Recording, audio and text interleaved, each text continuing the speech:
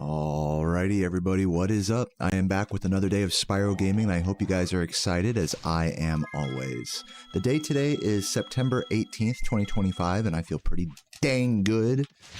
Yeah, feeling good in these first few seconds playing the game. Had a pretty alright grind yesterday. It's day number 3 in a row since my last day off from this game, so what do you say we dig right into some Dry Canyon and just get into today's Spyro grind. If you're watching the VOD after the fact, type an emote in the comments. I'll leave you a heart. Love my VOD watchers. What's up, Hollow Sleep? Welcome. Thank you for the good luck. Congrats on being first. Hope you're doing well today.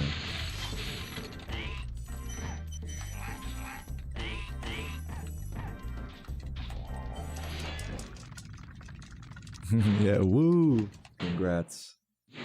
And while my YouTube chat links up, let me say shout out Dark Pearl for first on YouTube. What up, Preston and Megan, April and Embrace. There's my YouTubers. What up, guys? Another day, another dick in my ass to bail you out. But no, I genuinely feel good just playing this game right now. I have a nice little burst of energy here. Feel good. No, I don't know how to do that, Megan, but good luck to you.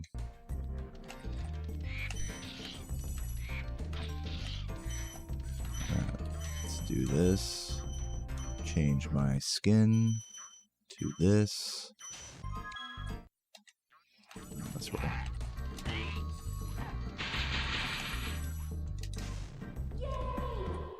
Purple Phoenix with the 8 months says, here's to many more months of chill Spyro streams and PBs and world record grinds. Good luck on your runs today, Deo. Thank you, Purple Phoenix. Kicking off today with a bang. I love you for that.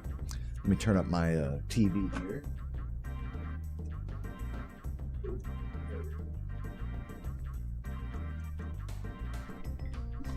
Now I should be able to hear you guys better. Yeah, you're pretty early today, man. Welcome.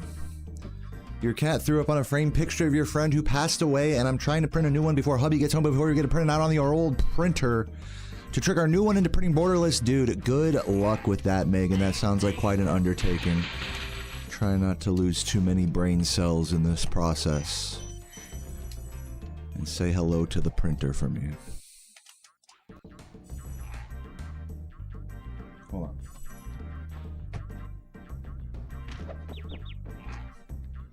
Something was making like a noise. My door was like making like a vibrating noise. I don't know what that was all about. Damn, this guy's sniping me and shit. Come on now. Come on, man. What's up, Emma? Welcome, welcome. Do some Ivor jumps. I was getting a little trolled by Ivor jump yesterday, so let's do a few of these. Start like right here.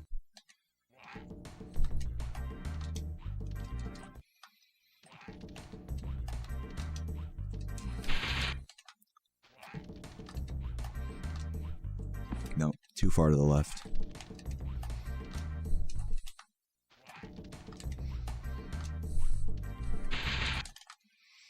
Taco Cat is Taco Tat. Taco Tat. Taco Cat is Taco Cat. Taco Cat. Taco Tat. No, no, no. Taco Cat is Taco Cat. Taco Cat is Taco Cat. While I was watching the YouTube, waiting for the live the last few hours. Good luck. Thank you, Generally Terrified. That's a great username. Welcome, Jen. See, now I'm unlearning it.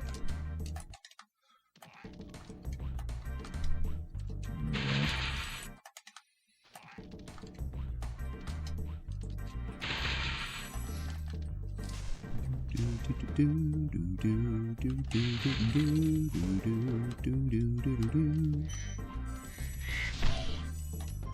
go over to Clifftown. Get some Nestor practice in. Well, so I mentioned this yesterday. I don't remember if you were the one that was asking me about it, but I need to download a different version of the practice codes in order to actually practice Nestor, like not on the vanilla game, because this version of the practice codes doesn't You basically can't practice Nestor on the version that I'm on right now. But yeah, like to your point, I should go download some new practice codes, hopefully ones that work for Nestor practice on my console. Yes, to your point. But for now, I'm just gonna do my thing.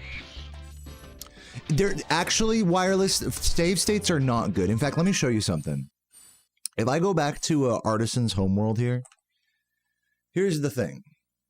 Is that when you start... Yo, Norkson, thank you for the raid. Appreciate it.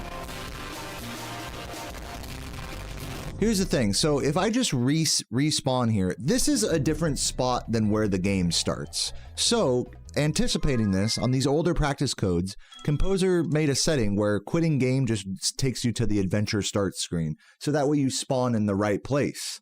Supposedly. But as it turns out, the way that these practice codes work with this like adventure continues respawn is this is still the wrong spot. Off by like pixels. So, and furthermore, it'll preserve momentum between resets. So even if I do end up in the right spot and make a save state, I can practice Nestor skip and get it all comfortable and get it every try or something. But it's gonna be slightly, and I mean as like sub-pixel slightly different as possible to the actual real thing in game. So that's why I say these versions, this version of the practice code is not good for Nestor practice. Now, Composer has made new versions of the practice codes, which I should go download and use so I can practice Nestor more efficiently. That's the whole situation there.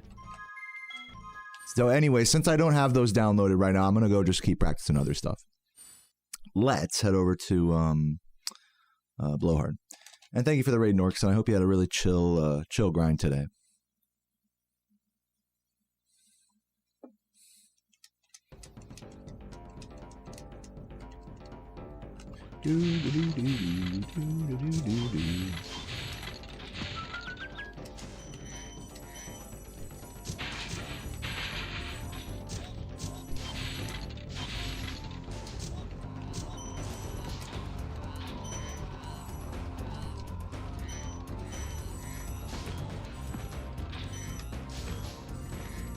What's up, Andre? Welcome, welcome.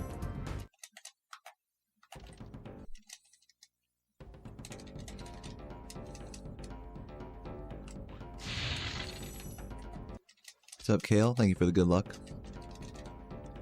Can I get this?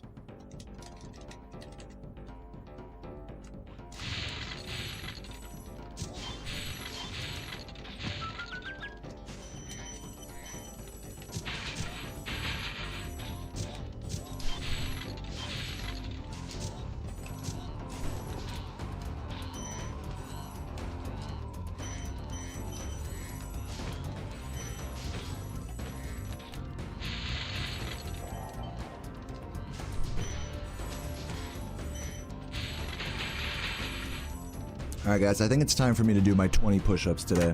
Let's get it.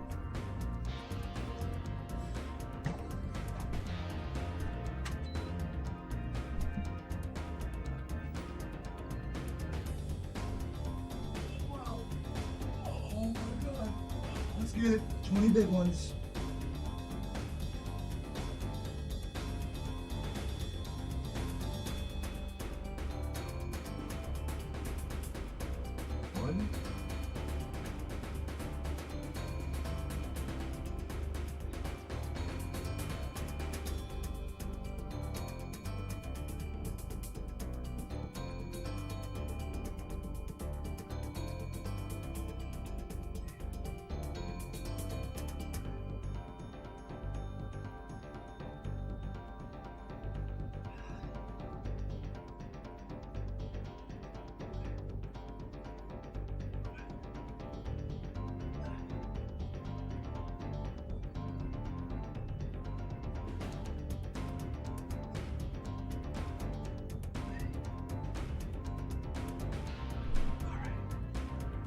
Good.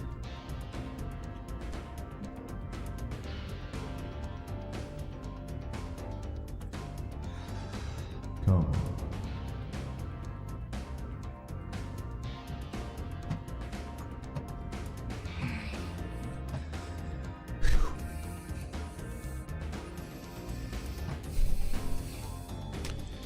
Welcome everybody, and thank you Neo Death for the 5 months. Love you, Neo. Alright, push-ups down. Let's do the rest of Blowhard here.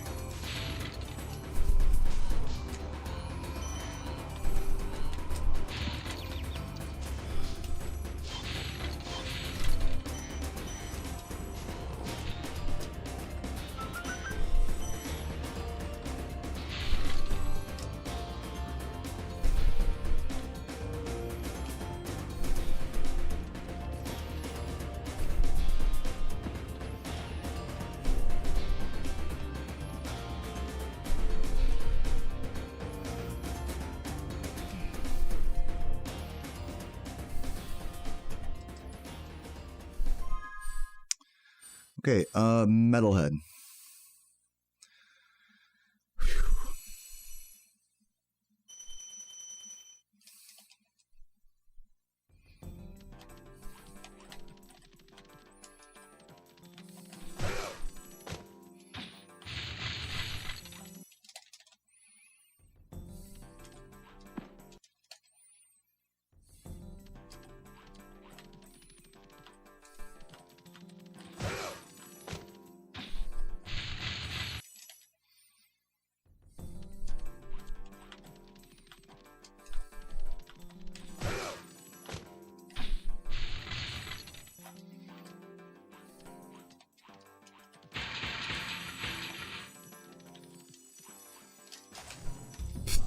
Remind me not to go for that.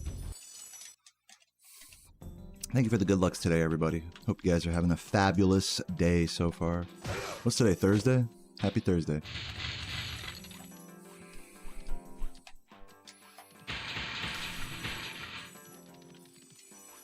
Dude, I gotta like, hold on. Unlearn the old muscle memory. Just grab this and do that. Easy. Yep, I just did my push-ups right now.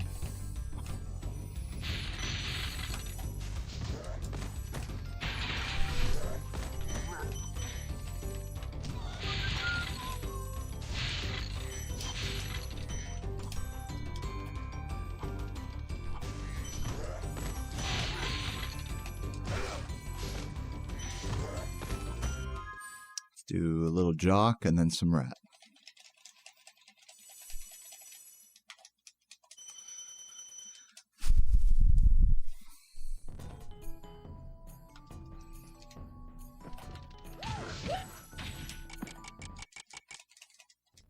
What's up, Clean Your Bongs? You started RuneScape? Sweet, how you liking it?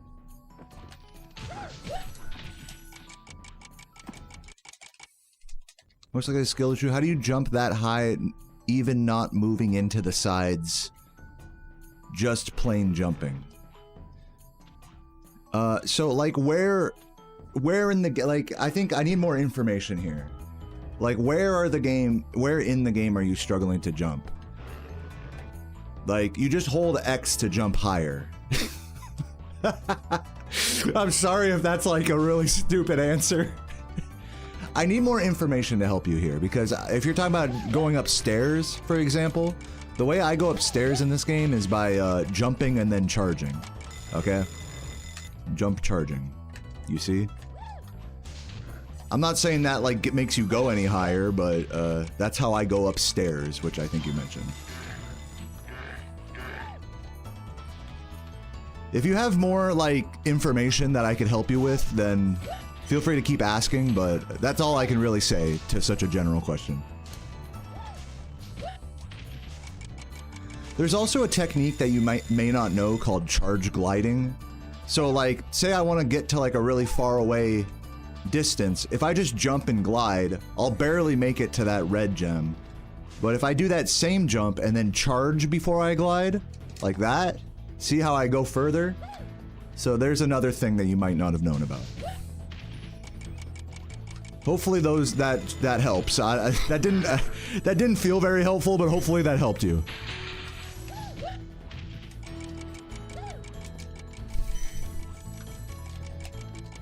Have I heard of the game High on Life? No. Should you focus on quests or skills? I don't know, just do whatever you want, man. Like, it's your account. I think most people in RuneScape would recommend that you do quests. If you're unsure what to do, just do some quests, because they will unlock more of the game for you. So if I had to pick one, I would say do some quests until you get tired of them, then work on some skills, and then do some quests, and then do some skills.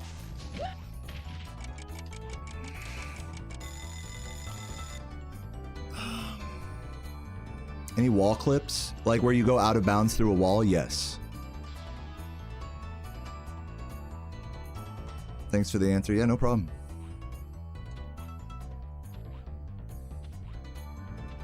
How do I make the jump to Dry Canyon where the key is? You have to... This is another thing that maybe you guys don't realize is in this game there's something called coyote jumps. And this is something that doesn't just apply to this game, but a lot of platformers. Is you can jump like further off some ledges than you think. You see how Spyro kind of walks off the ledge before jumping? Like Wile E. Coyote in Looney Tunes? That's called a coyote jump. Now you can actually extend the length of ledges by conserving forward momentum into them. So instead of just walking off a ledge for a coyote jump, what if we charged and then let go of the charge at the last possible second? See, now doing it that way, you could get a really long coyote jump because you're preserving that forward momentum. The game thinks you're on the ledge for longer than you really are. So that's another way that you can extend your jumps and extend your glides. If you mix that with charge gliding, that's how you do the furthest possible glides in this game. Like this one here, getting from that platform to that without the second, part of the cake. Like doing this jump. You need to have like a good coyote jump and a good charge glide, which I just failed there.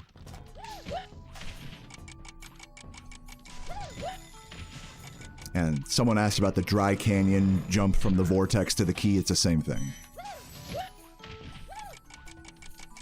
Dude, just cannot do it. So there's some like little secret like techniques for you guys to think about.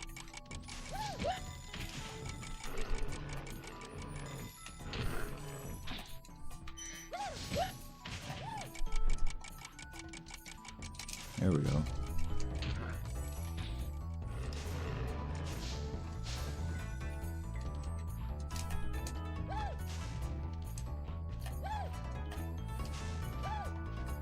Another funny quirk about gliding as far as possible in this game is that Spyro's like maximum distance that he can glide off of a ledge, you obviously want to do the highest jump possible, but where do you glide?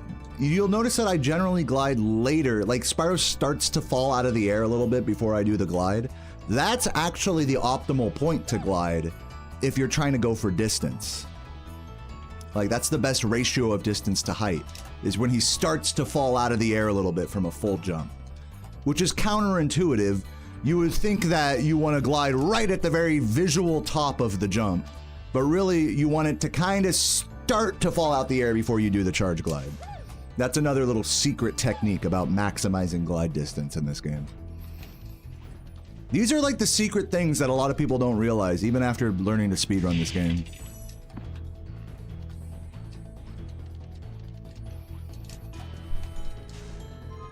Let's do rat proxy and then do some runs. But all in all, these are like things that are very small and minute and only really make a big difference when, all added together with like really optimized movement. For a casual player, generally all of the things I'm talking about are not going to really seem very helpful until you start like really practicing them a lot and spending a lot of time. You're going to suck at all of those things starting out. It's going to seem like kind of useless, the shit I'm talking about. But you have to trust me that this stuff is how you optimize shit.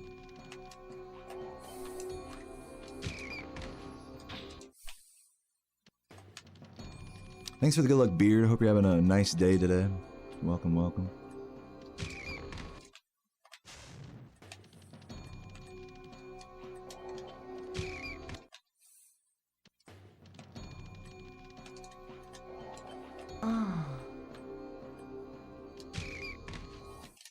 Fresh Pocky, thank you for the 33 months. Says good luck, man. Let's get that PB soon. Yeah, I'm gonna try my damnedest.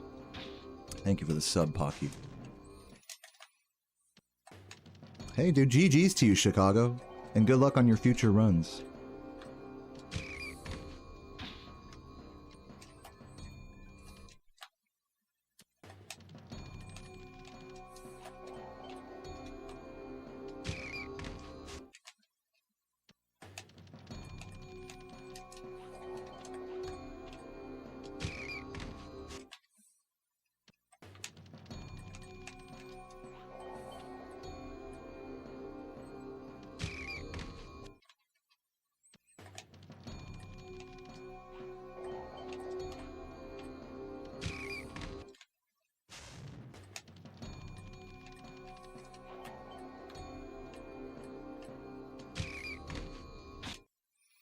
Have I seen the PS2 Ultra Slim by Dr. Mod? It uses the original hardware and not emulators, and I was wondering, is that the thing that someone posted on my Discord like a few days ago, where it's like a square and it runs games off an SD card? Are we talking about the same thing?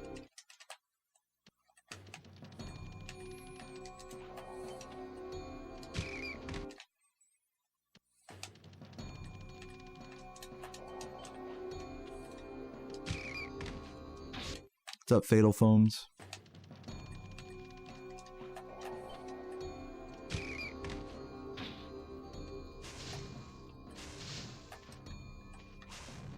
No, not a GameCube.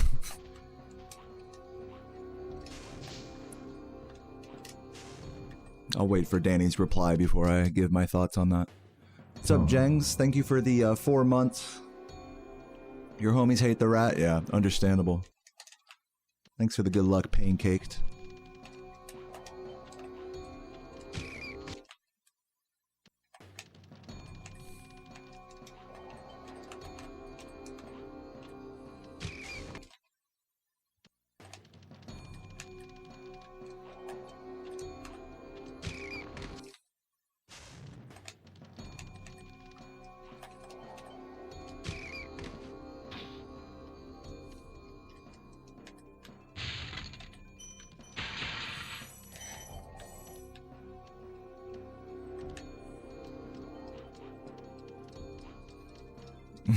I'm glad you have a new appreciation for how much more difficult this game is to play than it looks, Chicago.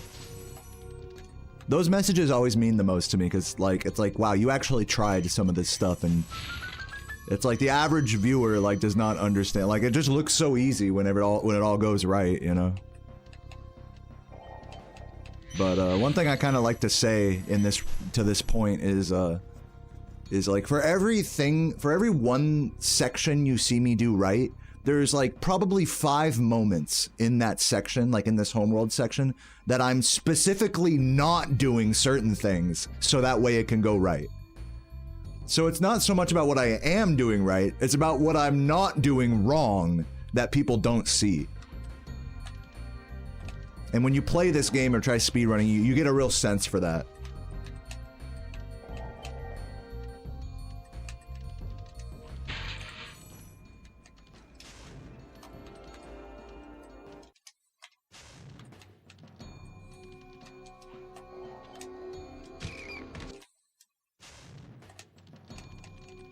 Yeah, I know what you're talking about, Danny. So the thing about it is you asked... Hold on, let me just check your original message here.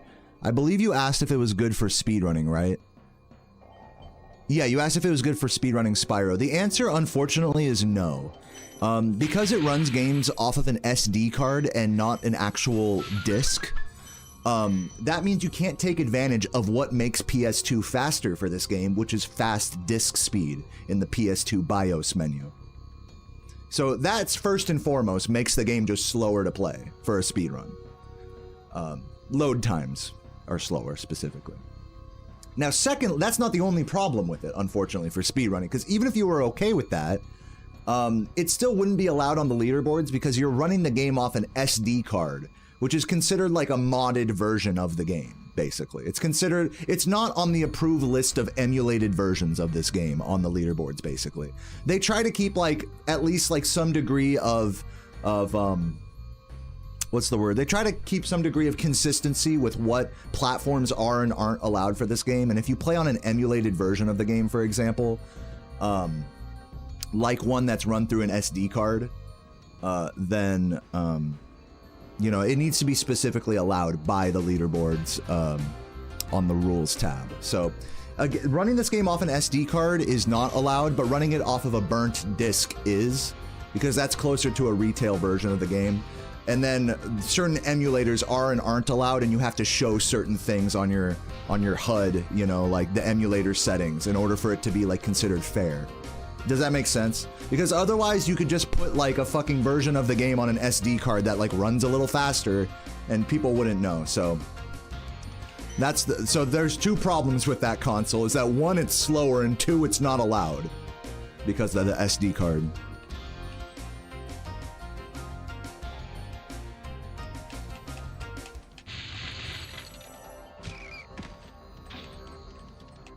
So hopefully that explanation helped. Let's do some runs.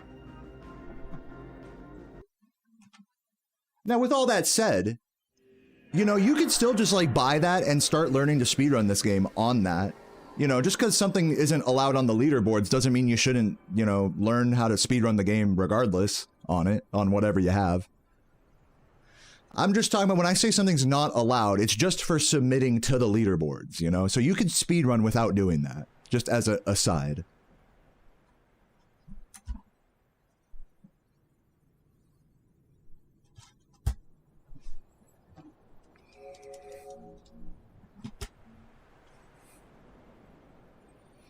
How do they know you're playing on a disc and not an emulator? Well, here's the thing. When it comes to, well, how do they really know? The answer that you're looking for is they don't. At the end of the day, they don't know for sure what platform you're playing on. That's why it's so important to establish yourself in a speedrunning community as someone that not just does runs and that's it, but as someone that, you know, fucking interacts in the Discord, that live streams, that can show that you're a trustworthy person. Now, does that sound like a bunch of hoopla and bullshit and something that you might not want to be a part of because there's a bit of an honor system going on there?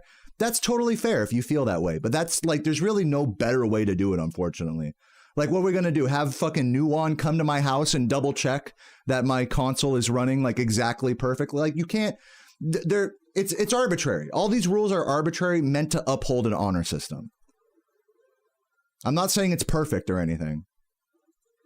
But at least in the case of your specific question of like, how do they know? Let me refresh my capture card. How do they know whether you're playing on a disc or not? Is you'll know in this game, but just based on the load times, whether it's a fast disc speed or not. So that's actually a more easy answer to your question. I gave you like the hard pill answer to start, but the easy answer is you can't actually tell visually by the gameplay. And in fact, it is kind of true cross-platform. If you know what to look for, you can generally tell what platform someone's playing on, emulator or console or so on and so forth. But it's not like a perfect science or anything either. There is an honor system aspect to it. 3, 2, 1, go. That's why we have to be careful as a community, like what we do and don't allow. Because if we just allow people to play on anything, then people can more easily cheat, basically. Okay, rolling. But on the other side of that coin, if we ban everything except like a vanilla PS1, I mean, how are we going to enforce that? So it's a problem. It's a double-edged sword, you see. There's no perfect solution. Anyways, let's get into runs today.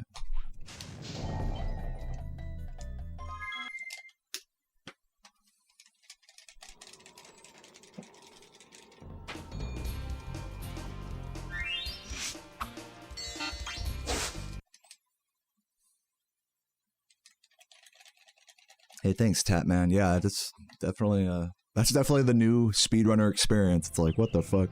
It's like I practiced so hard and learn a route, and I'm still less than half as fast as record. Yeah, that's. Do you know what's the funny thing is? Everyone who has like a record or a high level time was there at one point. That's like kind of a tough thing to remember, but it is true. I always say that, like, you know, it's hard to tell like why people rise above in speedrunning. Like, some players are just on another level. It may seem hard to tell why that is, just looking at the gameplay alone. But I think one of the clearest answers to that, like why some players just have better times, generally speaking, it's the amount of time invested in the game.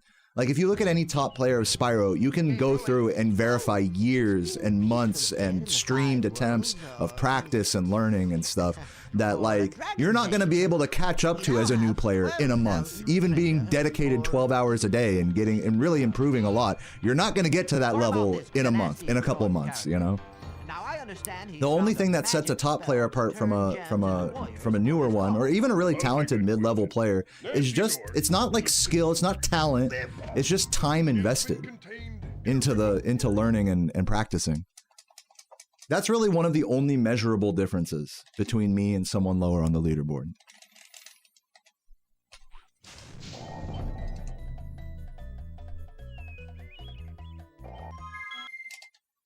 It's really no mistake that I have the most streamed hours of speedrunning this game, and I have a 120 record that's like a minute ahead of second place. That didn't happen by like mistake or anything, you know?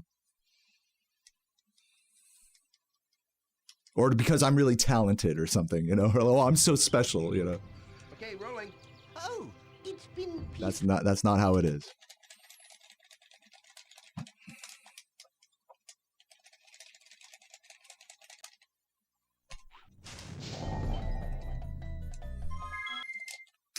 What's up, Barricade?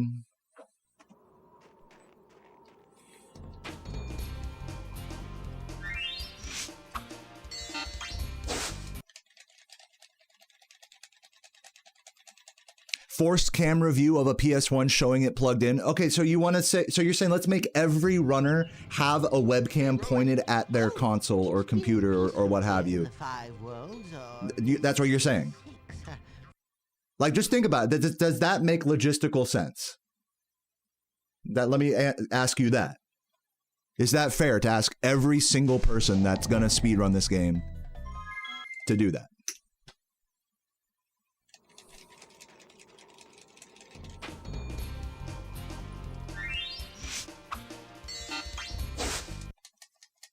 Oh yeah, no, I mean, it's true, Lightning. Like, anything's possible. It's just a question of logistics. It's a question of accessibility. It's a tug of, that's why I'm saying it's not a perfect, there's no perfect solution. You could come up with the most ideal, like, verification, like, hand cam plus looking at the controller with the wires plugged into the TV, with a TV cam, plus the game capture, and a world clock there in addition to your splits. Like, that would be like the most perfect way of like making sure it's legit. And even still, some motherfucker out there is gonna find a way to cheat. I'll take that question. Nasty. And on top of that, you know, you just can't ask that of everybody. You know, you can't ask like, okay, everyone has to show a hand cam. Everyone has to show their game on a webcam, you know, or it's just not logistically feasible. So it's a tug of war between accessibility and verification. It's a dual-edged sword. The more you focus on one thing, the more you hurt the other. And so in the other direction, if we just allow every version of this game to be played, then sure, the most amount of people can play it, but then there's an issue of like, are we sure that whatever run that we're looking at is legitimate? So hopefully this is helping to like illustrate this picture of like this tug of war between accessibility and legitimacy and in the verification of runs. There's no perfect answer. That's why speedrunning is on an honor system overall. We try to do what we can to make things seem legit, to make it consistent and fair, but it's never going to be perfect. Even with the strictest of verification standards, it would never be perfect. And that's okay.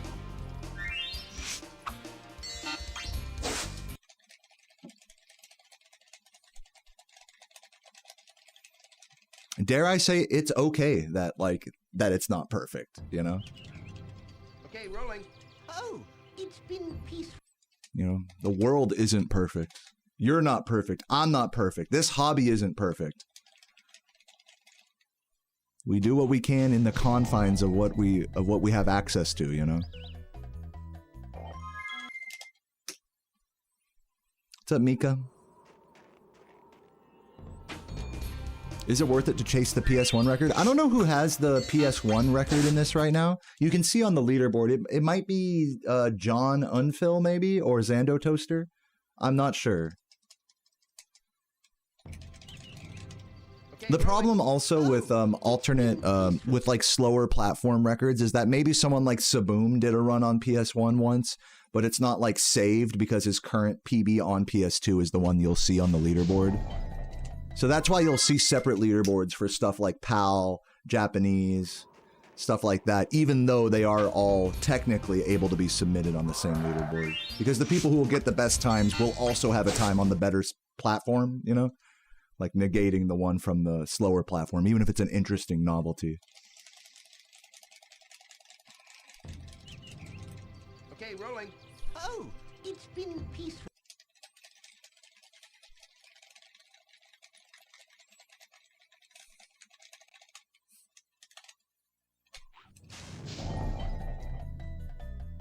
Okay, this should work. What's up, Composer? Hope you're doing well today.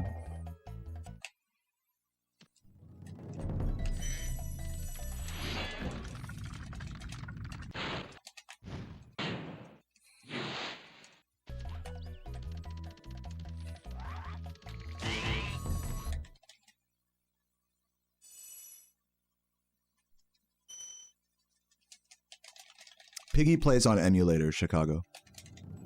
A PS1 emulator. So on his PC. I don't know if he's also done runs on a PS1 console, but I don't think so. Because Piggy plays on a keyboard and mouse, which is not possible on console.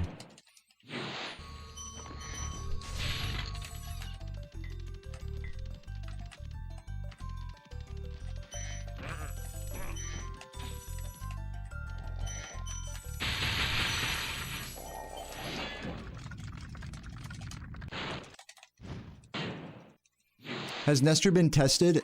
Yes, but you can't. It's not like you can only do Nestor the way I do it. In fact, Composer does it with a slightly different timing and leniency. And in fact, you can get Nestor falling down on any side of him. That's like a common question. It's like, why do you have to fall down on the front side? It has to do with the setup inputs that I'm using. So to make it consistent, I need it to fall on the front side, not the back side. But technically speaking, you could fall down on any side and the trick can work.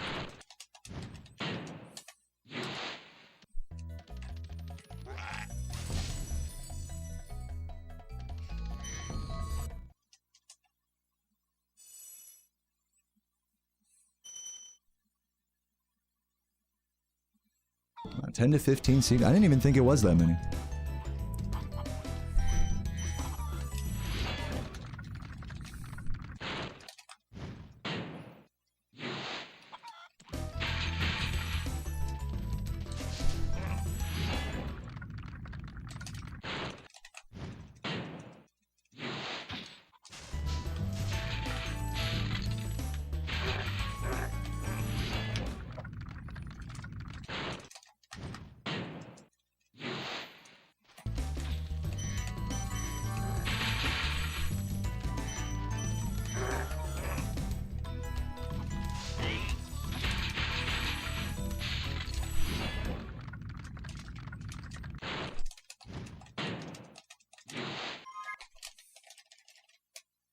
Not bad.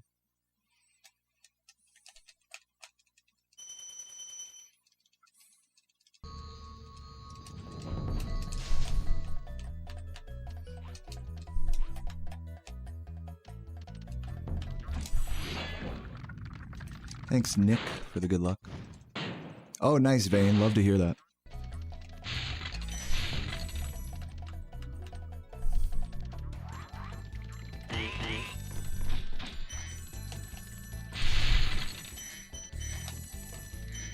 That's about as good of an Artisans as I could hope to do. I know it's still behind record, but within 2 seconds of record, I consider a really good Artisans. That's great. One of these days, I'm going to get the 329 Artisans. So hard to do. You need like a perfect Artisans for that.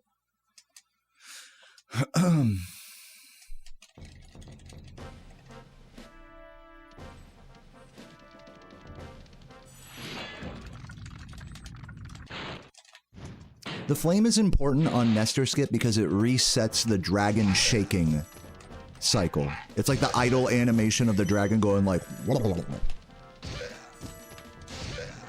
That affects the way the trick goes.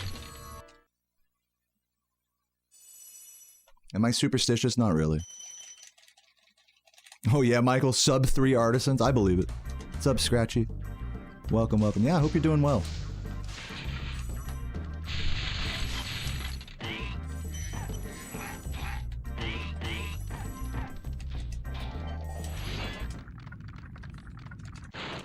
It's like whoa, whoa. It's like that.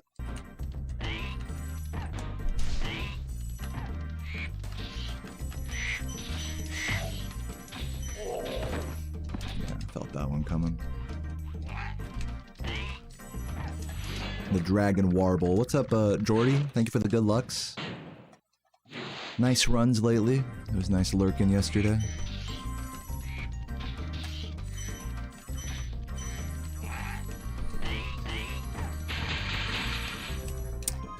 Damn, on such a good pace, too.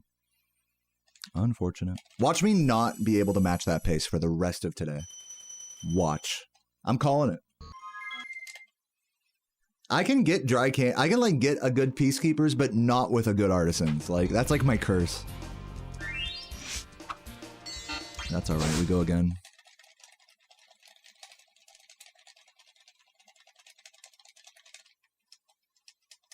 I think part of it, actually it makes sense. I think because part of it is like to get a really good artisans by my standards now is that like you have to really be pushing the movement. And in that, for that jump in Dry Canyon, you do have to slow it down a little. You don't want to play it hasty, or else you'll make mistakes like that, like the one I just made. So it kind of makes sense that that's the case. Good artisans, but failing Dry Canyon, or vice versa. Bad artisans, but like a better peacekeepers. More measured execution.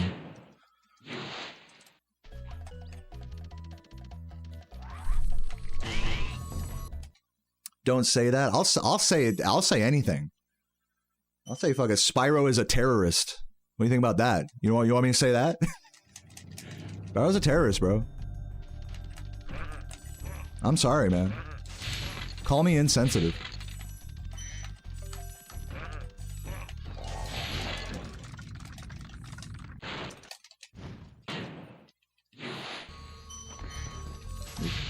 Missed the jump charge.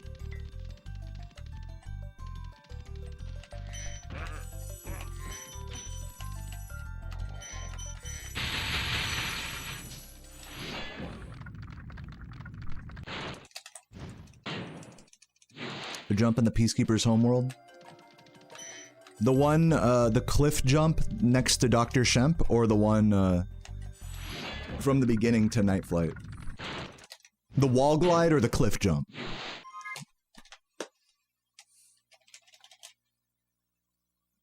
You're talking about the cliff jump. Yeah. What helps with that one is to jump further to the right and then curve it to the left around the cliff there. That's what helped me with that. And don't forget to charge glide either. Even though it's like a very small gap, you can technically do it without charge gliding, but it's going to be more consistent if you do the full hop, wait an uncomfortably long amount of time, charge glide to the right, and then charge on to the left. That's like the way to do it. And give yourself a nice wide approach as well. Good luck. See you later, men.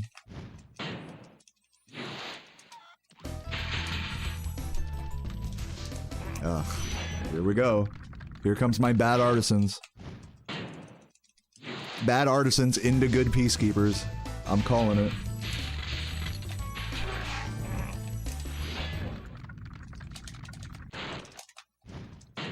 Biggest time saves? Off the top of my head, I forgot. Sorry.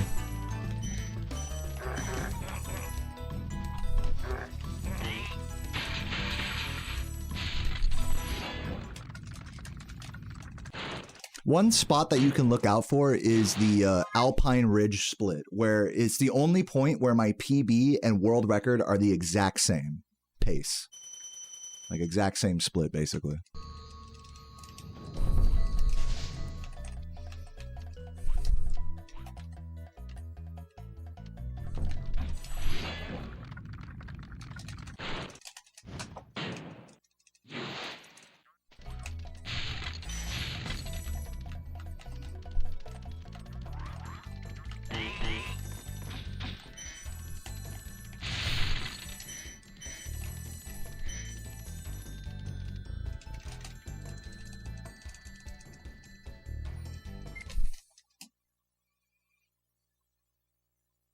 Not bad. Even with the missed fan chest, still a good Artisans.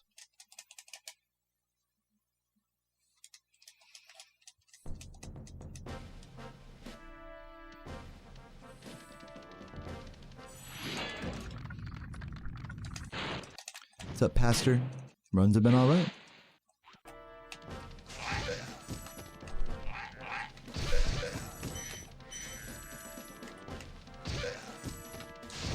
Yeah, my best chance for getting ahead of world record in the early-ish game is going to try to be green exiting Ice Cavern or Alpine.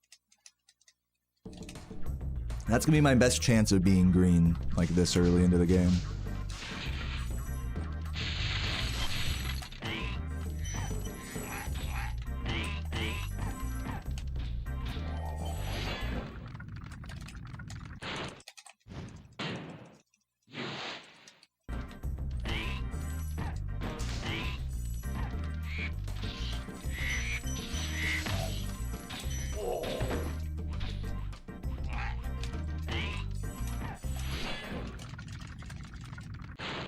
Yeah, Spyro's movement speed is faster in PAL, but the loads are worse and you can't proxy, so it's overall slower.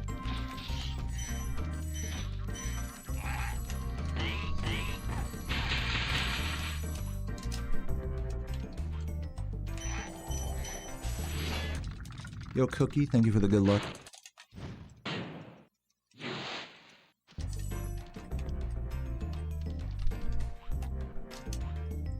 Ugh.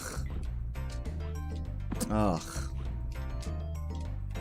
GG.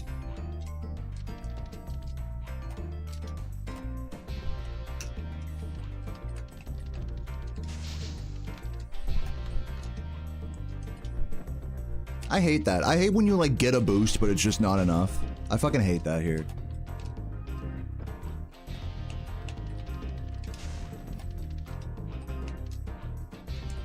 Like, what is this shit? This is not a hard boost.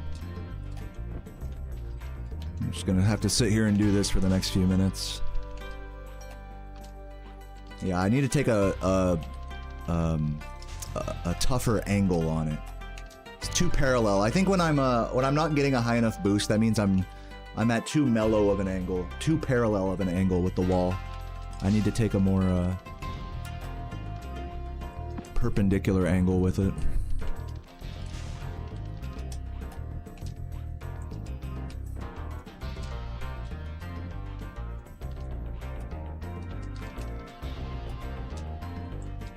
God damn, dude. Can I get this? This is like kind of fucking pissing me off right now. This is like not that hard, is the thing. I'm making it look like this shit is fucking impossible. It's not that fucking hard.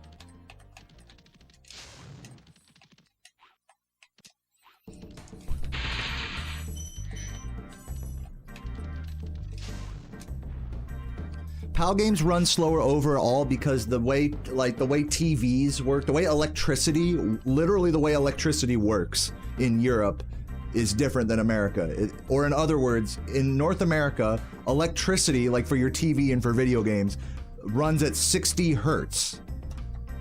So like TVs are literally like showing you the image more quickly, like a fucking interlaced signal from a TV is literally flashing by more quickly, or at a faster frame rate, you could say. But it's because the electricity itself is literally moving through the fucking wires faster, basically. I think. I don't know. Something like that. But yeah, the fucking shit in North America is 60 hertz, and then in Europe it's like 50 something hertz. So therefore that translates to a slower FPS in video games for PAL version video games from Europe. Maybe the way I said it is technically incorrect, but that's basically what it is.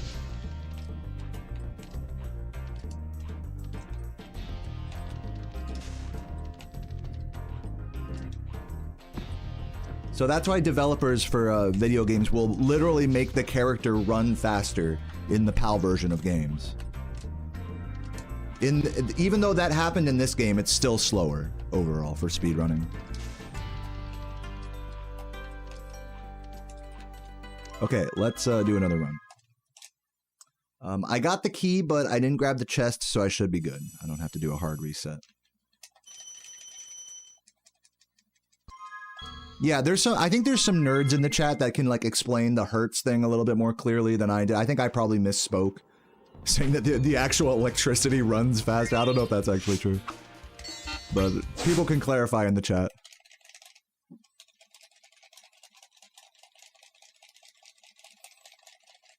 Am I a fan of Claude Debussy, or am I more of a Chopin kind of guy? I don't know. They both have very emotionally moving piano songs. I guess if I had to pick one, I guess Chopin.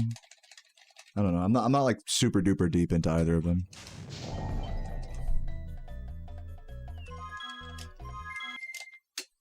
Nice, thank you. Nice, you're welcome. Do I play on a CRT? CRT. Have a look. It's a giant 32-inch JVC. Look how close I sit to it. Fucking massive.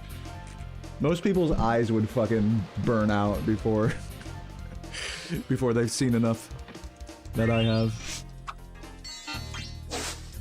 So yeah, the electricity does not run faster, as people have clarified in my chat.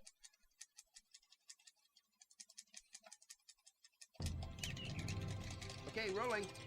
Okay, so the whole thing about sitting too close, so that was a myth that my mom perpetrated to me, because I've always liked sitting close to whatever monitor I play on.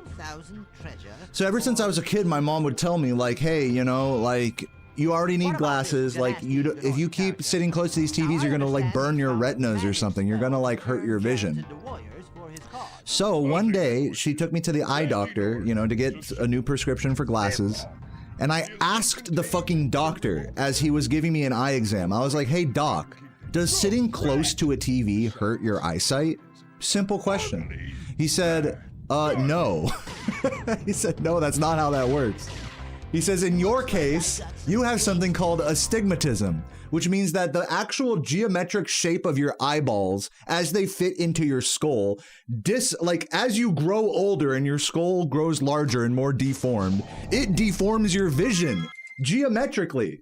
Like as you you know, age and stuff, your eyeballs are literally getting less perfectly aligned with like the cone of your vision. So that's why your vision's getting shittier as you're getting older. Not because of the way you fucking sit in front of a TV. Now, with that said, if you stare at really bright lights all the fucking time, like if you stare at the sun, yes, you'll go blind, you know, obviously.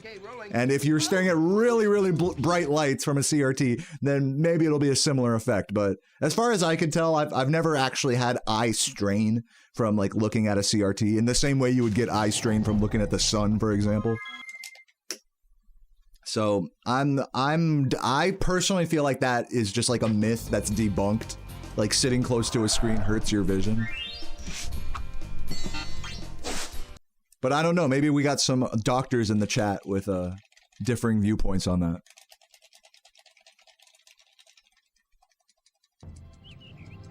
Okay, rolling. Oh, it's been peaceful.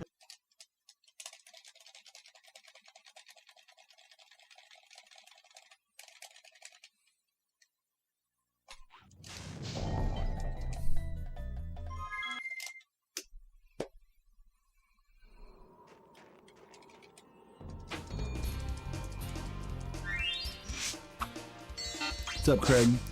Another thing that gets kind of conflated in this discussion is like the difference between eye strain and eye damage.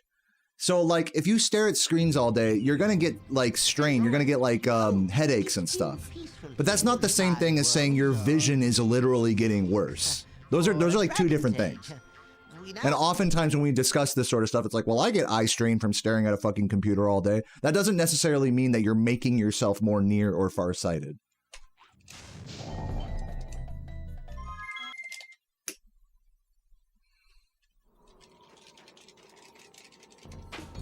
What's up, Sean P? So yeah, I've definitely eaten the fucking pill of like sitting close to a fucking giant CRT is not hurting my vision any more than it's just getting hurt naturally by my astigmatism. Okay, rolling. Oh, it's been peaceful. So I encourage anyone to sit as close as you want to a fucking TV. I don't think it's as big of a deal as old wives' tales that your mom would tell you would lead you to believe.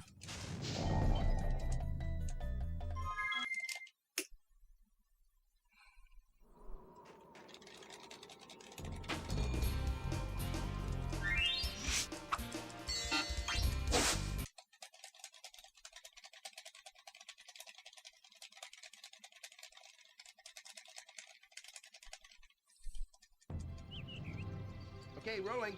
Oh, it's been peaceful. You stirred up controversy? No, I mean, it's an interesting topic. I mean, like, there's it's just an interesting topic. It's not controversial to me.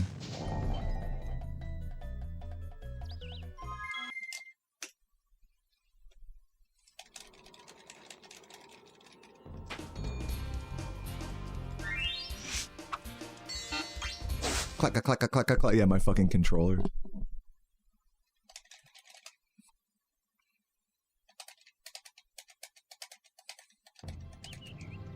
Okay, rolling. Oh, it's been peaceful. I mean, I don't know if it's like your parents are actively lying to you when they spread old wives' tales like that. I think they believe it themselves. My mom certainly did.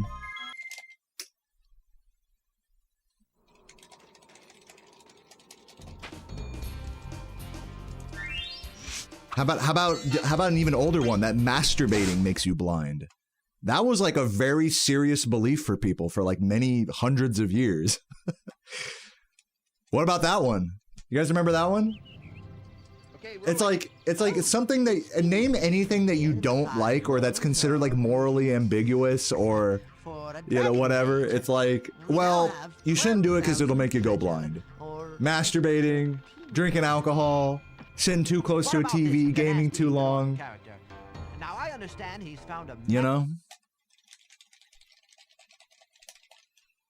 So yeah, blindness is like something I think, or like the causes of blindness are something that's like super tied up in like old urban myths and wives' tales.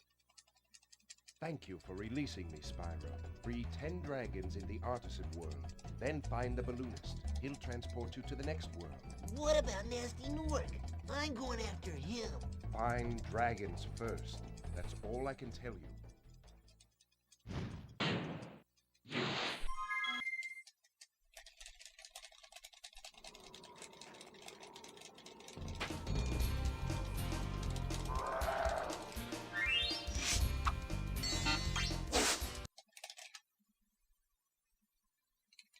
Yet wearing hats makes you go bald. I never wear hats, and look at me. Bald as can be. Okay, rolling. Oh, it's been. If you made fun of handicapped people, your kids would be handicapped. Oh my god, that's just fucking karma right there. I think karma is like still, I think that may or may not be real, honestly. I think that's still up for debate.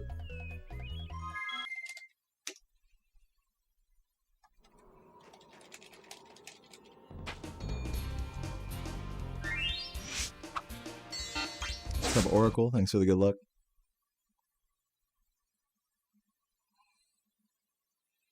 Yeah, if you drink like really strong alcohol, it will make you go blind. That is true. Okay, rolling. Oh, it's been peaceful. But you'll probably have bigger problems than the blindness. The blindness would just be one of many effects, I think, at that point.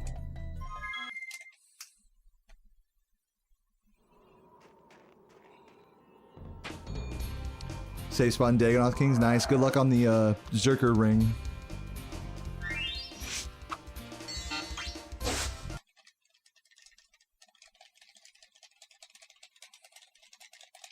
Go blind from masturbation was more of a church myth. So like, but it's still a myth though. Okay, Whether it's rolling. propagated by a religious organization or not. I mean, it's like, we're just talking about myths here in general. But I agree, a lot of these myths are propagated by a church. It is true.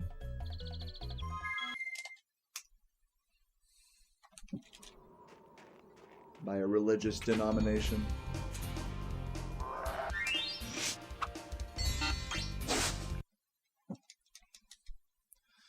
Teenage you made fun of an autistic kid in school, now you have an autistic kid. Is that true?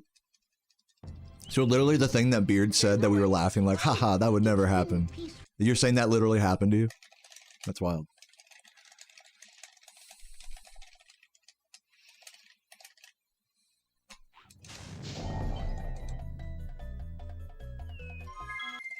Yeah, I start the timer manually every time, and I reset it manually every time as well. I use a pedal, a foot pedal to start it, and a little button to my right here to reset it.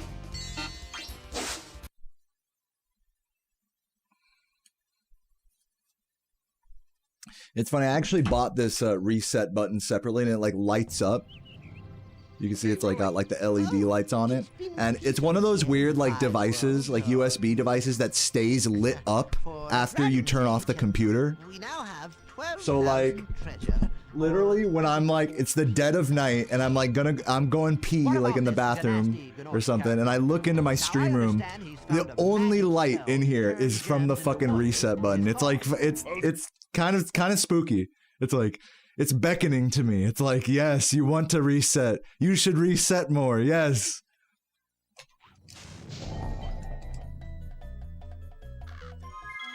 It's calling to me, right? It's like it's like the Great Gatsby or something, you know?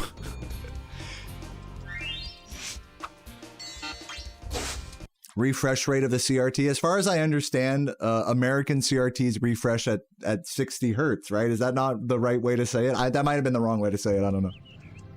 Okay, rolling. Again, there's some electricians in the chat that can clarify. I have an American JVC CRT.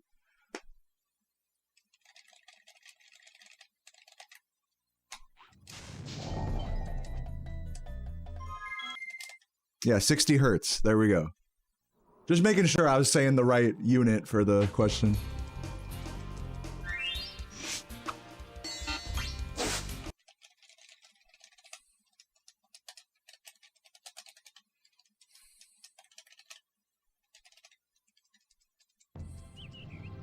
Okay, rolling. Oh, it's been peaceful. Strongest alcohol I've ever drank straight? Well, I can tell you recently. Hold on. Nice, this should work. Recently, I had some homemade moonshine that was probably like maybe 40% ABV. It wasn't like the strongest thing in the world. 80 proof. It was actually quite delicious.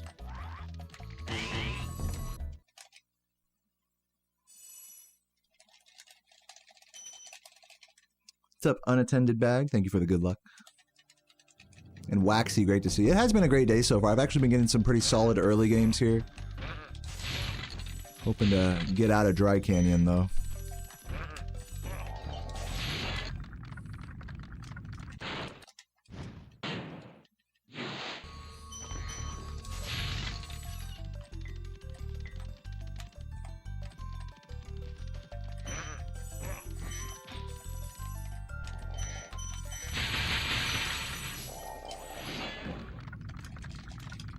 Dude, if this is another world record tie, I'll actually be so hyped. Unironically.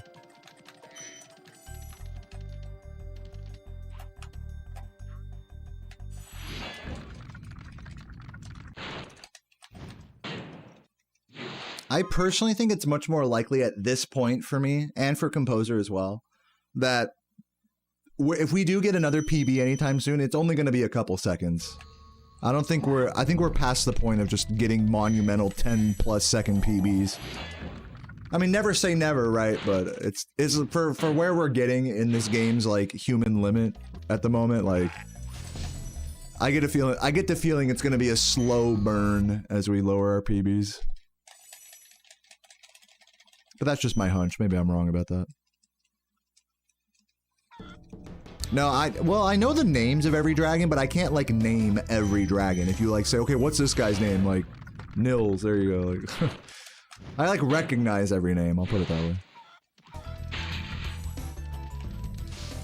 You know who can name every dragon in every level is, you know, without having to see them first, is, Laura. Laura's been taking the, naming every dragon quiz thing online. Laura can do that shit. But it takes like some serious studying to do. It's like memorizing your times tables or something. It's just like 80 little pieces of information that you have to memorize. And since it's not like relevant at all to speedrunning, like knowing the dragons like names, I still don't know them. Even though I've had so much time to like learn them over the years, I always look away. Think about it, like I'm looking away from the screen whenever I touch a dragon to look at chat. So if you think about it, the reason I don't know the dragons' names is because I care about you guys too much. I care about you guys more than I care about these fucking dragons. I love you.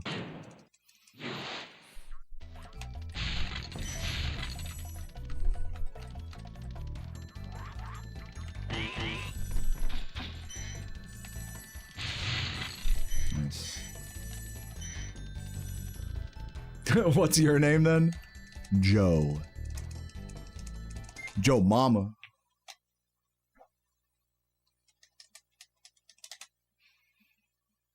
Hypno said something similar compared appearing on a stream using C. Hypno said something similar about what? That it's like the record's gonna like keep slow burning, you know, it's gonna be a slower and slower burn as time goes on. Smaller and smaller PBs and records, I think is what you mean, right?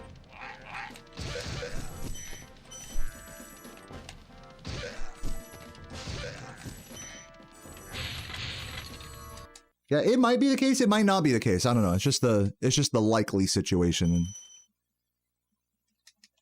Anything's possible. Oops. Oh man, and I missed the guy. That's time loss.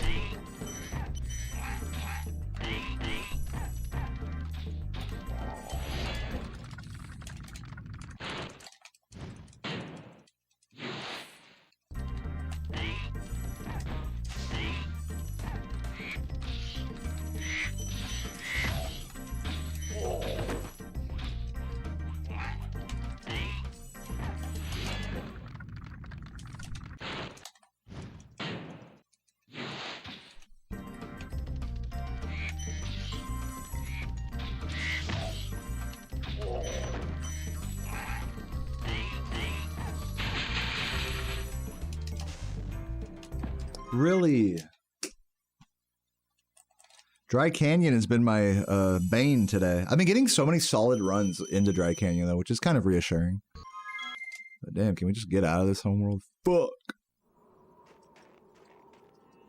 Limp Dick Green Sparks, that's your favorite? Wow, that's crazy.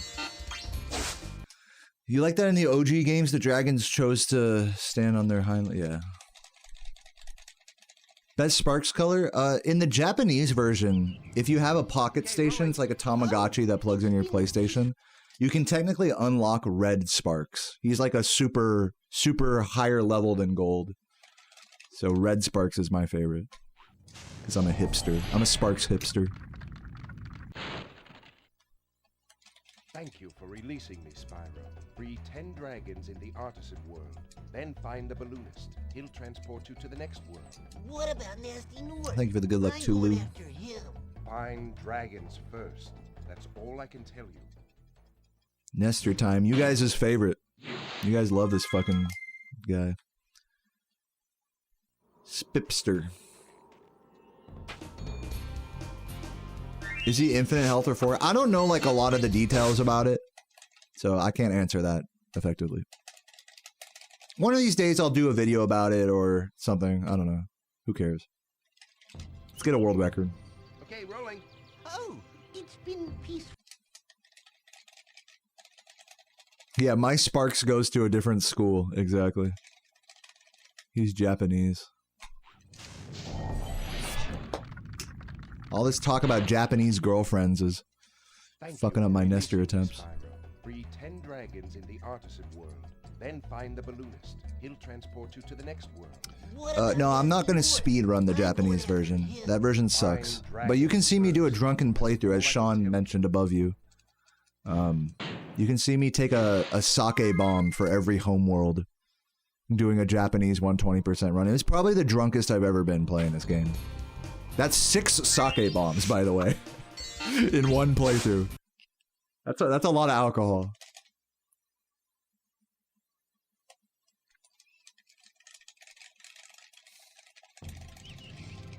Okay, rolling. Oh, it's been peaceful.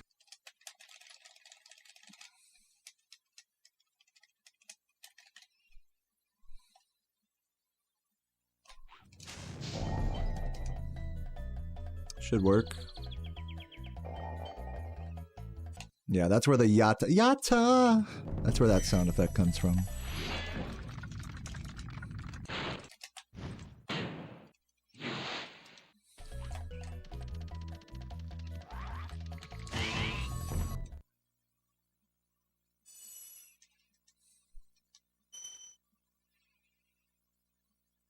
You saw grandma drinking big ass beers, dude. Hell yeah, dude. There's a bar by my house that does like comically large beers as well. It's like a 32 ounce like mug. It's like a giant glass mug.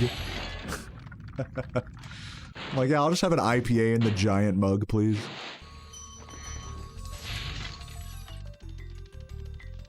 Talk to some old retired ladies at the bar.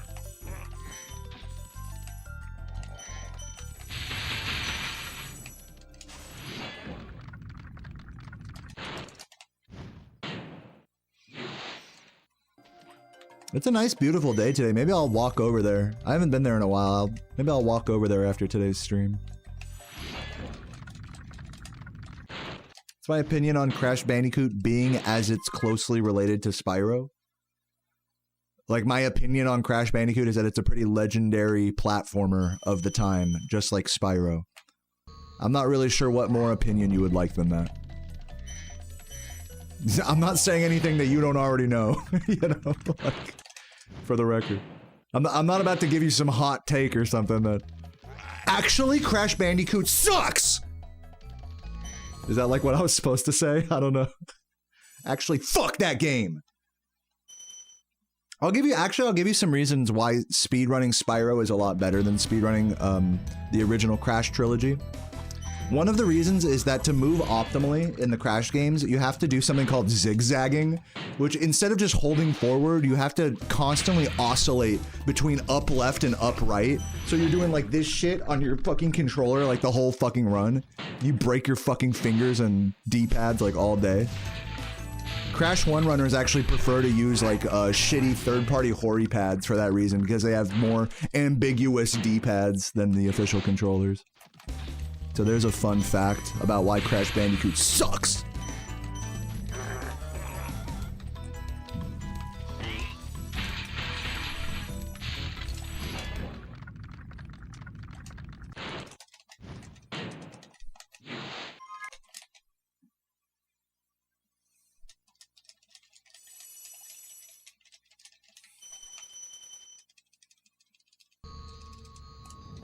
Fuck.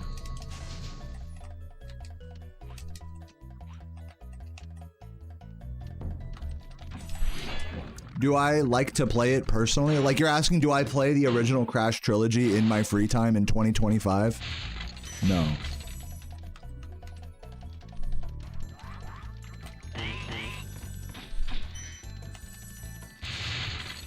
Have I played the original Crash trilogy growing up? Dude, hell yeah. Have I done playthroughs on my YouTube? Hell yeah. But, I would not say those are games that I'll just randomly go back. There's very few games that I'll just randomly go back to just to play on my own time. So it's no diss against Crash. It's more of a diss against me being an old fart, really.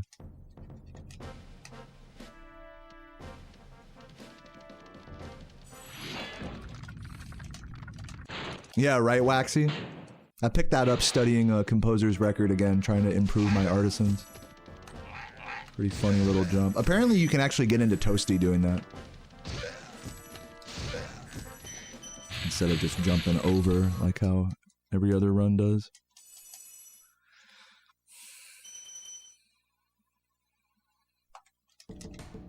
What's up, Jez? Dude, I'm doing very marvelous indeed. Especially now that you're here. Hope you're all having a wonderful day today. Happy Thursday, I think.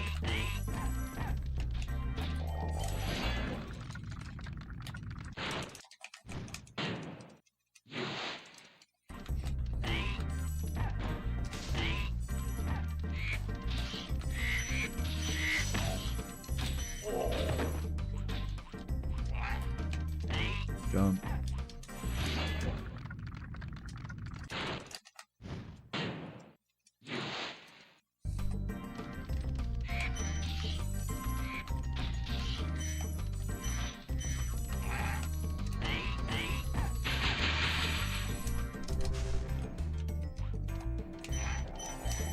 Opinions on Gex and Croc? I have a question for you. Are you actually interested in this run at all? It's okay if not. Thanks for watching. Ugh.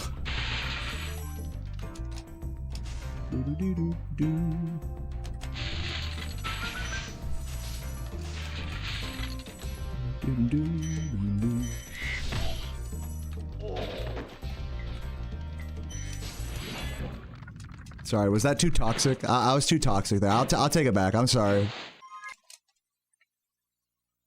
I was trying to be funny, but instead I was just a bully.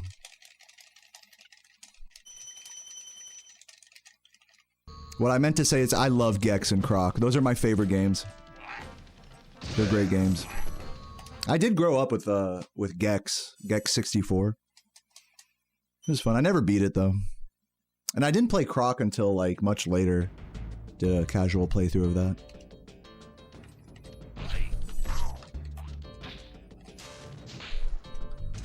Oh, this is not gonna work. Just kidding, yeah it is.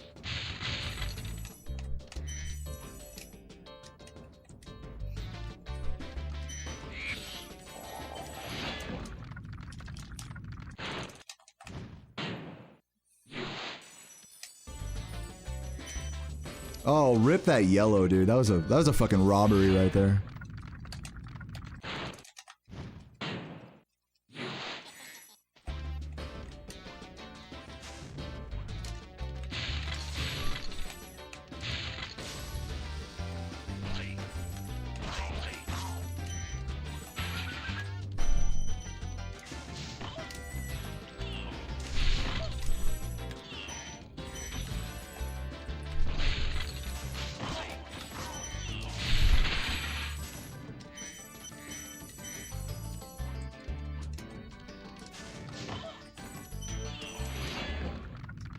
Yeah, me when Homer Simpson dies.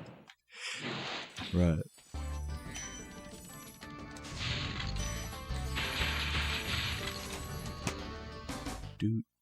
Do. Watching from Disneyland Paris. Nice. That sounds very fancy.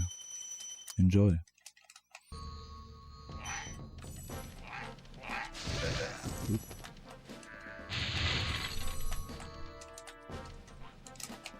No!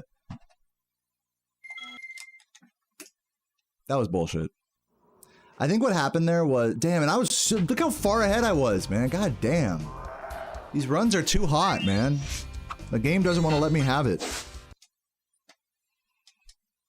And that's crazy. That should have worked. There's two reasons why that didn't work, I think. It was because I was conserving too much downward momentum after the charge jump. So like I cut the charge jump too hard and I was still going down a little bit.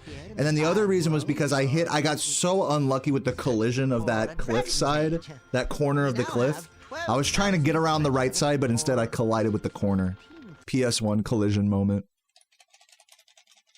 If either one of those things had gone like a pixel differently, I would have been fine.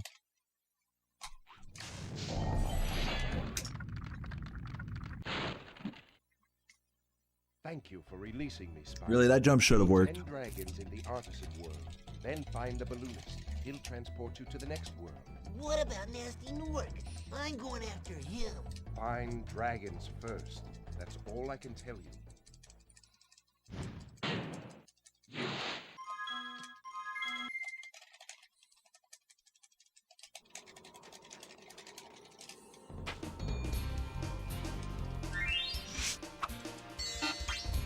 I'm playing like a fucking crackhead today, which is kind of a good thing.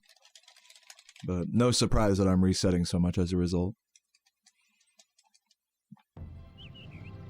Okay, Donkey Kong 64? I believe that's a video game, yes.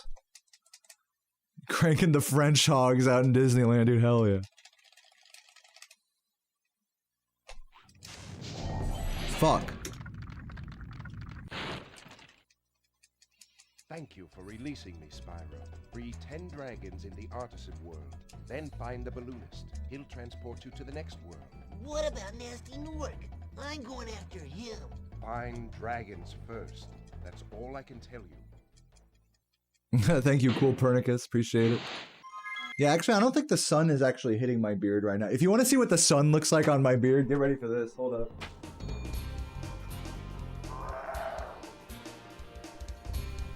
Here we go. Here's oh wait, no, not quite, not quite. Hold on. I have to like move like over here a little bit. I have to get as close to the window as possible. Ah, get the light away! I cannot handle the light. I'm gonna go pee real quick. I'll be right back.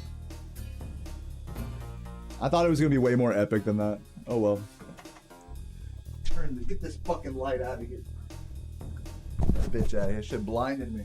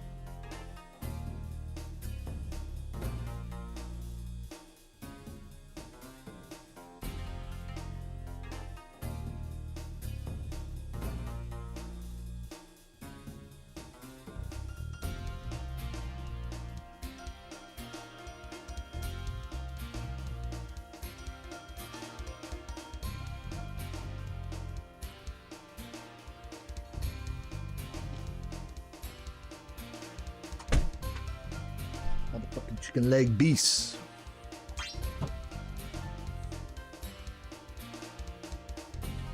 I gotta open up the window just slightly to get it back to where it was. Oh, Jesus. Fuck, I dropped one of mine. Hold on. Look at that.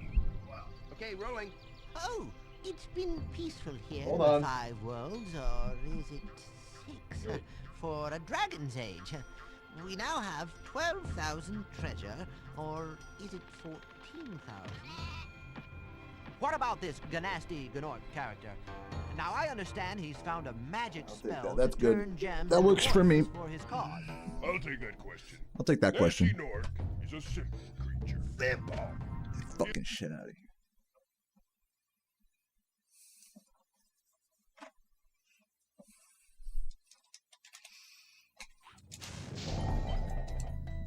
Too late on the jump.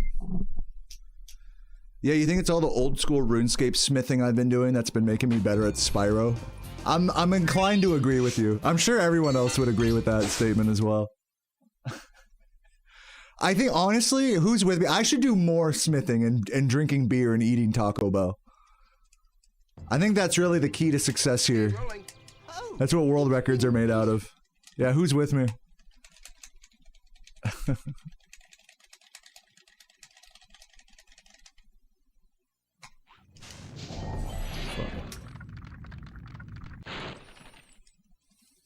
Thank you for releasing me, Spyro. Agree. Yeah, we got plenty of agreeers in the chat for sure. Then find the balloonist. He'll transport you to the I'd love to finish a run today, though. That'd be great. For how well I'm playing, I really want to get one done. Find dragons first. That's Not to all I be can too tell you. hasty. You had a dream last night you were in an Inuit tribe in Siberia, showing them how to build better houses. Dude, I had some crazy dreams last night as well, but I forgot them already. So I would share them with you, but I just totally forgot. I should. That's why I need to write them down. Whenever I wake up and like I had like a crazy dream, you have to write them down. That's the key. Keeping a dream journal. I just do it on my phone. I remember I had some crazy ass dreams last night that are totally. I remember one dream was me snowboarding. That was a fucking sick dream. I was like learning how to. I was like doing 180s and stuff over the jump. It was dope.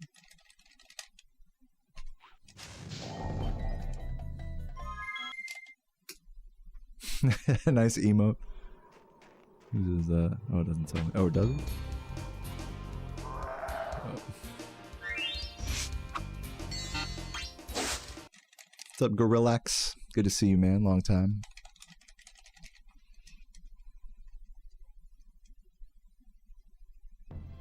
You had a Okay, dream rolling.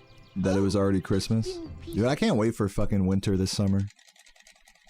Winter's gonna be very chill. Or winter this winter. Did I say winter this summer? Yeah, dude.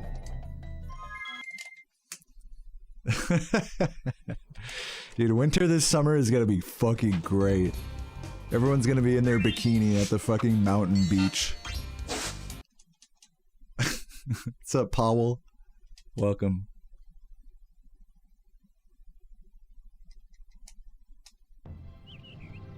Okay, rolling. Oh, it's been peaceful. Can't wait for winter this winter. Yeah, I know, it doesn't sound much better.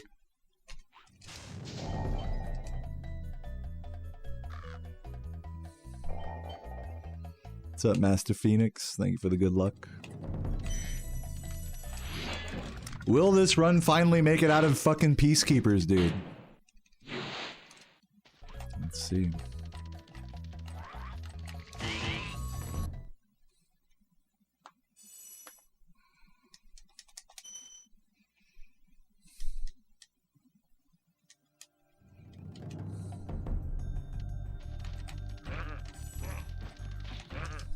Nice flame.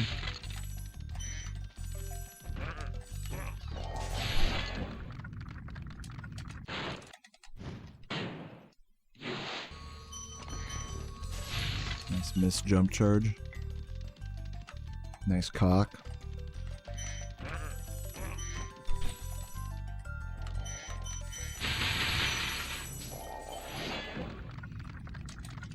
Winter will be terrible. You got a cat which is already trying to find a shelter. So you're hoping for it to be -30? What does that have to do with the whole cat thing? I'm so lost by that message.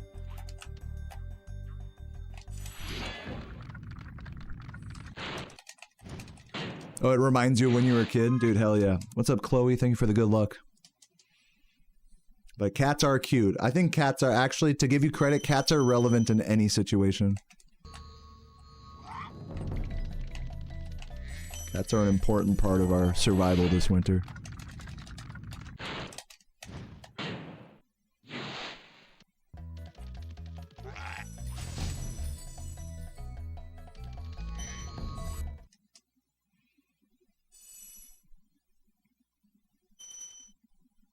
The cat will evolve to a dog like Pokemon. And then the next evolution, like the dog just turns into a fucking like dragon or a fucking Gyarados. That's how reality works. That's how evolution works.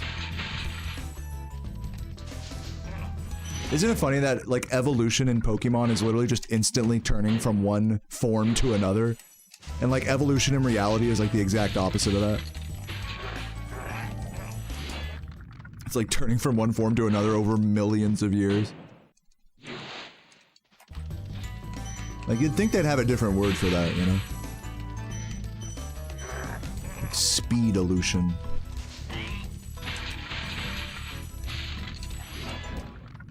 Right, the cat skill tree, the cat evolution tree goes cat, jaguar, then lion, of course. How could I have been so silly?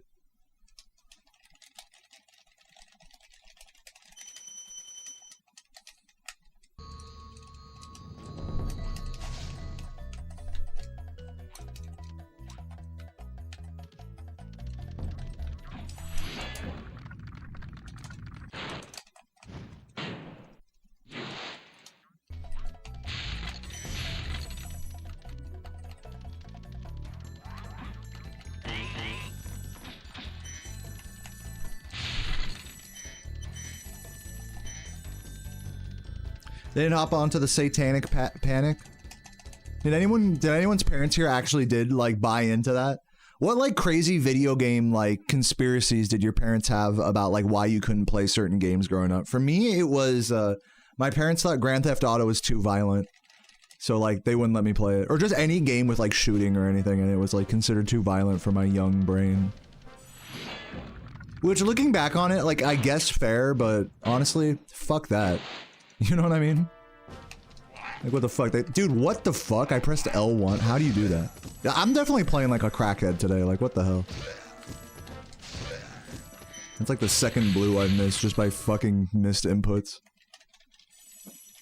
Yeah, it's always fucking GTA that the parents hate you playing. And it's funny because that's like the most like unrealistic like game ever. Like, GTA taught me that like fucking like nothing, that shit is not real. Like, if you're a kid, you play GTA and you're like, this is just like real life. You're a fucking idiot. I don't care how old you are.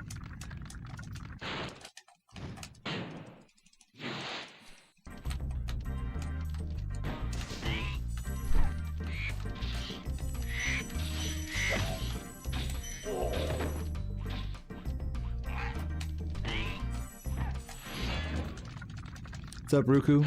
You weren't allowed to play Tekken because they saw the boss was the devil? Damn. Devil Jin strikes again.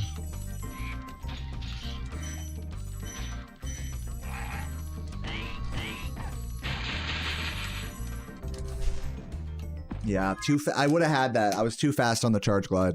Should have let it marinate in the air for a little longer. Your mom stopped your little bro watching SpongeBob because she saw how SpongeBob and Patrick were mean to each other sometimes. Dude, your mom's a fucking pussy. I'm sorry. That's crazy. Your mom wouldn't let you watch a kid's show? That's next level, like, crazy parent shit. I mean, I'm sure she's a nice lady. I'm sorry, but that's ridiculous. No, I'm sure your mom's a nice lady. I mean, she's not a pussy. Maybe she is. Dude, my parents are fucking, no offense to them, they're kind of pussy as well. They taught me to be, I'm a pacifist. They're total, like, they believe completely in complete anti-violence. They believe that even if you're being violently, like, challenged in the real world, like if someone's like in your face or something, that even then violence is not the answer. And I actually ascribe to that same ideology as well, which is kind of uncommon in America. What I find with people whenever we talk about like justified violence is that like people are going to be like, oh, well, I would never like hit someone unless they hit me first. Then it's okay. Then I can fucking shoot them, you know? What? It's like, it's just, that's all it takes? That's all it takes? Someone just like pokes you? It's like, all right, pull out the machine gun. You know, like, welcome to America. It's like, I gotta be ready in case somebody, like, in case a WWE fighter tries to pin me down at the bar. You know, I gotta be ready for that very realistic situation. That's literally like how gun owners think in America, which is just fucking so funny to me. But, I mean, it goes to show that, like, even if that's not, like, super, like, a realistic thing to be prepared for, I think, I think it just goes to show that, like, nothing's more valuable than peace of mind to people. Like, it's not even about being, like, prepared for, like, some unknown situation. It's just that, just in case, you know, you don't gotta worry about it. But, I mean, you kind of still do, because, like, even if you have a fucking rocket launcher in your pocket or something, and, like, somebody's, like, trying to threaten you and your only defense is to shoot him with a fucking RPG, you know, it's not to say, like, oh, okay, the situation's solved now. I can get out of this scot-free. Like, you're gonna go to fucking, not jail, but, like, there's gonna be a criminal, like, investigation for that, you know? You can't just shoot people and it's like, oh, well, you know, I was defending myself. So it's all good. It's like I'd be more worried about like the implication, like all the consequences that would come from self-defense on top of that, you know? But people don't really think about that. People are just like, you know, defend yourself, that's it. Like, what are you gonna do, run? Yeah? What are you doing? You gonna do, get beat up? No, fucking run away, bitch. I'm out of there. I'm fucking Usain Bolt on that shit. But yeah, no, I'm definitely not against guns or anything. Like, if you're American or whatever, like, I'm not one of those liberals that's trying to take your guns. That's how my family is, though. My family believes all guns should be outlawed. Or for the not all guns, but for the most part. Like, they're like anti-assault rifle and stuff like that. Which, like, fair, you know, like. But at this point, it's like, it's one of those things where the cat is so out of the bag in America when it comes to guns. It's like, even trying to take away like ARs and stuff, it just turns into this arbitrary game of being like, okay, you can have this receiver, but the moment you put this fucking silencer on it, now it's a felony. You know, it's like, so it's just arbitrary when you try to like ban certain guns, but not all of them, because guns are so modular. You know, it's like, okay, they'll just find a way around it, you know? So I don't really ascribe to the whole like ban some guns, but not all of them thing.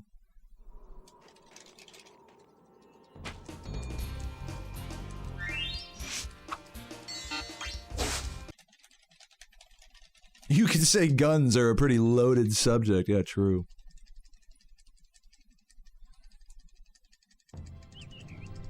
Okay, rolling. Oh, it's been peaceful.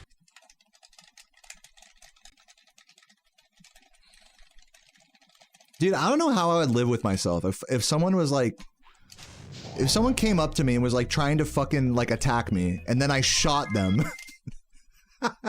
I I don't know how I would. Who the fuck would feel good about that? It's like the fucking average self-defense like guy in America is like, yeah, I feel good about that. I feel good about shooting someone when they threaten me.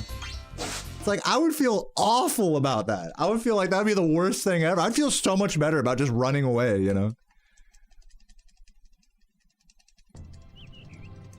So yeah, I could never see myself using guns for self-defense. Even though a lot of people probably watching right now probably could. It's just too crazy. It's just too crazy. It's a step too far. Even in the most extreme of situations. Even if someone's pointing a gun at me, my first reaction, it's always going to be flight, you know? Every time.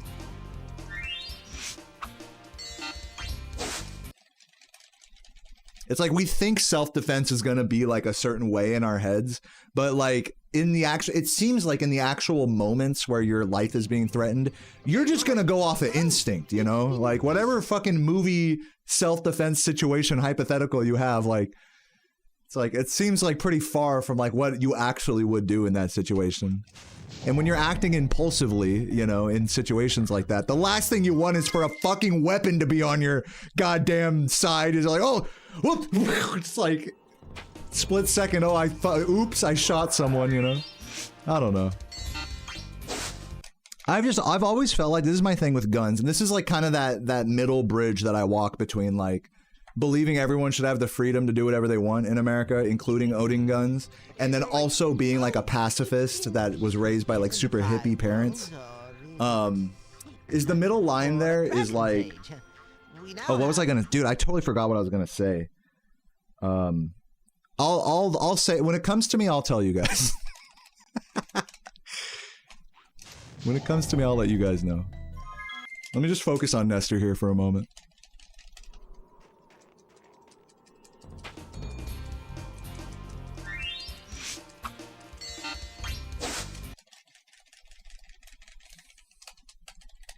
Dude, I actually agree with that. What Springbok said is that I would be totally okay if, like, if we only allowed muskets. Because then you really have to think about every shot you take. It's not like you could just fucking spray a whole room of people or something. I think muskets are, like, a really great, like, illustration for the power of a firearm. Because they just take so much effort to load up, and they're like a big explosion when they shoot.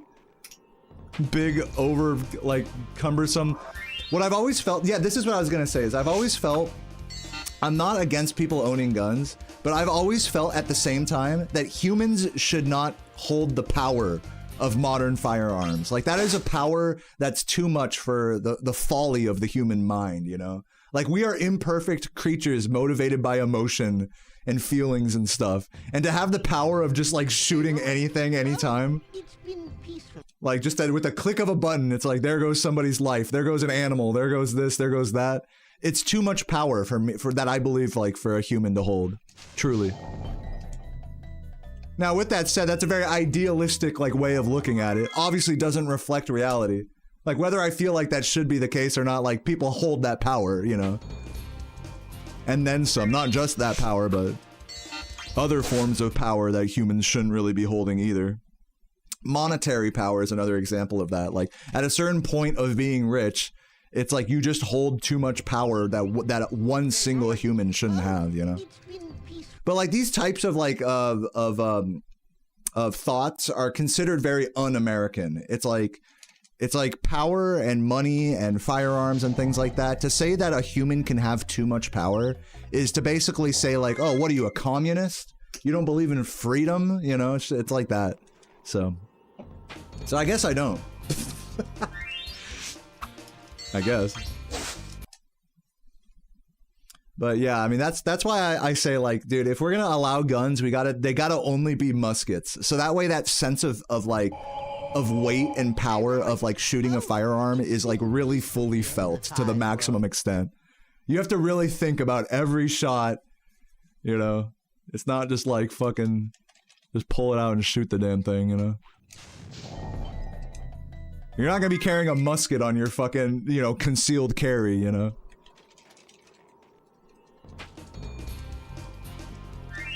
At least a musket, like, more accurately illustrates, like, the power of a firearm. In my mind. What's up, Hagen? Thank you for the 14 months. Our PB, yeah, hopefully. If I can get fucking Nestor here, instead of talking about stupid-ass gun laws and stuff. Like anyone gives a fuck. How about I get a run here?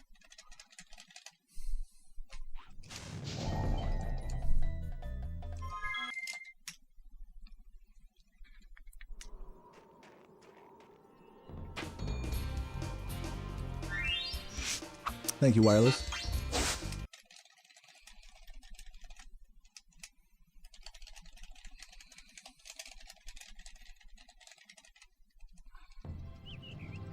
Okay, rolling.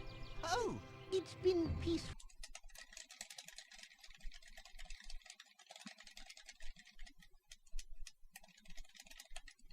You disagree with the musket thing because they're inaccurate? It's more of a joke. If I'm like really being honest, it's more of a joke than anything. I don't actually think that like we should all switch to muskets. In case that wasn't clear.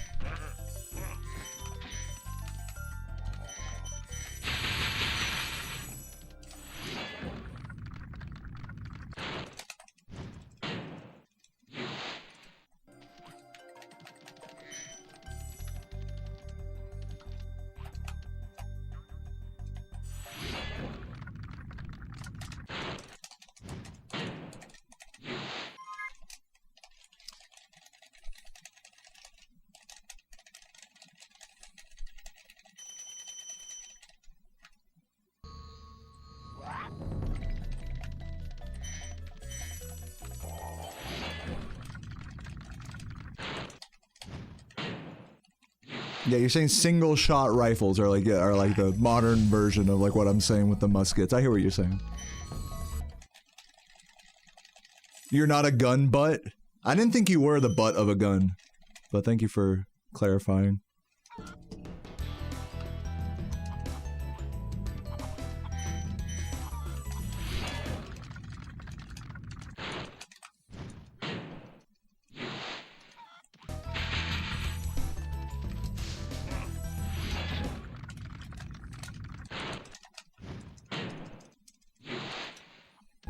Oh, what the fuck? I'm an idiot? Okay, keep it moving. I just literally forgot to flame charge there.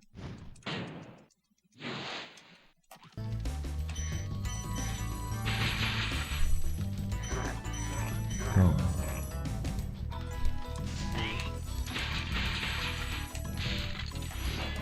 Michael, thank you for the tier 3 for 56 months. I'll read your message here in a sec. He says, instead of guns, if you have beef with someone, you both get a bucket of cow shit and throw it at each other. Hashtag left pocket dog shit, dude. I'm voting Michael for president. This guy gets our modern political landscape in a way no one else really does. Oh my god, dude, this is so slow. Get through it, thank you. I'm losing like 2-3 seconds there.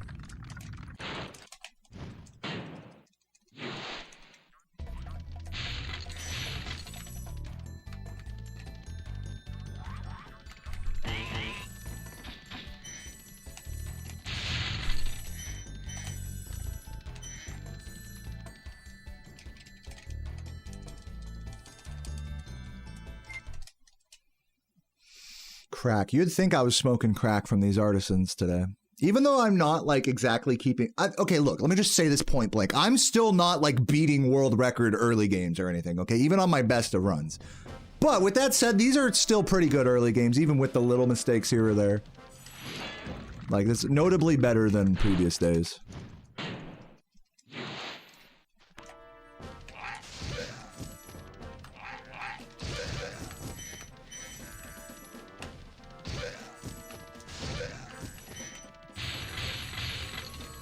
What's up, Troy? Thanks for the good luck. You got a Pepsi? You swear there was shit on the outside of the bottle? Oh my god. Did you eat it or what? Shimmer, thank you for the good luck. What's my best homeworld? Ooh, I don't know. Probably Thigh Masters. Can I please just... Suboptimal flaming there.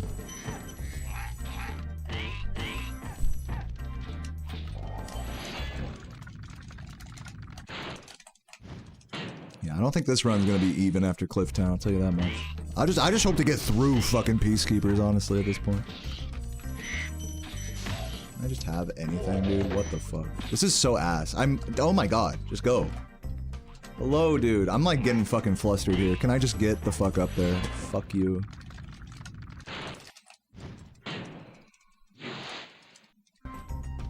This is feeling like a reset in the works here. I'm cooking up a big reset here, everybody. Let's see what happens.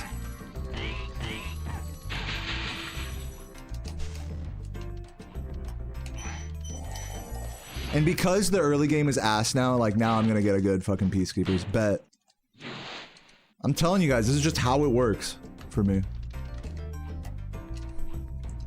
Okay, that's great. That's great. Let's barely miss that. That's great. Getting a little pissy here, I'm not gonna lie to you. Pissy Melanissi.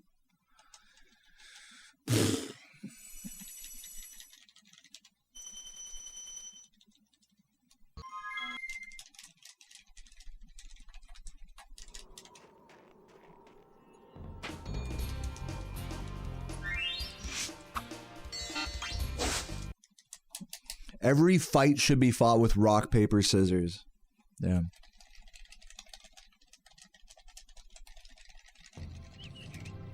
Okay, rolling. Like, does that apply to like nuclear weapons as well?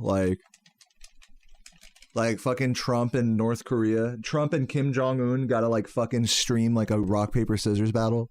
Or better yet, they can stream like a fucking chess match with like fucking what's his name? Hakuri or whatever. With Magnus Carlsen on commentary. And then whoever wins just gets to shoot a nuke at the other guy.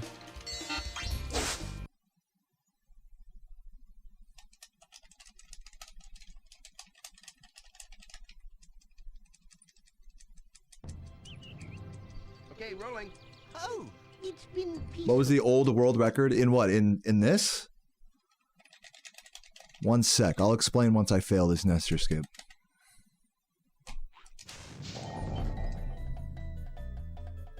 To fail. So, the world record progression in this category lately has looked like this. About a month ago, I tied composers 36-35. Okay, you can see that video on my YouTube channel. That was a tie world record. That same night, within 7 hours, composer beat that time and got a 36-30. Okay, rolling. Then, after a few days, about a week or so, composer lowered it again to a 36-28. And that is where the world record currently stands, my PB still being a 36-35.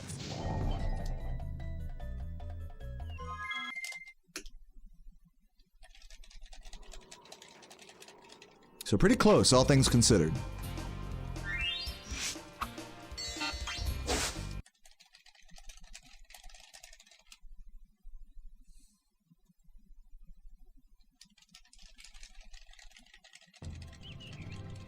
Okay, rolling. Oh, it's been peaceful.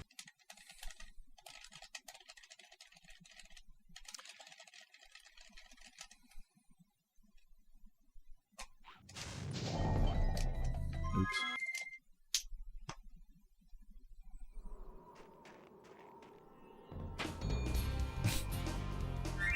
Skype just not listening. Hopefully Skype heard what I just said. I think Skype's on mute right now, or just trolling. But to anyone who actually does, including Skype or anyone else here, to anyone who does want to see further back in the world record history of this game, go on speedrun.com/Spyro1, and you can see a really cool world record progression graph there that tells you what runs were record when for any given category. So go check that out if you're curious about further back. Hey, dude, how can runs be further optimized in the 2Xs aside from Fasty and just running the current route cleanly? I mean, you just said it right there. I mean, just run the current route cleanly. Okay, rolling. Oh, it's been peaceful. I'm not really sure if you wanted me to tell you there's like some secret that I wasn't telling. Oh, there's some secret to get the 2X that I wasn't telling you guys. No, it's I just got to play better. It's really kind of what it comes down to. And I'm not doing Fasty yet either. So Fasty isn't even in the conversation here. It's literally just about getting a cleaner run at this point. I'm at a crossroads. I got a jar of pickle juice and I don't know what to cook with it. Pickle juice. You can brine chicken with it. You can put raw chicken in the pickle juice and it'll give it a nice salty and more juicy texture when you cook it up later. Also, I just like to just drink pickle juice. It's very salty and it's good if you're drinking alcohol. It's a good like chaser. I like pickle juice. This should work.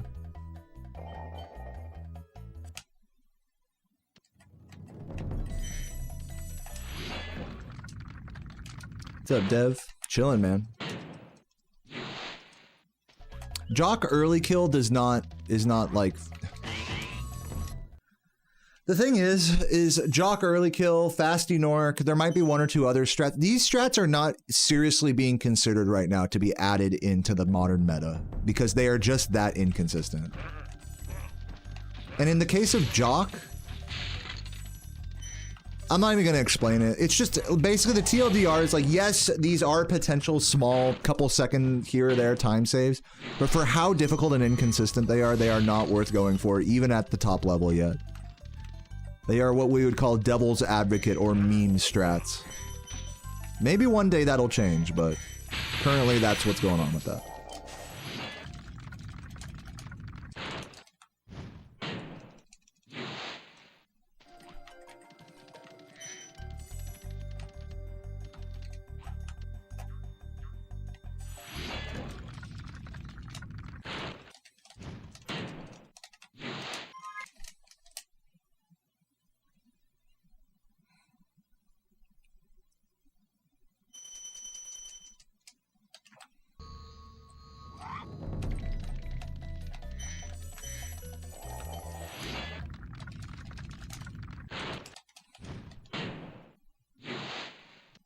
Oh, another fun thing you can do with pickle juice is make burger sauce with it.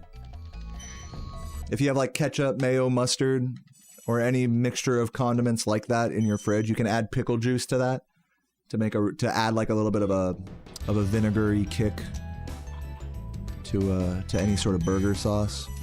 You'd use it in place of like white vinegar.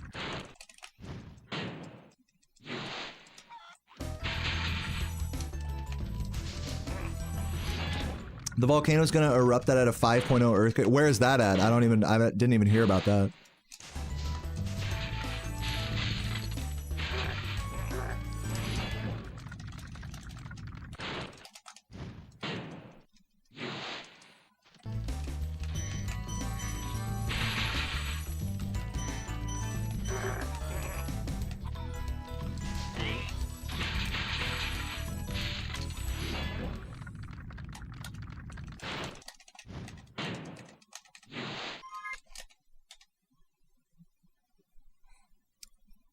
I can't read that, Lightning. Can you type that in English? Is there no English translation for that? Oh, god damn it, dude. Fuck. Back to Nestor.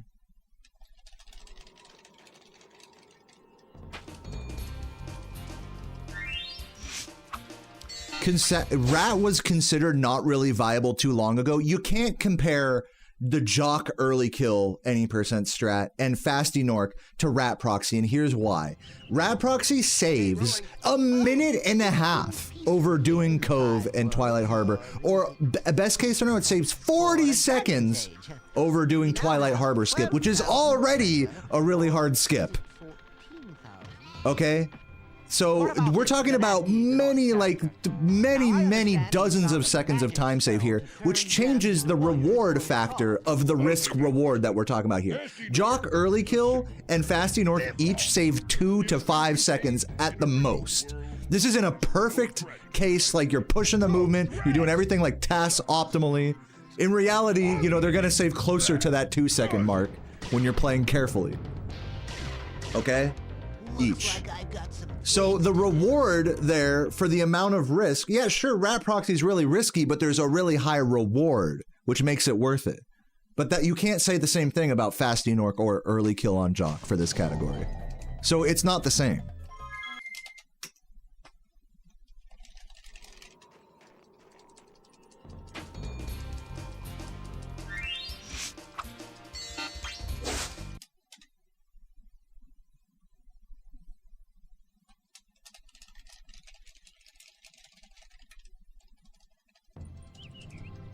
Okay, rolling. Oh, it's been peaceful.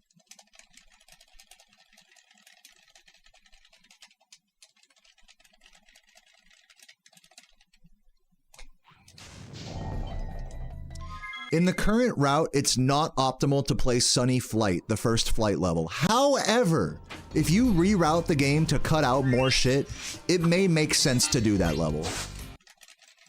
There's a world where doing Sunny Flight could work and you could still get maybe a really high level run with it. It's just the current route that's in the meta right now doesn't do that.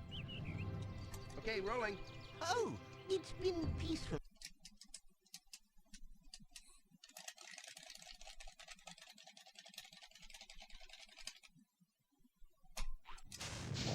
Skype, it's crazy that you're confused about the record because I've explained it to you multiple times, so I'm done.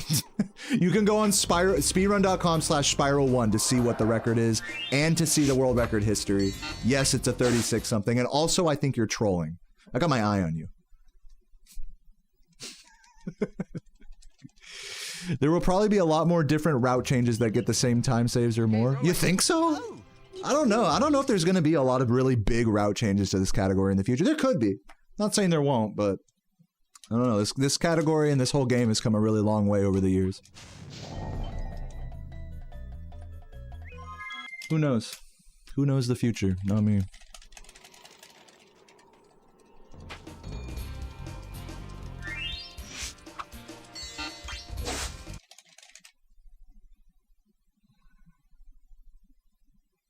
If you're talking about purely from consistency, then okay, so we're not even talking about the time save. Okay, rolling. oh, Yeah, I think we're in agreement there that early Jock Kill as well as Fast Enork are pretty inconsistent. If that's all you're saying, then yes, that is true. Aren't flight levels in general the best in terms of gems per second? They're really good, and in fact, most flight levels are around 4 gems per second. Sunny Flight happens to be the lowest gems per second at about like 3.3, something like that, 3.5 roughly, which is still really good overall. But you have to remember that we're only getting gems there. it's been peaceful. So we'd have to cut out like a whole nother level basically, and then justify the time difference. So if we were to say we were going to cut out Sunny Flight, we would have to cut out a level that only grabs gems like Jock, for example, or a level that grabs mostly gems and only like 1 or 2 dragons like Metalhead. Now, in those levels, the amount of time spent grabbing gems, you know, it's like you have to compare that to what you would get in Sunny. Now, again, I want to reiterate that there may be a world where you can cut out Jock and do Sunny instead, or something along those lines. I'm not saying it's impossible. I'm just saying the current route doesn't do that. That's all I'm saying. I'm not trying to like argue against Sunny here or anything.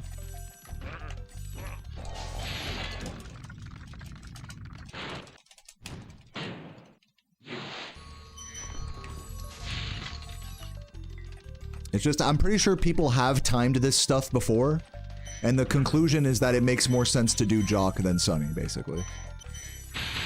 But maybe there's another way of looking at it that I'm not considering.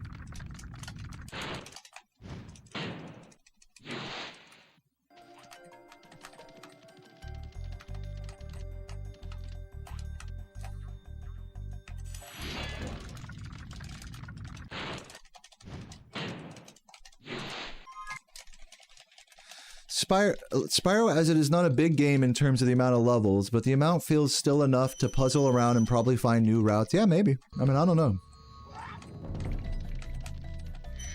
I don't know, guys. I'll tell you guys from my perspective, just kind of taking a step back, is I'm just a guy that does runs. You know, I'm just a guy that streams, does runs, talks shit. You know, I'm not really there super deep in the labs in Discord testing every possible route difference and stuff. There's a lot of speedrunners that like doing that more than the runs part. So I'm not really the guy to ask, to be honest, when it comes to like what's the best theoretical route. I don't know. Like, I'm just the monkey that's grinding runs here. That's more my style, so I can't really tell you guys definitively the answers to some of these questions. But I will say that there is a world where it makes sense to do Sunny and then cut something else out. There's a world where that can work. Maybe. I don't know. That's all I can say. Like, I'll just keep saying that over and over to all these questions, you know?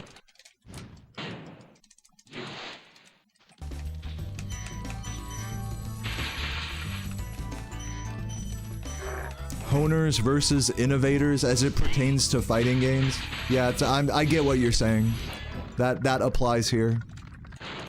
I don't like to, I'll put it this way. I don't really like to put myself in this box of like, okay guys, just like how I said, I just do runs and that's it.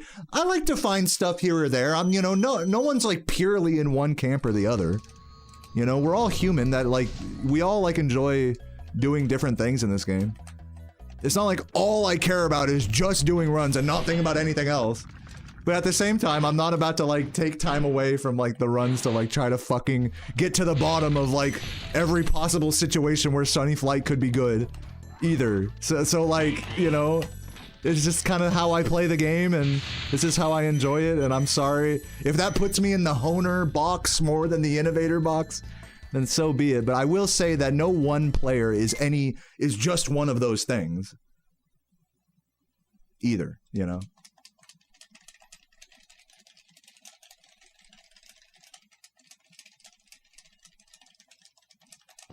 So yeah, so on the topic of this conversation, I encourage anybody here watching, whether you're a speedrunner of this game or not, to look into it yourself. See if like, try to do the math and see if doing Sunny Flight makes sense. Share your findings with the Spyro Discord and be ready for people to argue with you. Like, that's the shit that's how we find better routes. I'm not the guy that has every answer here, you know? That's all I'm trying to say.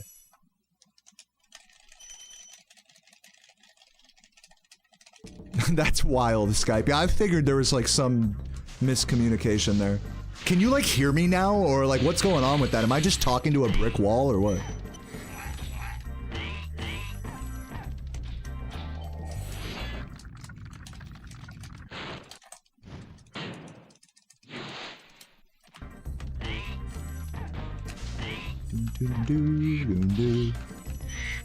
Annoying. Second run in a row I've done that.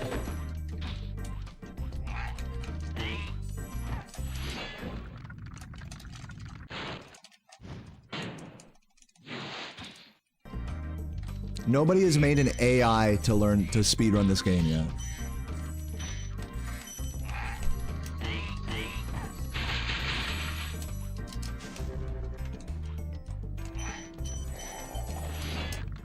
You can hear me now? Okay, great. Great.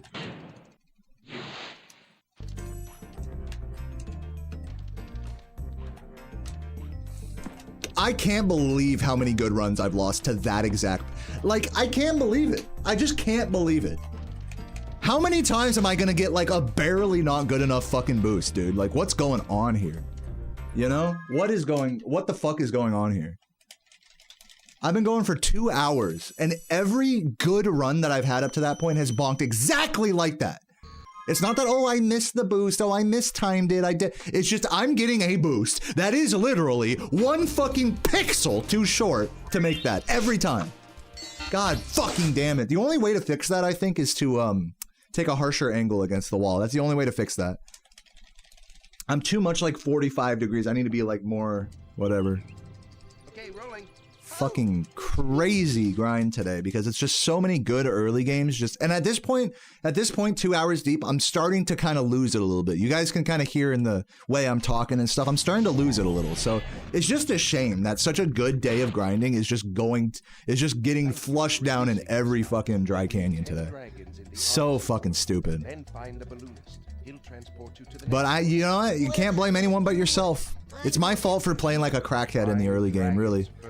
I'm like asking to fucking make these mistakes without realizing it. Fucking crazy. So, can't be mad at anyone but myself.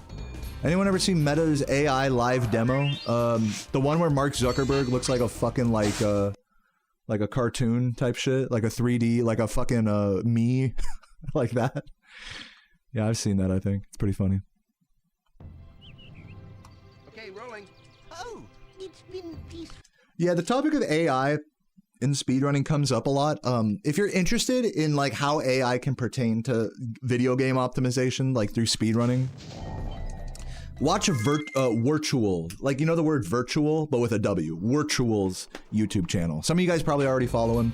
He does Trackmania videos, and a lot of his videos center around machine learning and AI to see if they can beat like TASes or speedruns and stuff. So if you're interested in what that looks like in a video, in a 3D video game especially, you guys should go watch Virtual's channel.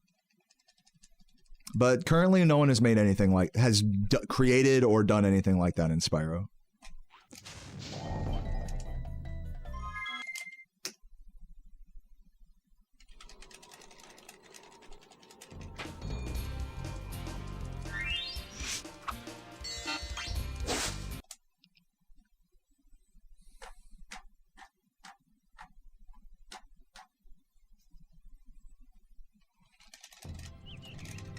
Okay, rolling.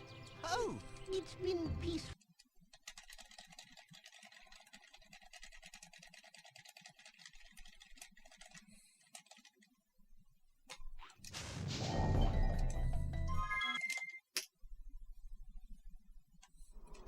Do Sunny, get Stonehill Dragon, get Purple in Clifftown.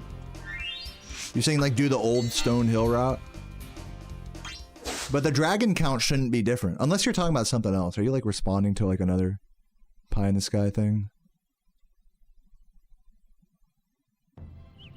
Doesn't look like Composer said anything in this regard. It's been peaceful here in the Five Worlds, or is... Do go around the back of Clifftown, Nightfly, go straight to Ice Cavern. And you're saying all of this to skip Jock? Is that what you're saying? Like, do all of that so that you can skip Jock?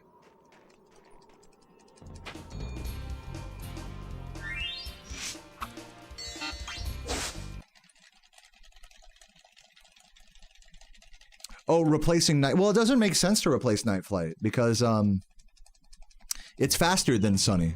Okay, rolling. Is it not? Oh, it's been peaceful. It's you get the same amount of gems for less time. Yeah, Night Flight's one of the best flight levels, actually. We don't want to replace that one.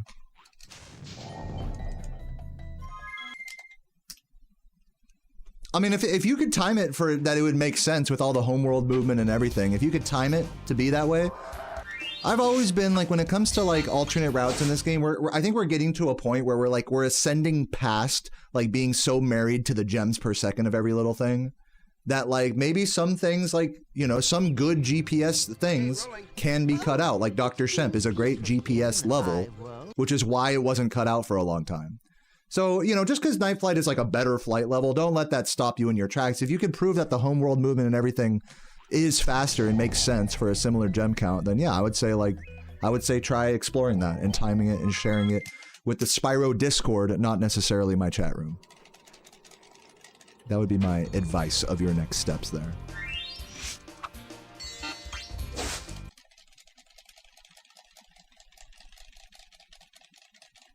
Yeah, that's why I was saying like cutting out Jock instead of Night Flight, because it's like, Okay, rolling. yeah, well with Shemp we're not replacing it with another level, so it's like it's just a clean 2 load time save, which is just 14 seconds just on the load times. So, you know, cutting out any other level at this point without replacing it with another is pretty much impossible at this point with the current route. But say you were to replace Jock with Sunny, would that still make time sense, you know? Maybe.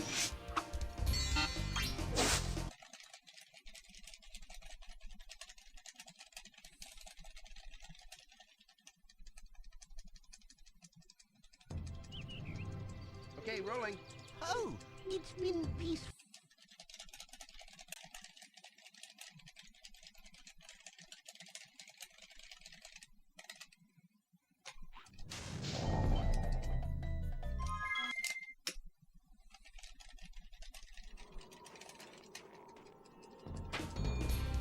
Get a punching bag next to my setup. Dude, I used to fucking have a pillow next to me actually so I could scream into it. I don't really get that like agitated anymore with runs to where like I feel like I need to scream. But if I do, I'll just scream into the mic. It's not really a big deal. I have my own room in an apartment now. It's not like I'm gonna scare anyone by screaming too badly. I'm good.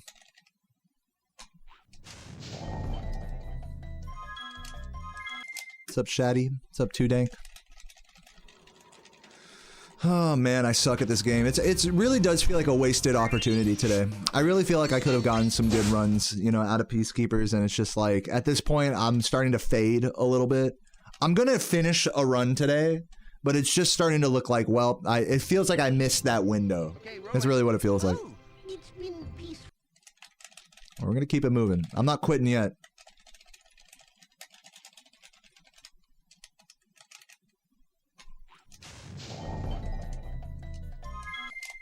Furthest I've gotten a run today is to the cliff jump in Peacekeeper's homeworld, past Cliff Town. Does the data exist to try to do machine learning modeling for this game? I don't know. You're asking the wrong guy. I encourage you to look into it. Okay, rolling. I think to answer your question, you would have to build like a machine learning model that could run simulations of the game that it teaches itself through. That's what Virtual does. Virtual doesn't just take all the data of all speedrunners and then be like, okay, we create the AI from that. He creates it from simulations that he runs himself. I think that's the answer to your question.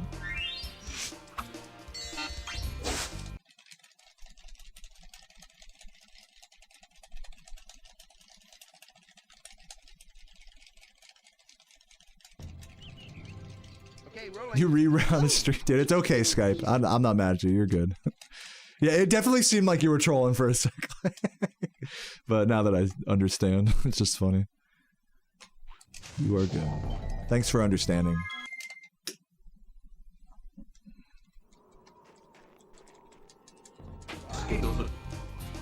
Yo, Beard with the 5 gifts. Let's fucking go. We are at, oh my god, I am like way under the fucking sub goal. We lost a bunch of subs today. But Beard helping keeping me close to, I'll tell you what, I'll change the goal to 750. How does that sound? Oh, We get 2 more subs, I'll play RuneScape. 5 worlds, or is it 6? For I was hoping we wouldn't keep bleeding subs today, but so be it. Treasure, or is it 750. 14,000? 751. What about If we hit this 751, character? Now I understand we're he's good. found a magic spell to turn gems into warriors. Thank you, Beard, for those 5, man. Love you, dude. See if we can get another few homies to back you up before RuneScape here.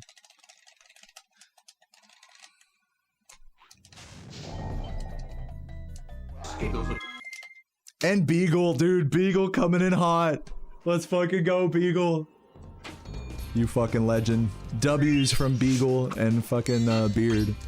We are going to be drinking some beers, eating some Taco Bell burritos, and playing some damn RuneScape today.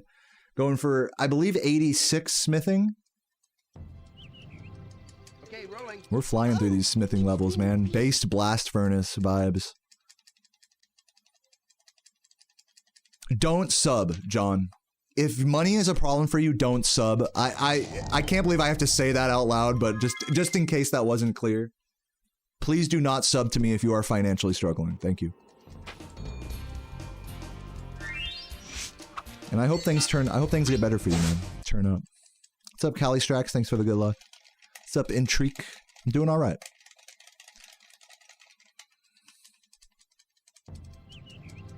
Okay, rolling. Oh, it's been peaceful.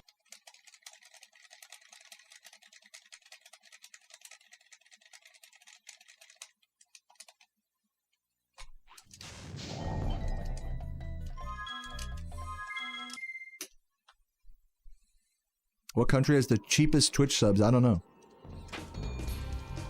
You gonna bite the bullet and do blast furnace? I mean, hey, do whatever you want. I've been loving blast furnace. I know a lot of people kind of hate blast furnace. I love blast furnace. Getting the hang of the glove switches and shit. Some drunken blast furnace is my fucking vibe. Oh, I'm in the blender.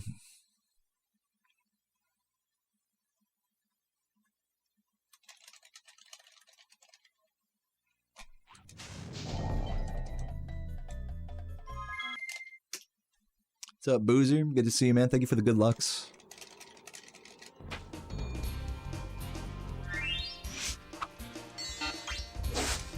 Yeah, at this point, whatever run I can finish is going to be my only run for today. That's going to be the plan. Maverick with 5, dude. Thank you, Maverick, for the 5 gifts. Man, you guys just threw the biggest band-aid ever on that bleed, man. You guys are legends. Thank you so much, Maverick. Maverick, Beagle, and Beard with the 5 gift subs back to back to back. I'm so blessed. I love you guys. And especially thanks for enjoying the stream today, despite me not getting a run out of Peacekeepers. You guys definitely make it a lot less arduous.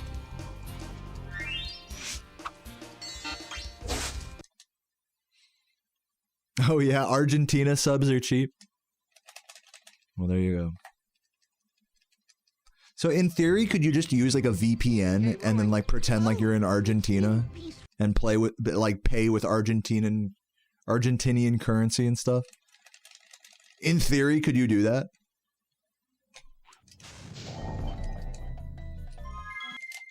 Or does that like not work for some reason?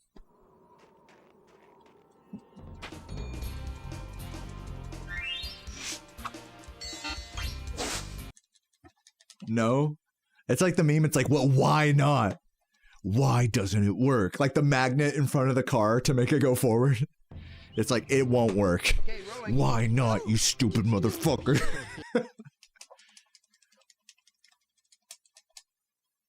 No, I'm aware that I would get like a terrible split for that if someone were to do that. I'm just curious if it is possible for like an American to pretend like they're an Argentinian and fucking pay like less than $1 for a sub. I'm just wondering if it's possible. No, I'm not asking for you guys to do that.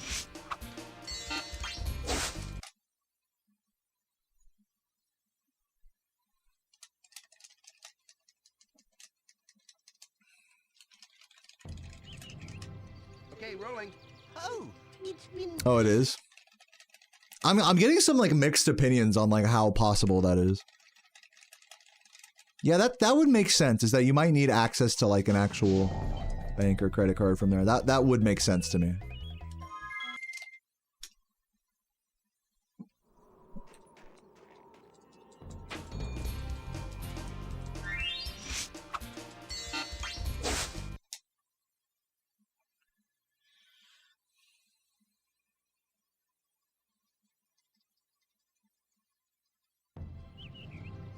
Okay, rolling. Oh, it's been... You're in Argentina. Well, that's still cheaper than what it is in the US. $1.49 is like a fraction of the price it is out here. Out here, it's like $6.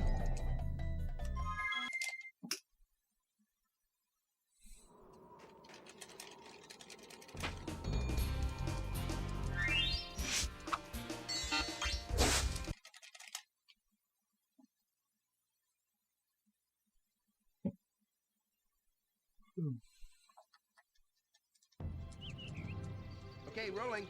Oh, it's been peaceful.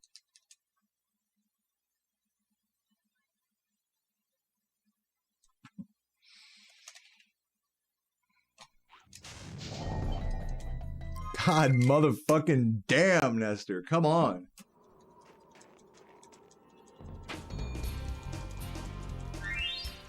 I think, okay, so I've been streaming for 2 hours, 20 minutes. I think once we hit the 2 hour 30 mark, I'm just going to start doing Nestor lists.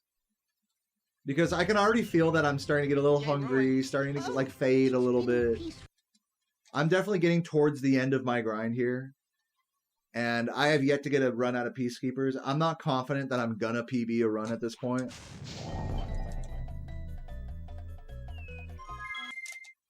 So I'll do a few more Nestors, but I'm gonna put my foot down and just push out some no resets at a certain point.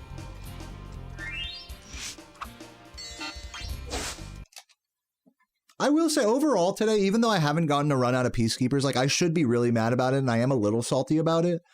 I would say overall, I'm really happy with how my like level of play in the early game has been. Like the actual like crackheadedness of some of my artisans and you know, just runs up to their resets have been pretty admirable. It's kind of what I want, you know, to actually keep up with records. So one of these days we'll get a run past Peacekeepers, you know. Now I understand he's found a magic That's actually like crackhead gameplay, you know. But today wasn't that day, it would seem. But it's not over yet. We'll see.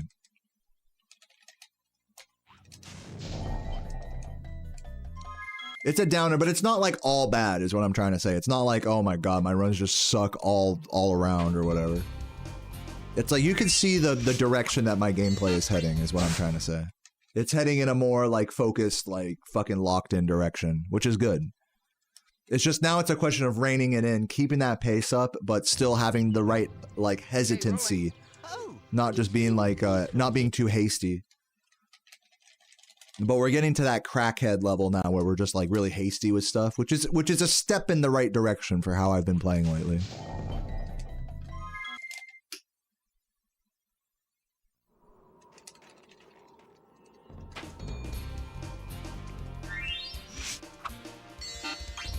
Get a remote job, make American money in a country much cheaper. Yeah, that'd be pretty cool. What country? Michael, didn't you say you wanted to move to like Thailand or something?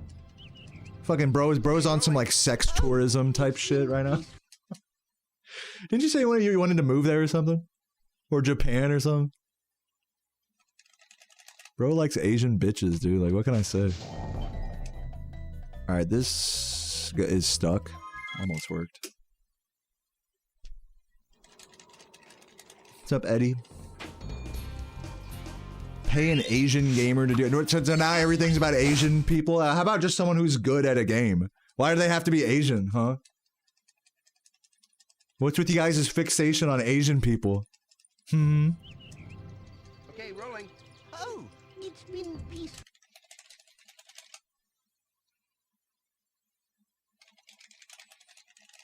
What's up, Michael? Thank you for the good luck. Dude, that'd be the craziest scheme ever if I paid a composer to like record my runs for me. That'd be so like who else could I pay to do that? That's the only other person I could like pay, you know, besides someone making a task. The only other person in this world I could like theoretically pay to do my runs for me, you know, and get a better time would be a composer. It's kind of a funny thought. Yeah, Elon Musk paid some people to like to boost his account in Path of Exile.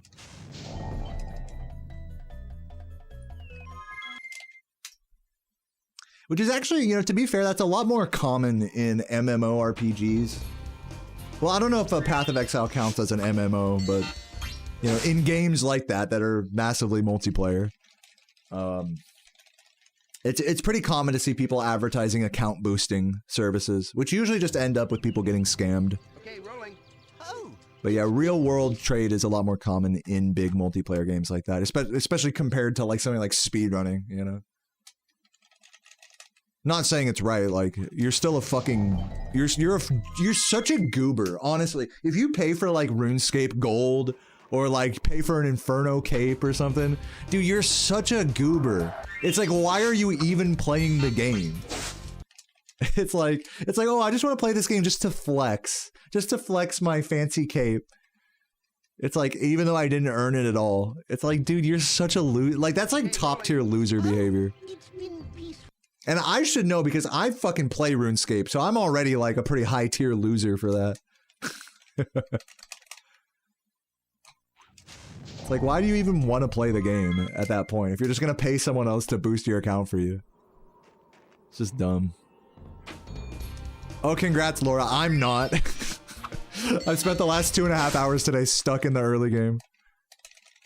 I've contracted Peacekeepers-itis. Well, you're not getting out of Magic Crafters. It's not a whole lot better. I feel it. Yeah, I was actually getting fucked by that guy a lot recently as well. 4 runs, wow.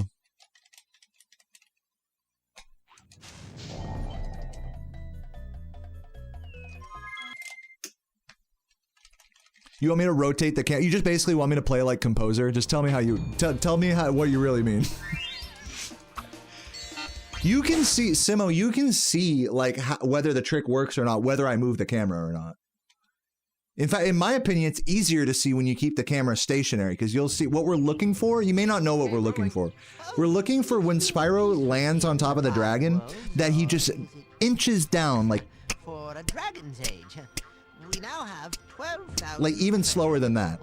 And you can tell by, like, how he's moving, like, from the background, that he's ticking down. So just look for that. Don't worry about the camera or how I'm doing it or whatever.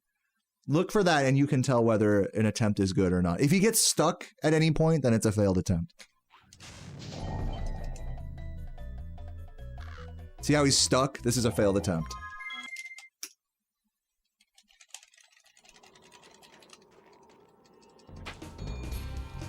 Yeah, no, you're good, Simo. I'm just memeing.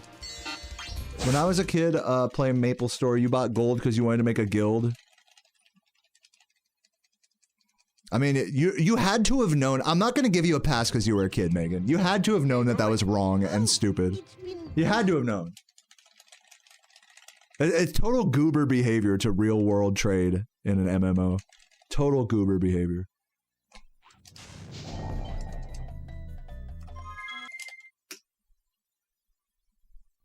You had no idea? Okay.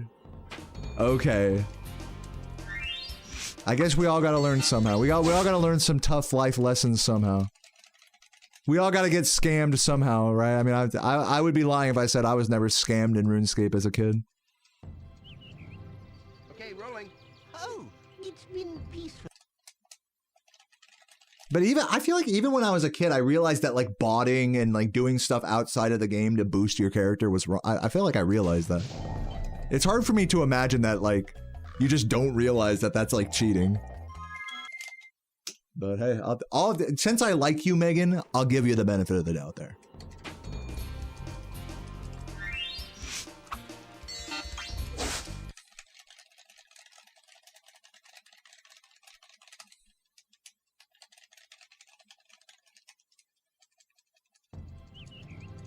Okay, rolling. Oh, it's been peaceful.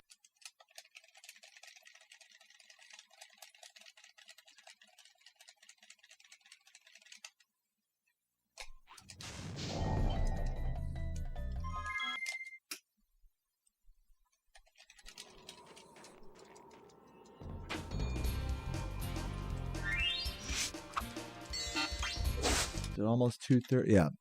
I got a few more minutes of Nestor attempts here.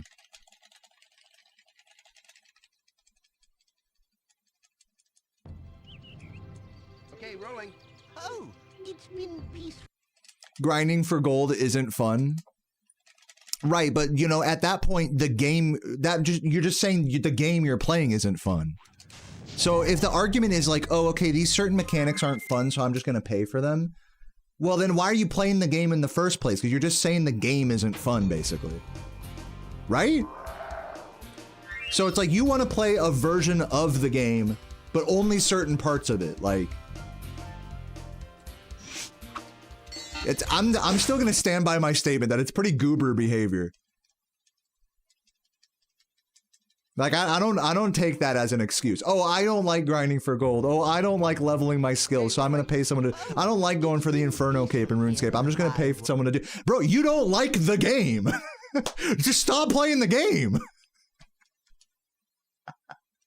You know, like, let's not mince words here.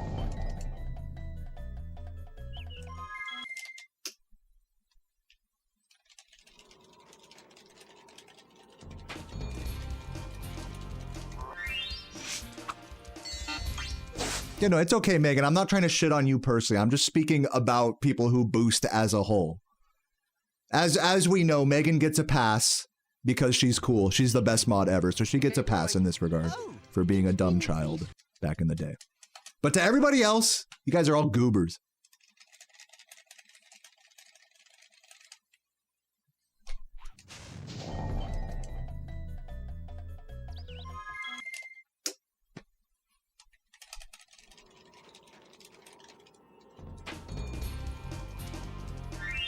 Same with pay to win.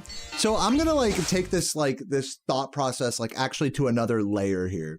Is that it's like, if you want to pay to win, that should be the entire focus of your gameplay experience. So for example, and I think this is why like whales are so common in like mobile games, is because since they don't want to play the game normally, like the game becomes about paying to upgrade. It becomes like a arms race of people like boosting and like paying money for upgrades. So that's why like whales become a thing in mobile games, is because they're all racing each other to see who can pay the most and get the most out of it, you know? So it's just a different game. You're playing a different game at that point. When you're playing like a pay to win mobile game, you're not playing the game anymore. You're playing the money game in the game. You're playing the game within the game, so to speak. And that, to me, that actually makes sense, because some people have so much money or don't have any regard for money that they find that fun.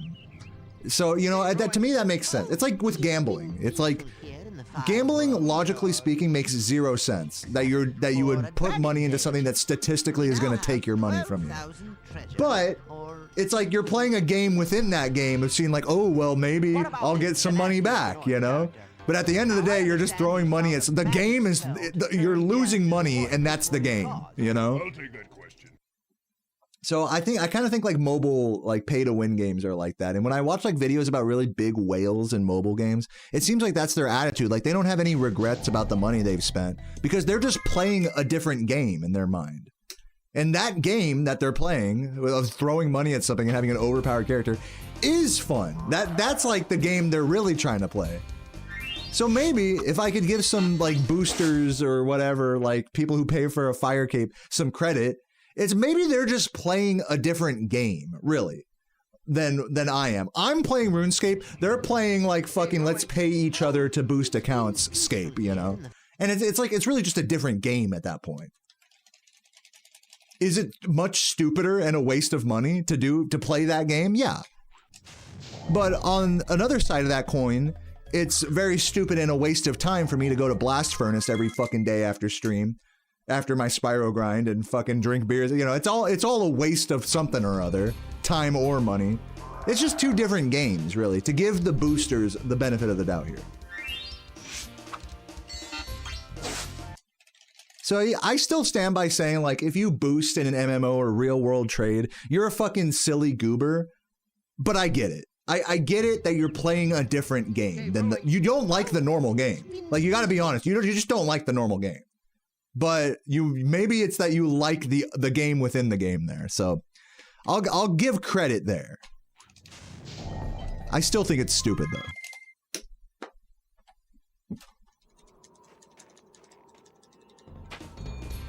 Yeah, it's like if you're a gamer, you're either a whale for money or you're a whale for time, you know? It's like those are your options, right?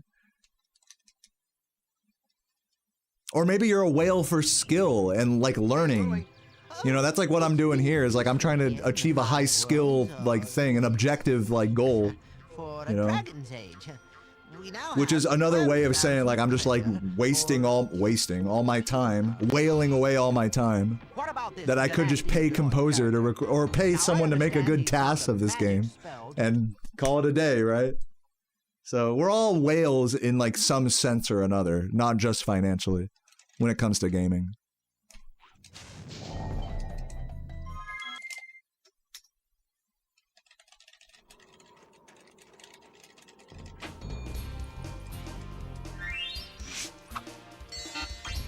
Used to trade your mate weed for gold? Dude, that's legit. I'll give you that. I'll give you a pass for that. I feel like that fits into the culture of RuneScape. Okay, rolling. Oh, it's been peaceful.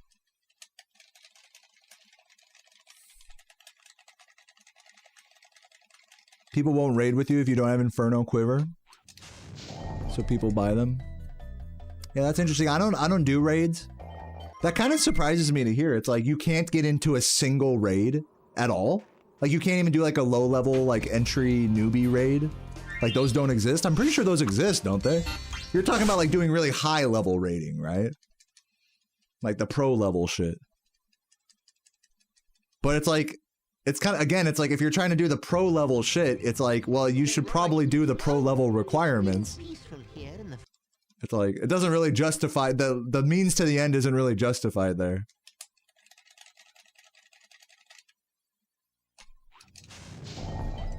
Or rather, the means don't justify the end. If that's the argument, that it's like, oh, well, you need it for this content. It's like, well, the content we're talking about is intended for people who, like, do that shit already, who do, like, high-level PVM already, right?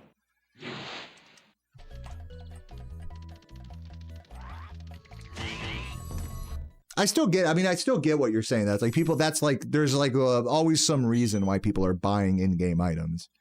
It's just that, like, when you really, like, dig into it, like, it's like the logic is kind of, it's a little flawed, you know, is the way I see it.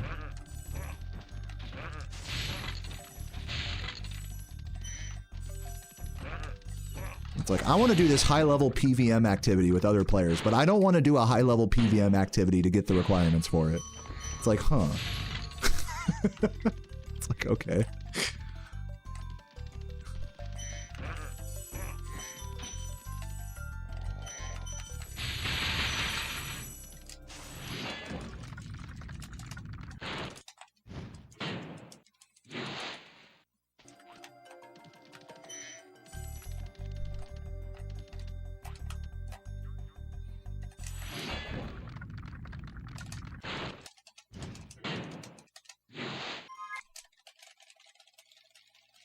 Am I excited for sailing? I did see the official RuneScape YouTube channel post a video about you know, about sailing, talking about like new Slayer monsters that they're adding and stuff for sailing. None of them particularly interest me. In general, I'm not really gonna be that interested in sailing. I'll probably play it like when it comes out. I'll grind it. I'll join like the masses of people like rushing to grind it out, but I don't know if I'm gonna really take it that seriously.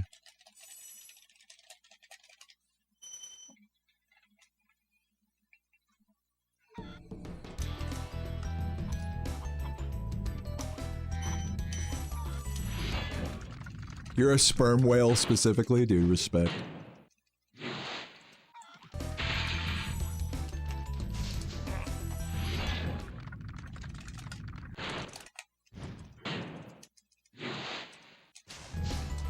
Dude, just, oh my fucking god, just flame, bro. God damn it. I just dropped my controller. See you later, Rawhead.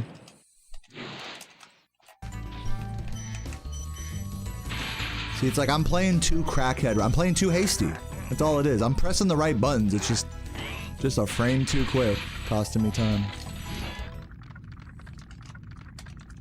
That's 20. I wouldn't have argued with that. That felt like 15 to 20 Nestor fails. In Crash 2, the level hang 8, the timer for the gem, if you die, the timer will be... Okay.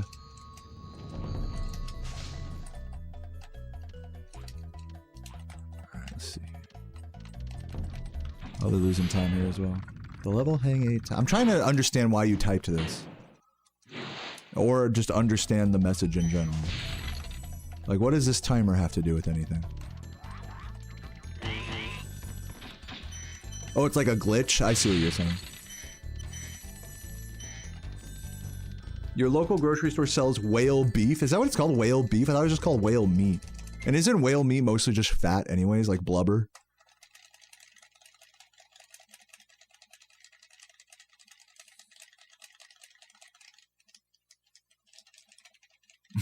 Yeah, right. It's like, no disrespect for typing some shit out of left field. It's just like, oh, what the... Just trying to understand the... Understand, you know? I'm just trying to understand you. Thank you, Bayro. Welcome, welcome. Hopefully I can deliver.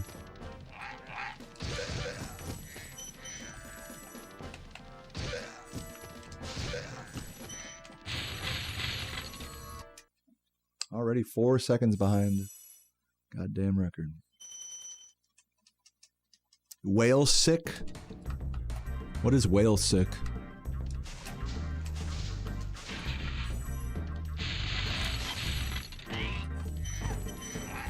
Is that like their cum? Yo, Bayro with the fucking super chat. Thank you so much. Love you, Bay.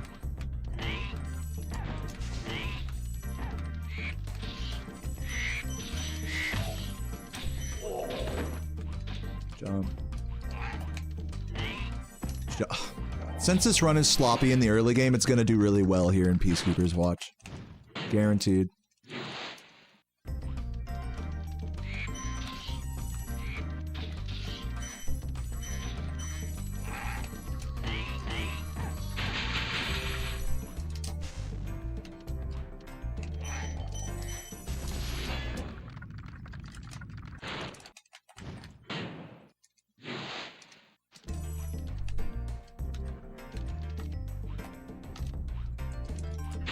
Barely making that.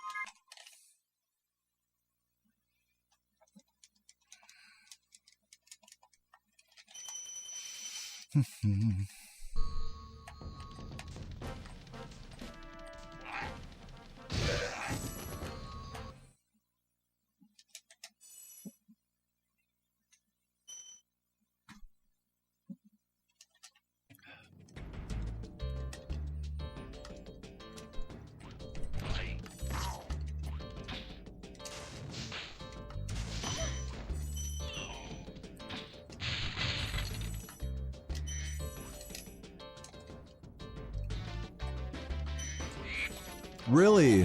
What the fuck? He just reversed it. He was like, you know what? No, actually, I'm not going for you. Bird said, actually, I'm a dip.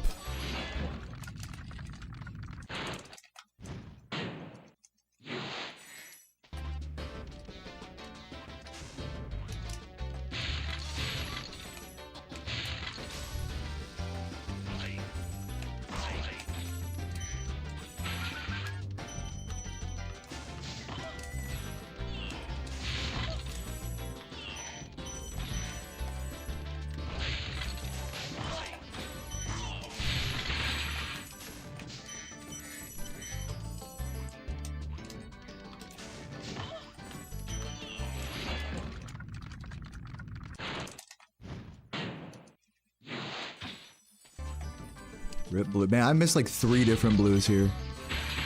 This isn't even gonna be 41. It's supposed to get 53 there. Give me food, give me 5, give me yabba dabba da.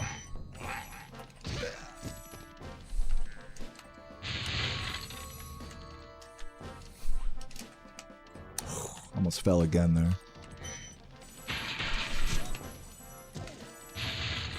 Getting lucky with these jumps. Thank you for the good luck, Joseph.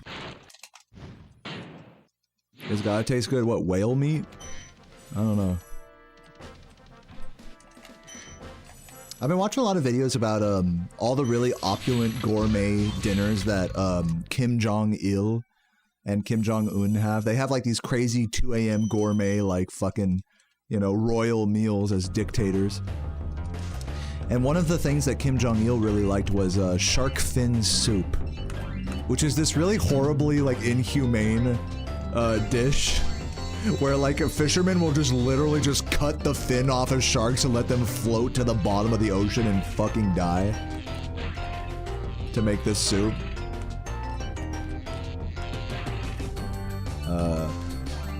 But I do wonder how it tastes, you know, despite that.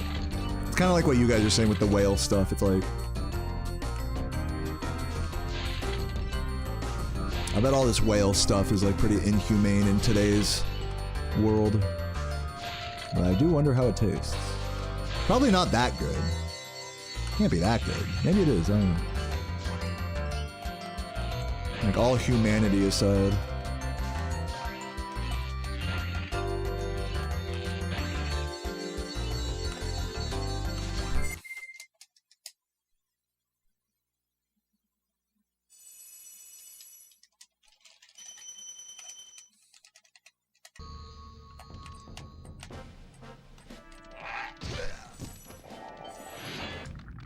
What's up, Brian? Thanks for the good luck.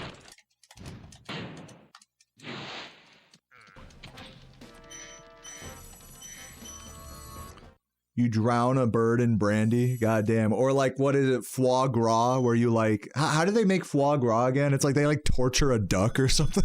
It's so stupid. So evil. Like, how do they come up with these dishes, man? It's like, what's the most evil shit I could do to an animal? Let's make that like a very sought after dish.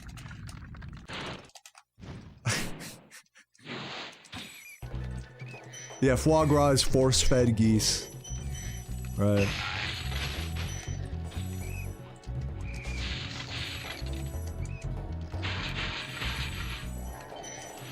And it's not like the shit we do to just normal chickens and cows. In today's meat packing industry is much better.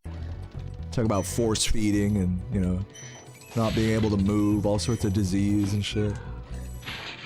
Like, these animals that we're eating really don't have much of a life. Even for the ones that aren't endangered.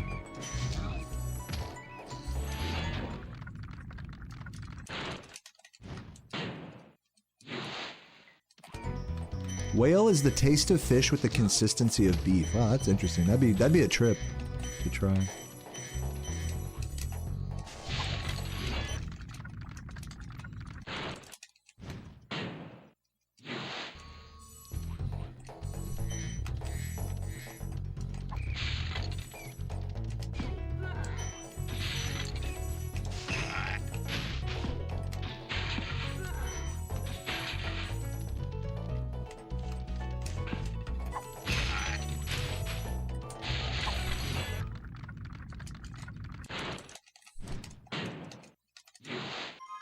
There's a split frame where I finished the flights and it says new record. Is that a glitch? No, that's how it's supposed to work. Because remember, I'm starting a new game with like no memory card every time. So every time I finish a flight level, it's gonna be a new record, even if I play it badly.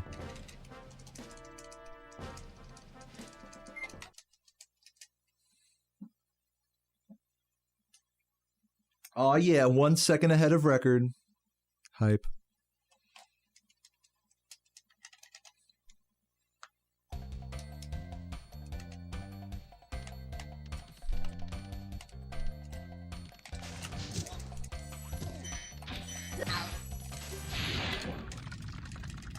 Wow, that's huge, Laura. Congrats. I was on pace for a few of those, I just could not close them out.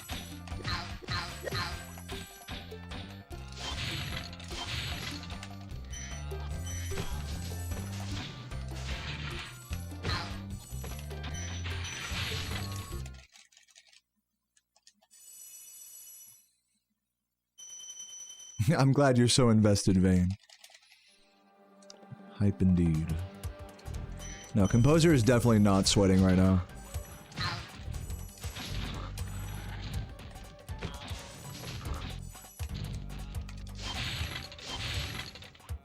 There's a lot of bullshit for me to throw this run to.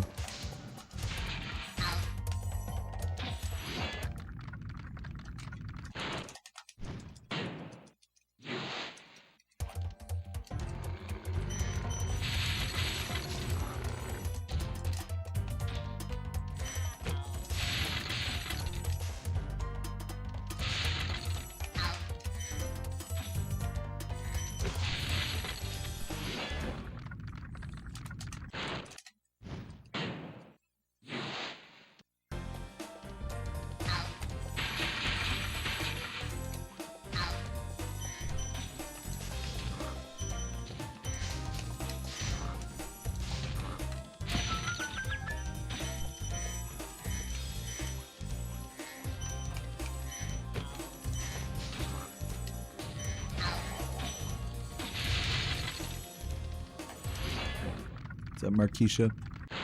You guys are so convinced that this run's gonna PB, man. I'm sorry. Be prepared to be disappointed. What's up, Ryan? Thank you for the sub.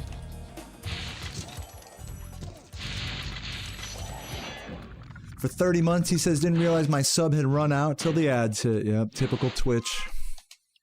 Typical Twitch moment. I've never tried Marmite, no. I probably wouldn't like it.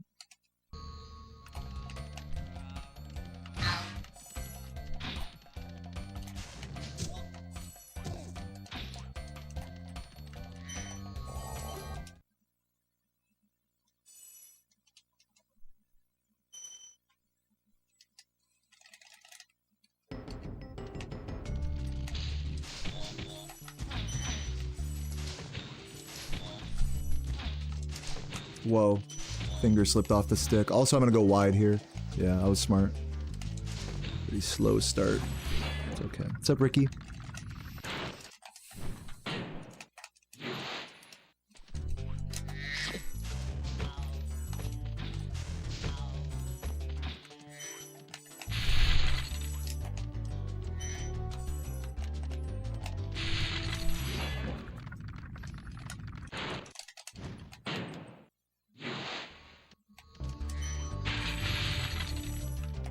I don't think I would like Vegemite either, to be honest with you guys. I think that's only the type of food that you like if you like grew up with it in Australia or whatever.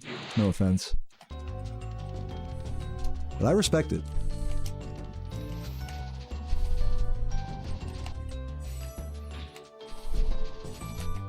Ooh, barely.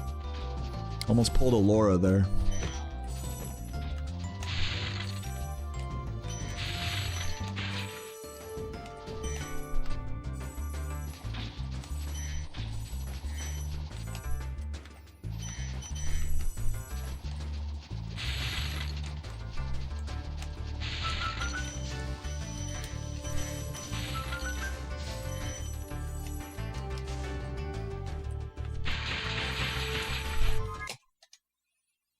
Shut your whore mouth. Look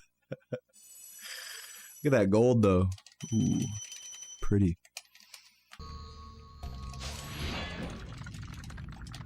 That's weird that that gold is, since I've had kind of a slow start there. It might have been a previous crude gold. Fake gold, pyrite.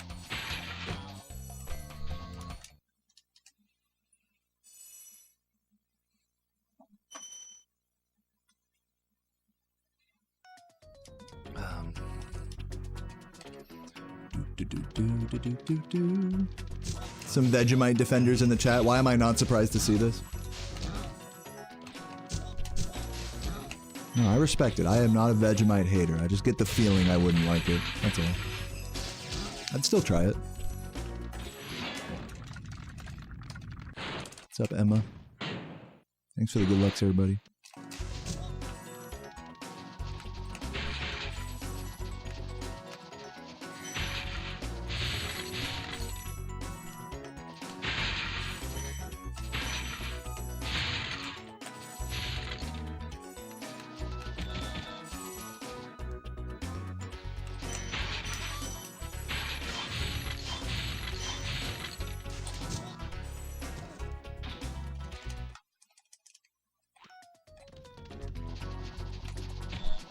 Unfortunate. Yeah, definitely missing a few blues in this rat proxy. Getting the two, it's not new, but I'm the only one that does it, basically. Keen eye to pick that up, Ricky.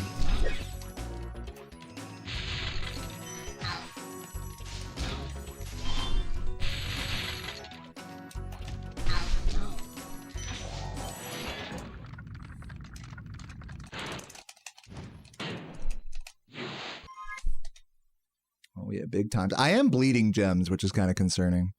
We want to be near the hundreds mark here. We're at 88, so we're a little under. It's not unrecoverable though.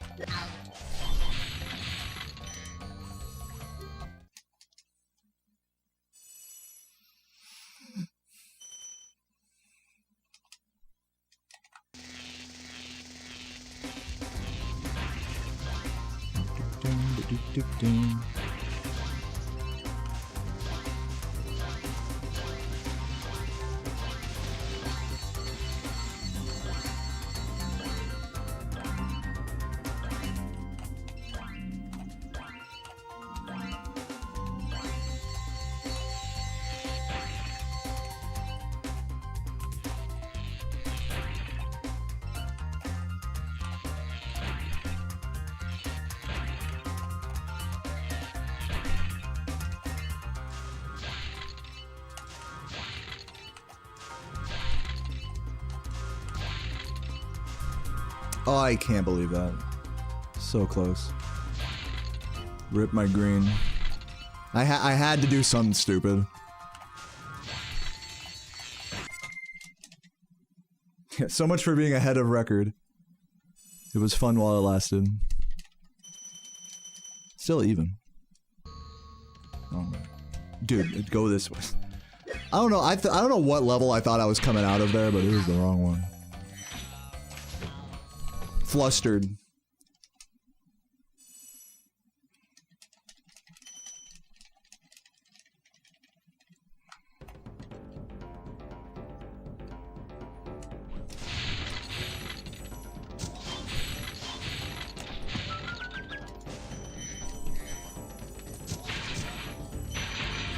Really wanted that blue. God damn it, this really sucks. I couldn't... Just gotta continue. No use crying. Really could not afford to miss those 2 blues there. This is gonna be like some... At this point, any missed gem is like time loss in Beastmakers at this point.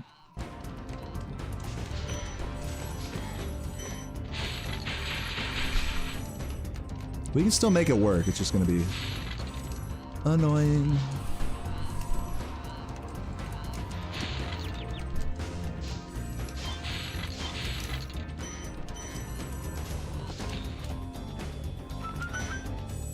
I've maxed out my credit card in the Dragon World. Oh yeah, ahead of, actually not technically ahead of world record. I'm gonna lose back this time because of home world differences.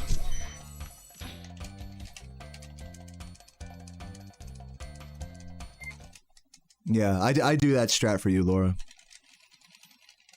I still don't know if it's like actually like the fastest thing or not, because you do have to like delay in the air a lot to actually like get it right.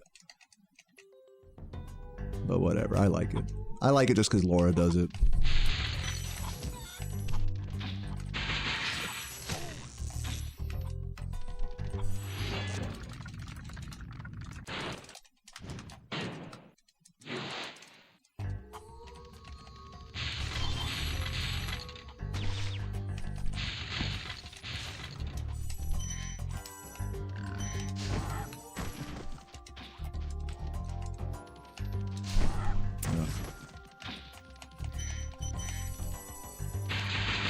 Come on, dude. Painful gem misses. I really could not afford to miss the gems that I've missed so far at the end of Magic Crafters. We're gonna probably like in the 50s, yeah, 60s, 68. We're probably gonna have to grab the extras downstairs in Bog and hopefully not miss much more if we want to stay on track with the gem count. Which means that we are gonna be losing time on PB. Now, PB was very strongly over-gemmed throughout the run, allowing for time saves, which I do not have access to anymore.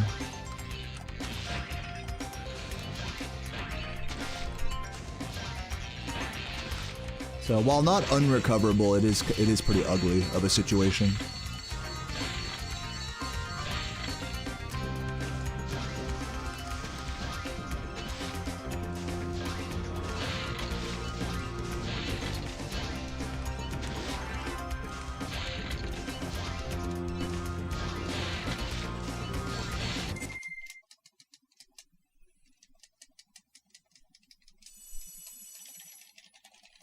Dude, me too, Joseph. I'm glad I'm here with all you guys as well.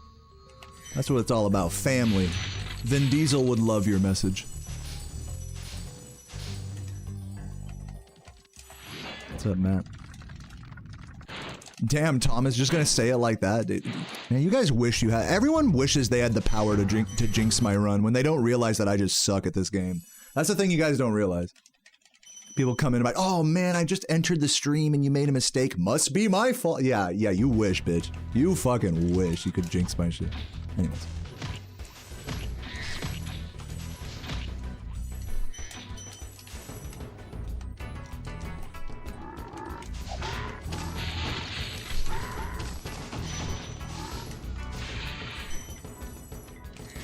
You fucking bitch. Oh my god, dude. So annoying.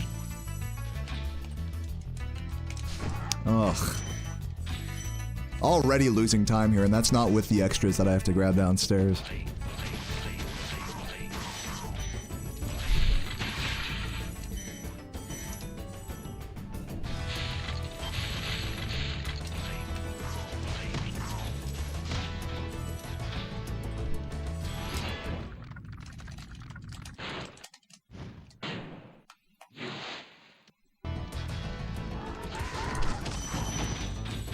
I need the blue, please. Thank you.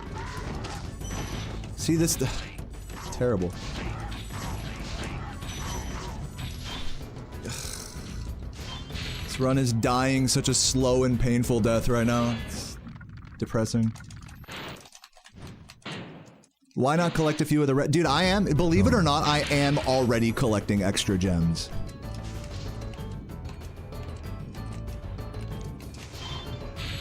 And to your credit, yeah, maybe I could grab those too. I hope that answers your question. Like, I don't have it all figured out, you know what I mean? It may seem like it, but... Alright.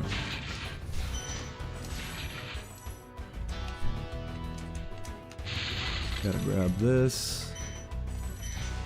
Probably losing 5 to 10 here at least.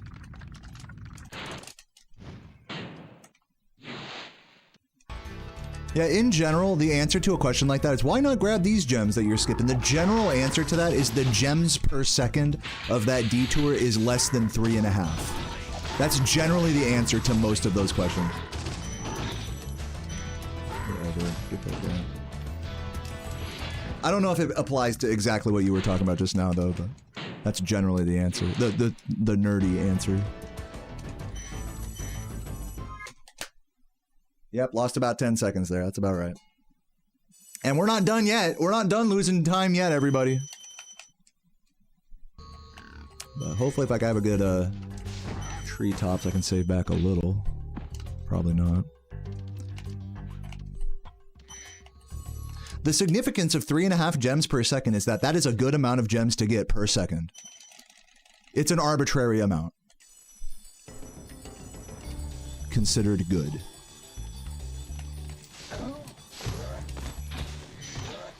Sorry if I'm sounding a little patronizing. I'm trying not to completely want to fucking die right now. So please bear with me with these questions.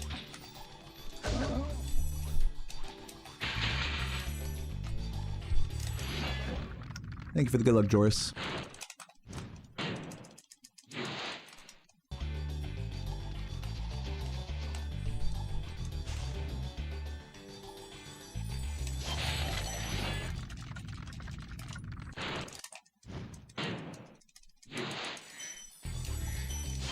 Oops.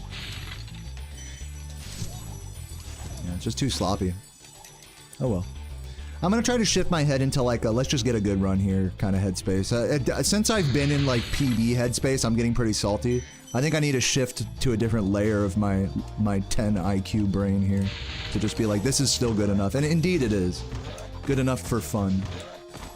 Maybe not for PB, but for fun. And again, to be fair, like, I need a strong gem count. Like, even for how good the pace was going into Blowhard, like, my gem count was suspicious. And I need it. It's like, it just is what it is, so. I should have probably written this run off before even getting into Beastmakers. But I really did try to make it work for PB, and it seems like that's not going to be what happens here after that bog. So, yeah. Coming to terms with that. Fighting the stages of grief, so to speak.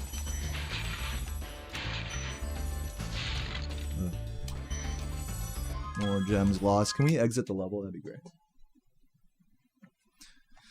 What's up, Gem? It's going great. I love speedrunning. What about you?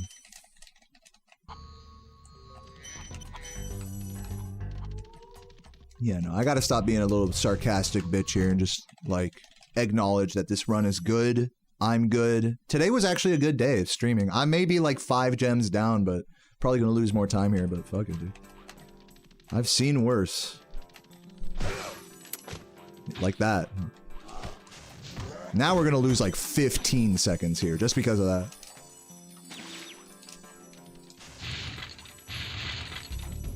At this point, it's gonna be a struggle to get a 36. Just for missing that out of bounds. But I've changed my ways, guys. I'm a happy-go-lucky gamer. You know, a 36 is still pretty good, wouldn't you guys say? I'm just so happy all the time, you know? That's my thing, is I'm just happy. I love this fucking shit. You know? Am I still sounding sarcastic? I think I am. Fuck. Shit, man. Bro can't stop being a salty bitch.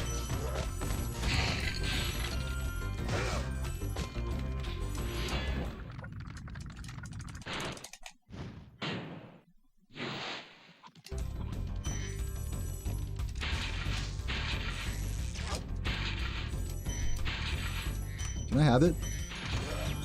That's one way of collecting that. And, oh my god, that was a frame away from fucking me. Hello? Where's the gem? That's fucking... I need this, thank you.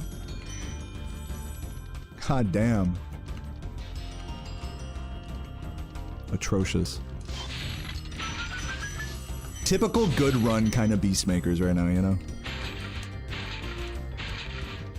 And by that I mean terrible Beastmaker. Okay, in case that wasn't clear.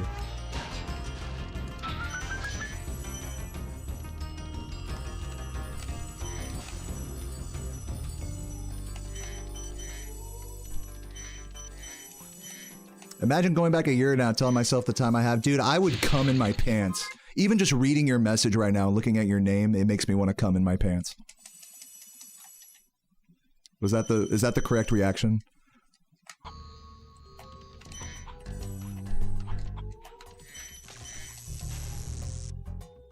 I think you just want me to come in my pants, honestly. If I'm being honest here. Don't threaten me with a good time.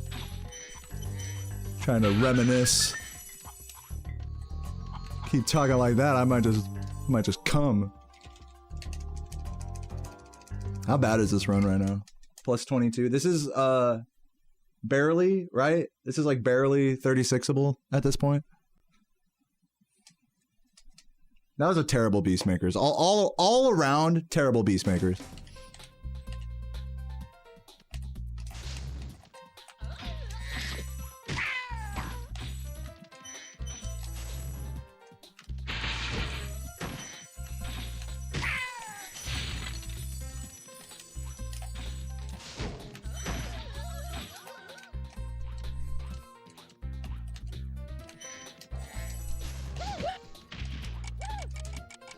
Come on!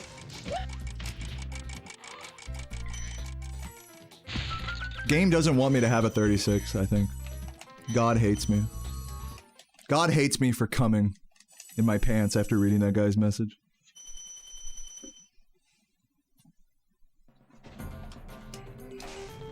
I shouldn't have yelled. That was like that was an extreme overreaction. It really doesn't matter.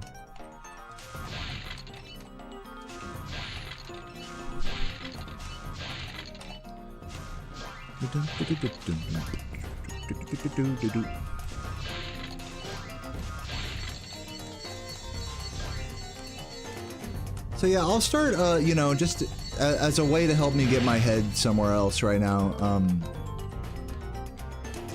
or as a way of thinking a little more positively.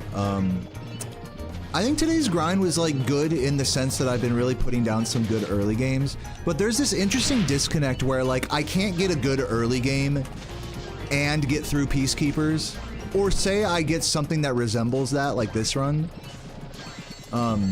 is, you know, I just can't close it out. And I think that's just like generally the speedrunner's plight, no matter what fucking run it is. It's like, if it's not this, then it's this. And if it's not this, then it's this. If this thing fucks you up, then that thing fucks you up. And so to be in that position, honestly, is a blessing. To kind of take it in another direction here. Like, the fact that I'm even, like, getting the chance to fuck up at some point in the run is, like, that's better than just not having a chance at all. Some days I don't even have a chance at all. Some days I can't even get a good run going, you know? So I really should be thankful for that today, and, I love men.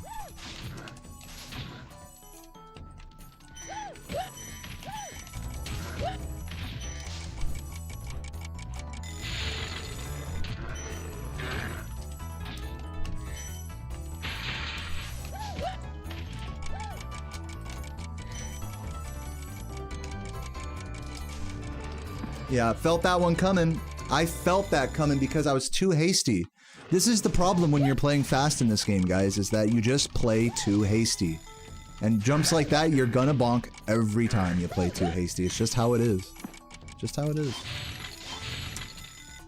If this run was close to a 36, it can barely 37 now. I don't know if I'm over-gemming or what here, probably.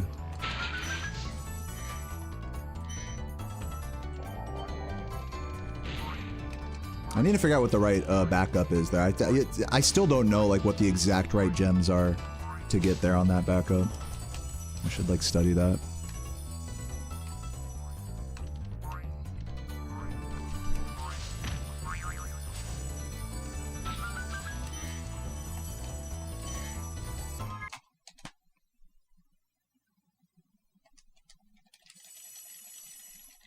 I'm -4. Damn, spoilers? Holy shit. Just kidding.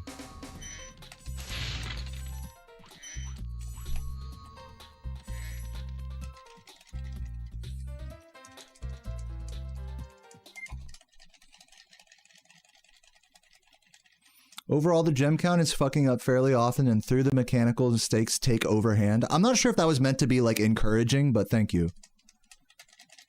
What's up, Jexy? Yeah, true.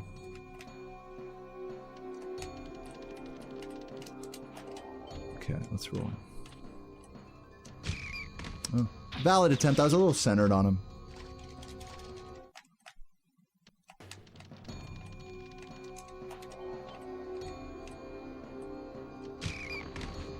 What's up, Johan? Thanks for the good luck.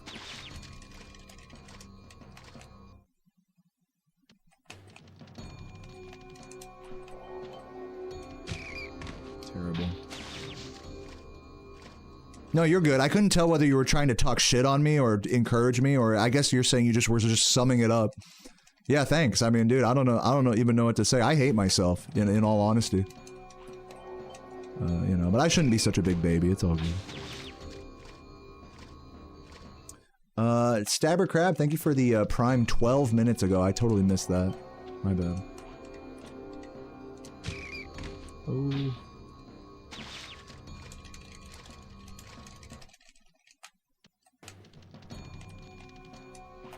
I don't know. What do you guys think? Was today's grind good? What do you guys think? I need some encouragement here. Anju's summations aren't quite doing it for me. Was today a good grind? Did you guys enjoy today's stream? Please, I need this. I need this right now.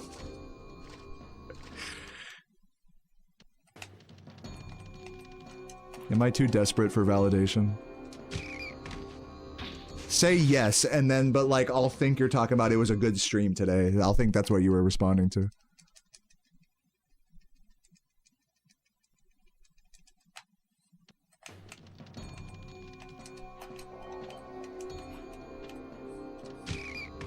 Man, it's crazy how close these are.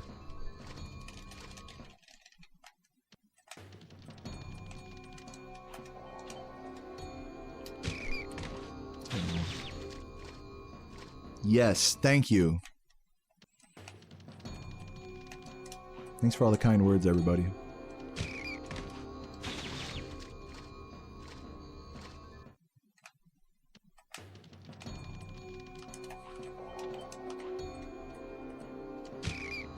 Can I, like, just have this?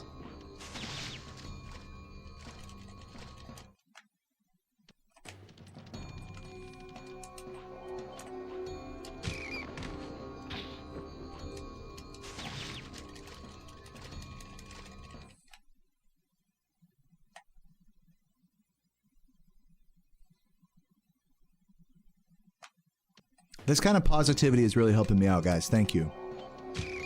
Thank you. Oh my god. See what happens when we're positive, everybody?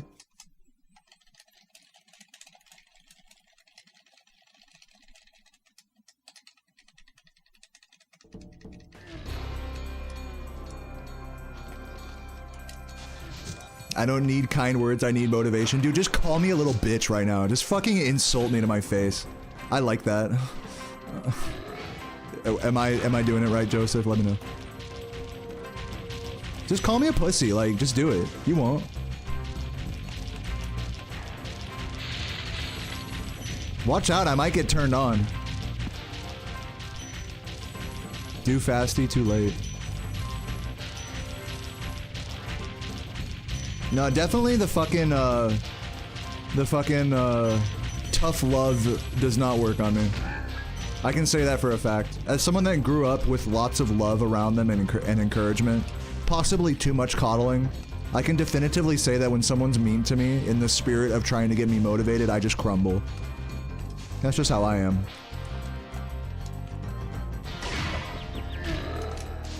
Damn, fuck, I keep missing it. 40, it's like a 40-20 or something.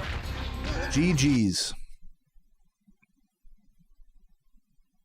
Sorry I took so long. I kind of forgot about you.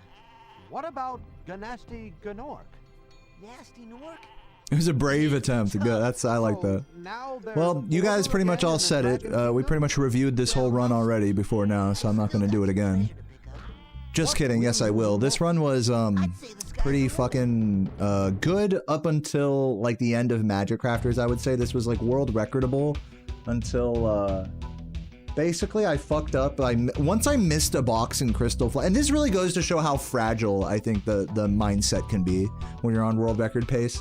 Is that I missed a box in Crystal Flight, and it just all went downhill from there, you know? I'm not saying that box might have been like the first domino in like a cascading effect of like just throwing this run. And you know, you need to be above that, like as a speedrunner. You need to be like not fucking over here, goddamn, you know, letting a single missed box cost you your whole run. I'm not saying that's exactly what happened, but you could definitely see where that might have been like a factor.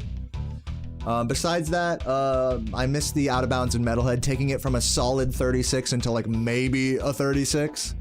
And then after that, I missed Single Cake in Jock, taking it from like a maybe 36 to like maybe 37. And then I spent 3 minutes on Rat Proxy, which is just atrocious, taking it from maybe 37 to like maybe he'll finish this run. So yeah, that's kind of the story of how this run went. But with all things considered, I did a over 3 hour grind today. Most of those being pretty much every one of those actually runs not making it out of Peacekeepers, but keeping up with record a lot better than previous days in the early game. So there is a lowercase W there. And I do hate myself. I was gonna say I don't hate myself. I do hate myself, but I would say like in the grand scheme of things, I can see where today had some successes as well as failures. So overall, I hope you guys enjoyed today's Spyro grind. I'm done playing this game today. So if all you care about is seeing a world record of this game, I ask that you leave now. But if you guys are true fans and real homies and want to just talk feelings and life, chug beers and play some RuneScape with me, I encourage you to stick around. I'm going to take a small break here, eat some nuts, and set all that up. And if you, if you enjoyed today's stream, you know, let me know. I love you guys. I'll be right back. Stick around for more smithing, grinding, and all that shit I said earlier. BRB. Ugh. I can feel the frustration welling inside me. I can't just be happy, you know. Ugh. BRB.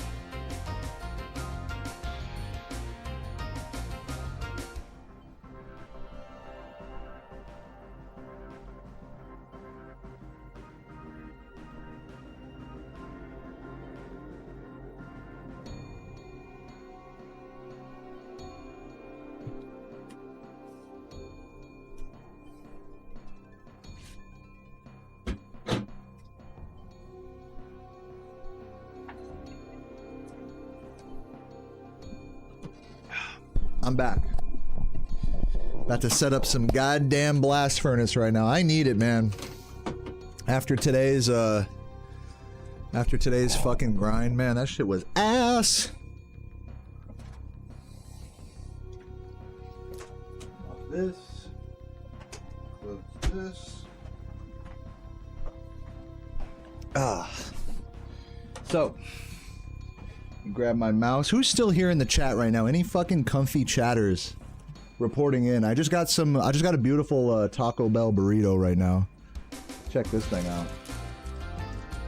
Look at this. Look at this absolute monstrosity. Oh god, it's like falling apart. Hold on. Look at this. Look at that. Oh man, the lettuce and the onion and all the sauce I added to it. Holy shit. I'm gonna take a bite of this and set up RuneScape. What's up, comfy chatters? I see you guys.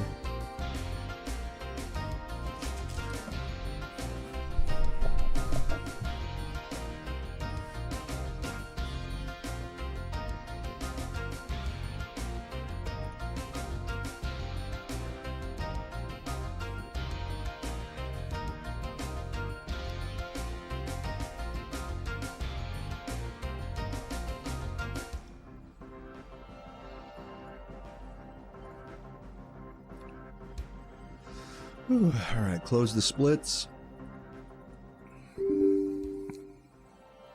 Cancel this, okay.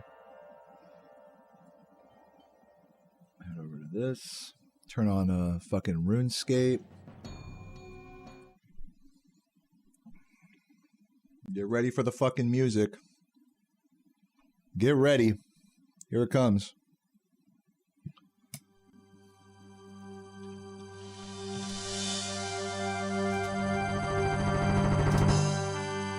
Update my Twitch title.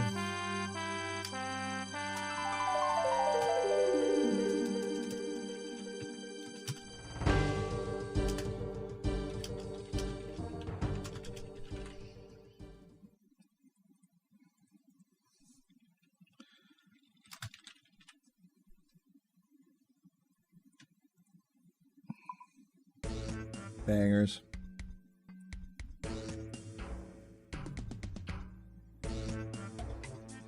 Oh, what is the one story of 120% Vegas project? You want to look at it? Let's look at it. Let's see if it still even is a thing. This has been sitting on my desktop for like months. This was supposed to be the fucking world record progression video, which I've restarted like 5 different times. And oh, would you look at that? The following, it's so old of a project that the project files have been lost and deleted to history. So I might as well just delete this for like the 3rd time. I have a script there that I'm not going to show you though. So yeah, that's what that is. That's just, it's just a reminder that I'm a fucking lazy, terrible YouTuber basically. Just a source of insecurity and shame for me. No big deal. Let's switch over to Blast Furnace.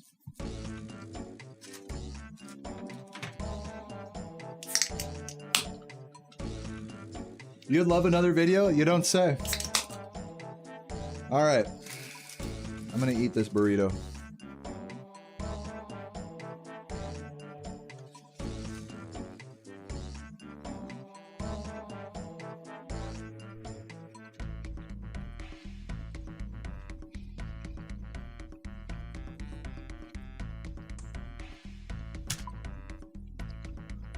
Yeah, I'd love to sit here and like lie to you guys and be like, dude, I'm gonna get this 120% world record video done. I'm gonna do it.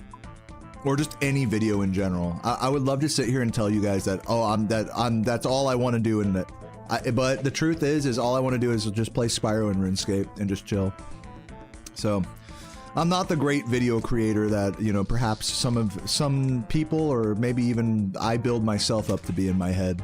It's a great, I wouldn't say it's like the biggest insecurity in my life, because I am happy with everything I've done with my YouTube channel.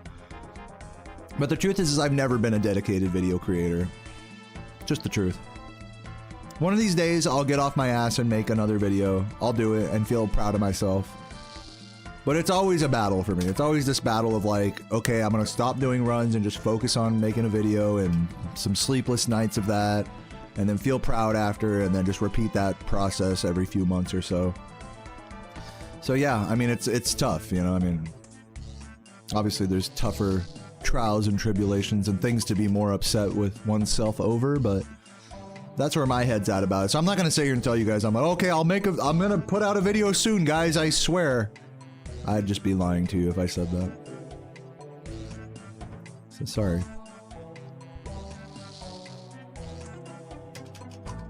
But enough about that. Enough about my insecurity around my lack of motivation around video making.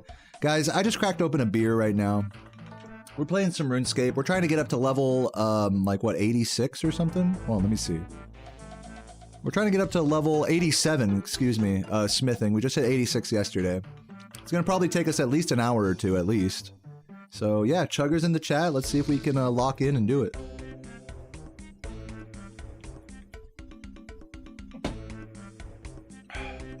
I appreciate the offer, John, but I'm gonna have to reject. I hope you don't take that too personally.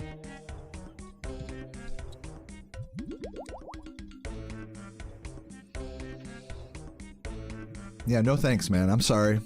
It's not you, it's me. Oop, I clicked the wrong gloves. And I'm double barred. Here, one sec. Let me get comfy here.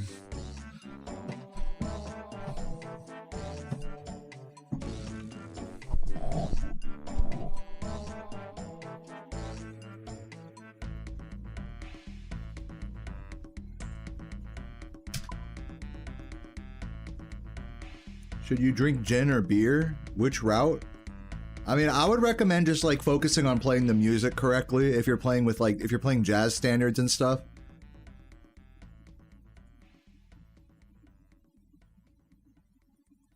And then after, I don't know, have some beer or something, I don't know.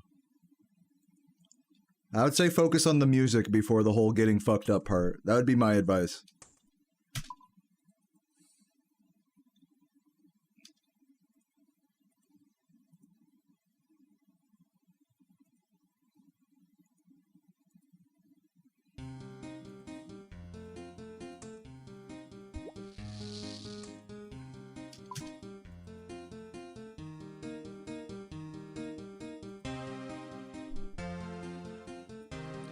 What's up, Waxy? I'm glad you're digging the old school. Appreciate it.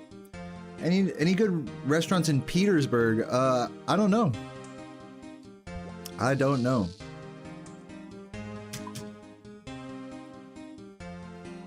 Dude, I remember I asked for a Tom Collins once at a bar and she was like, what? I was like, never mind.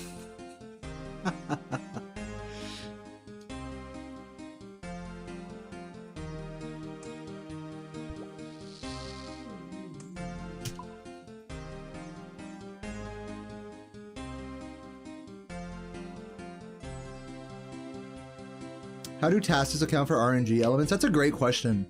That's probably one of the toughest parts about tasking is being able to like recreate like the exact same inputs, but it not desyncing. So say like an RNG element varies between runs.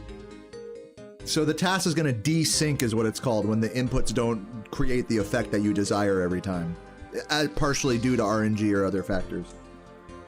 So, I'm not a taster, so disclaimer, I can't tell you how they really get around that in like a strong way, but desyncing is probably one of the hardest like barriers and part of the puzzles of making a task is avoiding desyncs. Again, I don't know how exactly they get around every RNG element in a given game. That would be, the specifics on that would be a question for someone who has made a Spyro 1 task, but, yeah, I do know that that is a big factor in task making, is avoiding desyncs. I'm sorry if that was like a non-answer to your question, but it is an interesting one.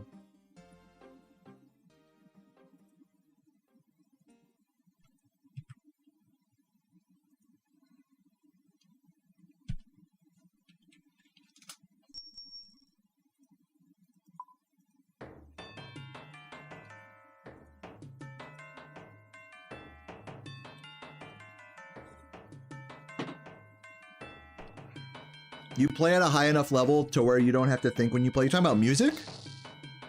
So what you're saying is you're just not trying. You've rehearsed the same song so many times that you're just not even trying anymore? I mean, I'm not gonna judge you for that. But I will say that drinking alcohol is gonna make you think you have good time when you don't. I'm speaking from experience there.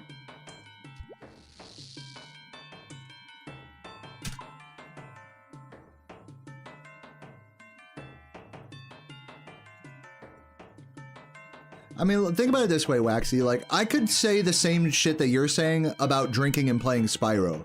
Oh, I've played this route so many times, I don't have to think about it. I could have a beer and play Spyro. I'm not gonna be my best. Like, I'm not gonna lie to myself about that. But hey, maybe you don't care about playing your best for this gig. Like, that's fine. I'm not here to judge you or anything. I'm just saying, let's not mince words about it. So my advice, if you wanted my advice about what to drink during your gig, would be to drink nothing. That's my advice. But if you don't care, then yeah, drink whatever, man. Drink a fucking beer, whatever. It's all good. Like I said, I don't judge you for it. But I'm also not gonna like lie to you either. I'm not gonna let you lie to yourself about the situation.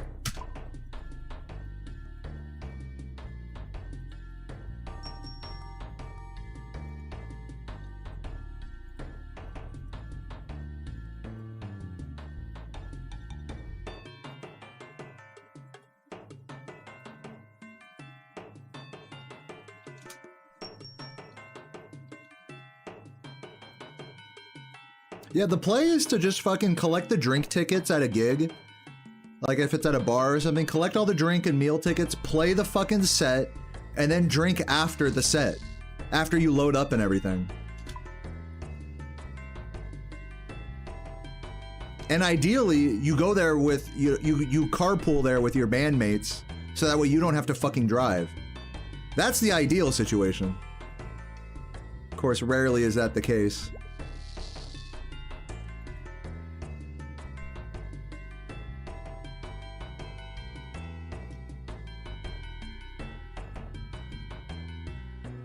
Wait, I'm pulling out the wrong. I'm supposed to be pulling out a stamina, not coins.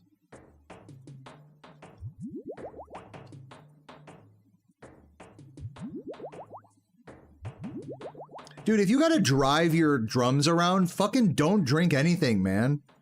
Are you kidding me? You want to get in a fender bender with someone and then have them blame you for them fucking up your drums? Be so for real right now. If you're the drummer, you should, and you're lugging your own equipment, you shouldn't drink at all during the gig. Maybe one beer you can get away with. I don't mean to sound like such a stickler or anything. I get it that drinking, I love drinking, don't get me wrong. But in my mind, playing a gig, that's work. You're at work, you know?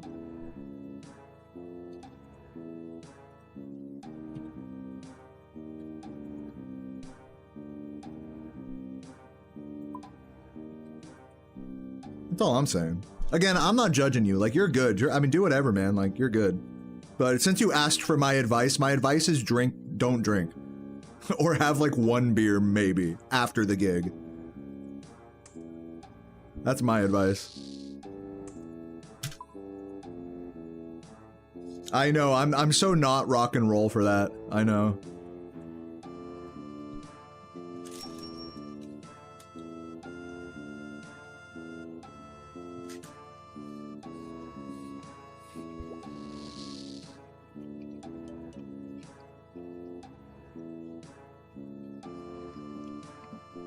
What do I think of guitars? They're fine. Dude, you know, you can take just a normal electric keyboard and attach a strap to it and accomplish the same thing. People act like you need to spend like $1,000, $2,000 on a special guitar just to wear it around your fucking neck. It's way more badass when someone fucking straps just a normal keyboard around themselves, like with a guitar strap, and then just plays like that. Like a fucking accordion player or something. To me, that's way sicker than a guitar. I'm switching this music. Do Autumn Plains or whatever. Autumn, where is it? Autumn Voyage.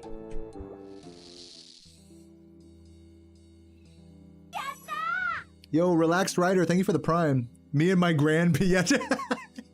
Strap up the grand piano. put the strap on the piano and then sit in that bitch, you know what I'm saying? God damn. Holy moly. Holy schmoly. Thank you, Relaxed Rider.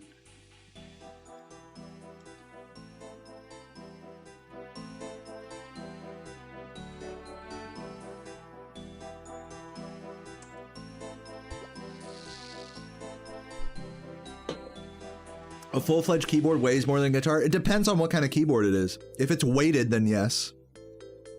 But you can buy keyboards that aren't weighted, like just cheap, like little fucking whatever. Non-weighted keys are on a keyboard are very, very lightweight. Like a starter piano thing. Those weigh just as much as a keytar. All I'm saying about keytars is they're cool, but they're mostly just for looks, you know, like, yeah, you can play some cool shit on it, but first of all, you better have the fucking right hand of a god, for starters. You better have classically trained technique in order to actually play anything cool on it while wearing it in the correct position, because you're only going to be able to use one hand and use the other for the whammy or whatever. So that's first and foremost. Secondly, you know, like, fucking, there's nothing you can do on a keytar that you can't do on a normal keyboard. So, functionally speaking, it's not really that, like, impressive of an instrument.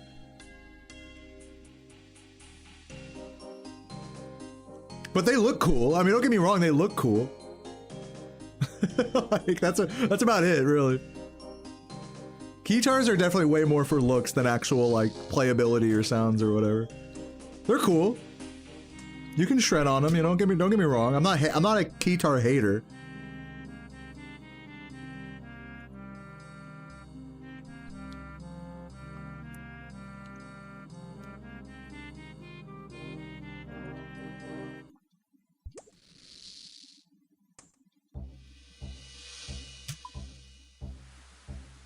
Yeah, especially for me, like, I suck at playing fast things on a keyboard with just one hand.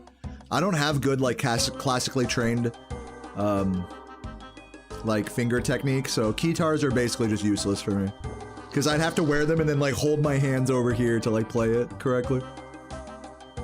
So for me, it's quite a useless instrument. Like, again, you might as well just strap a whole keyboard around your neck. Like, that would look more badass, honestly.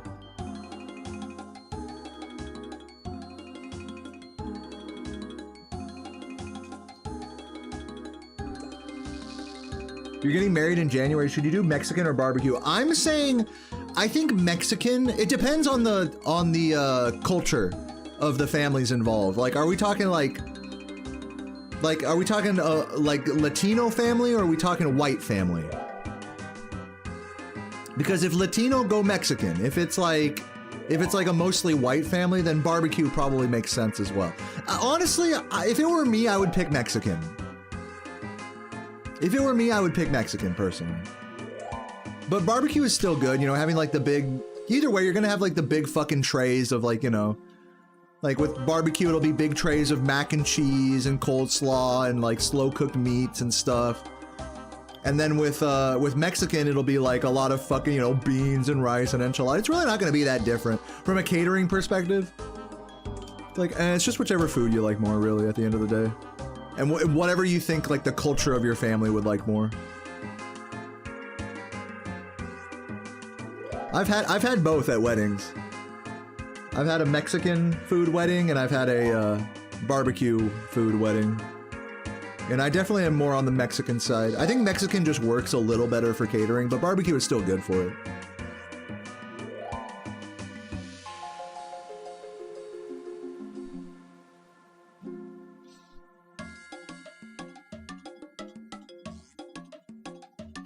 I don't know, what are you feeling, Girth? What do you like more?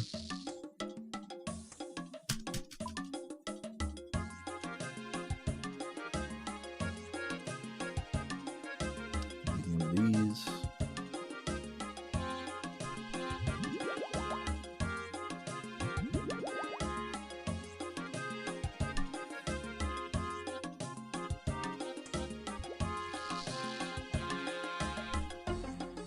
Guys, we're one sub away from 800 sub points. Is there one person here with a Prime sub to spare? Yeah, literally, dude, John said it, like, bro, like, whatever your wife wants, just do that. Because if it's gonna be an argument, just forget about it.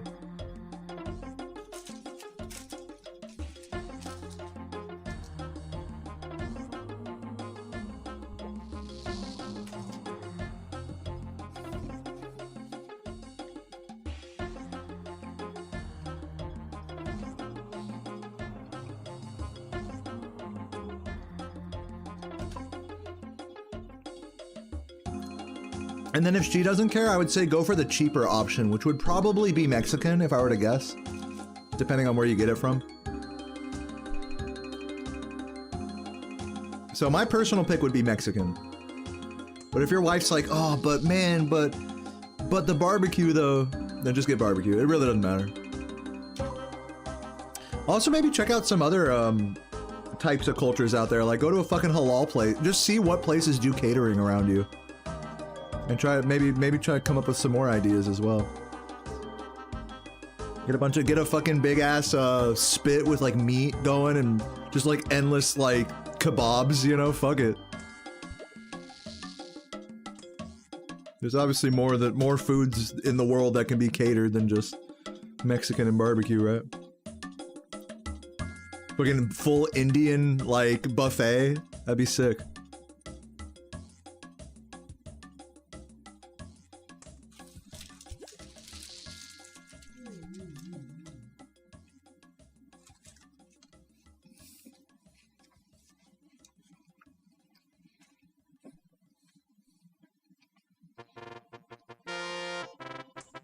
Bro, this song is what the fuck?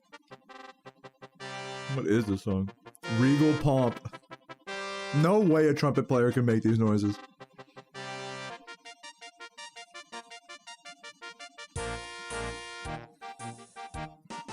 Wait, click on this. Nice. Oh yeah, just in time. Turn that down a little. Oh yeah, I'll put on Flute Salad next. Fuck, I'll put it on now. Have I tried? Oh, why the swapping of the gloves? It's because when I swap to the golden gloves, like here I'm swapping to the ice ones.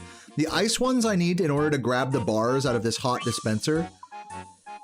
So I need to be wearing the ice ones to grab the bars like that. But I need to be wearing the gold ones in order to get double experience when I put the ores in the fucking melting pot. So here's what happens is I'll give you the play-by-play. Let me bank first. So I grab my ore out of the bank. I run to the conveyor. Let's just say I'm wearing my ice gloves right now. I run to the conveyor, put the ore down, run to the thing, turn on the gold gauntlets. Now I'll get 1500 experience up there. Now switch back to the ice gloves and grab the bars and repeat. That's the whole reason I'm doing all that.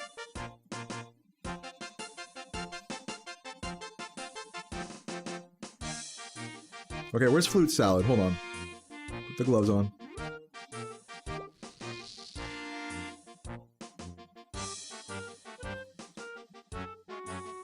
Boom. Bangers, dude. Holy shit. Yeah, fucking bump that shit. Where my chuggers at? What's up, JX?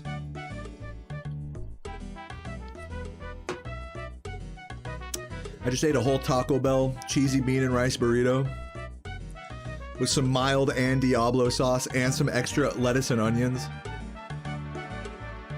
Fucking partway through my first beer right now, feeling great. We're on track to get this fucking 87. We're almost at 87 smithing. And when I say almost, I mean like we're like an hour away at least. We're definitely not exactly close. We're still over 300k experience. Let's not get too ahead of ourselves.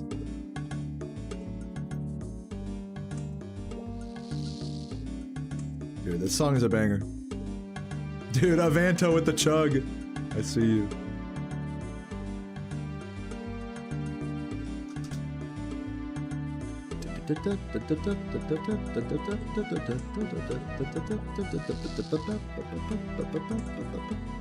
What's B06? I don't know what that is. Battlefield? Probably not, right?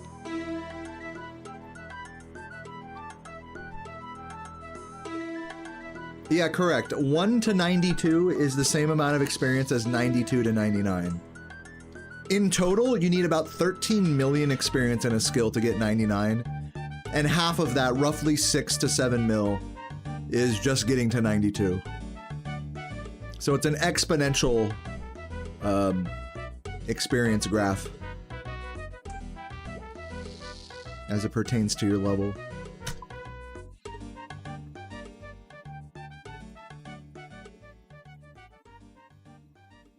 So like, I'm not even like that far into this skill right now at 86. You'd think I was further into it than I really am. Put on some fucking something else. Put on fishing, some vibes. What I was gonna say is, you know, it seems like kind of demoralizing at first when you think about it in those terms. Like, I'm not even halfway there yet to 99 smithing. But, you know, having gotten a few 99s before, I can tell you that there's like a real, like, you have eras in a skill. Where like you have your like 1 to 30 in a skill, and then like 30 to 60, and then 60 to 80. And in that 60 to 80 range, like where I'm at now, or 60, we can even say like 60 to 92. That's when you start finding the methods that are gonna take you to 99. That's when you start getting like really comfy with certain like skilling styles, and it's just a matter of time, like at that point. So that's where I'm at. It's like you sort of find your golden age of skilling between level 60 and level 92. You find like the thing that you want to like devote all your time to in the skill.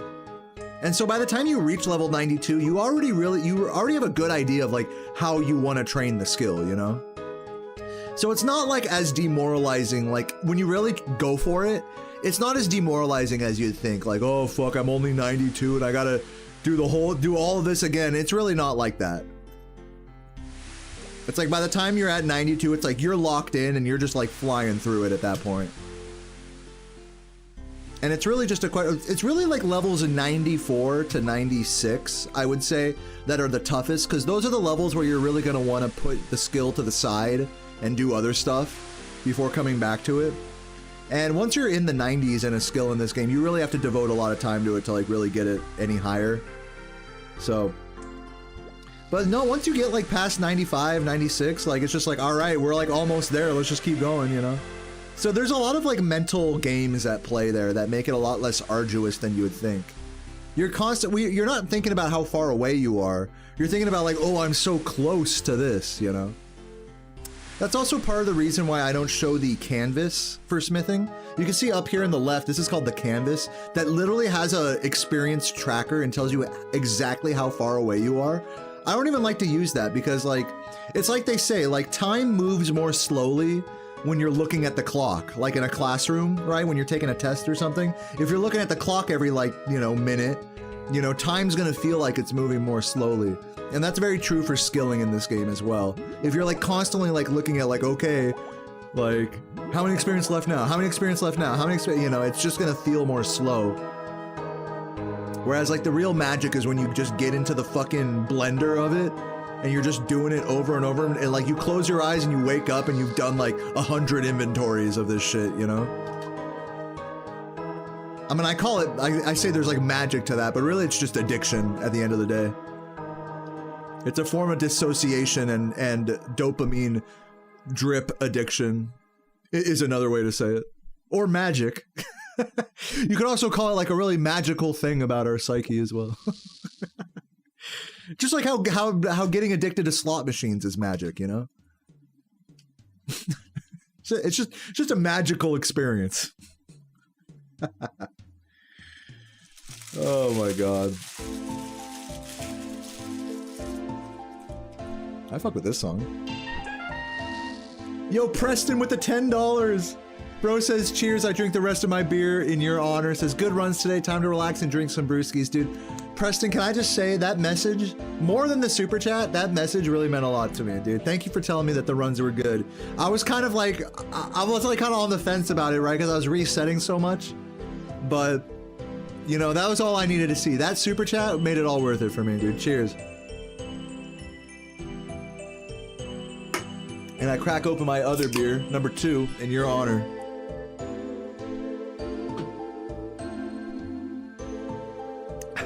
I'd give you one if I could, nice. Turn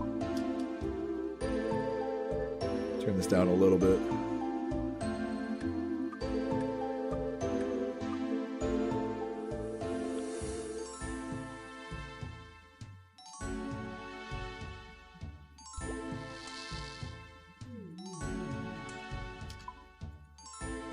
This is some like Ice Age fucking music, dude. I feel that. It's a little chilly.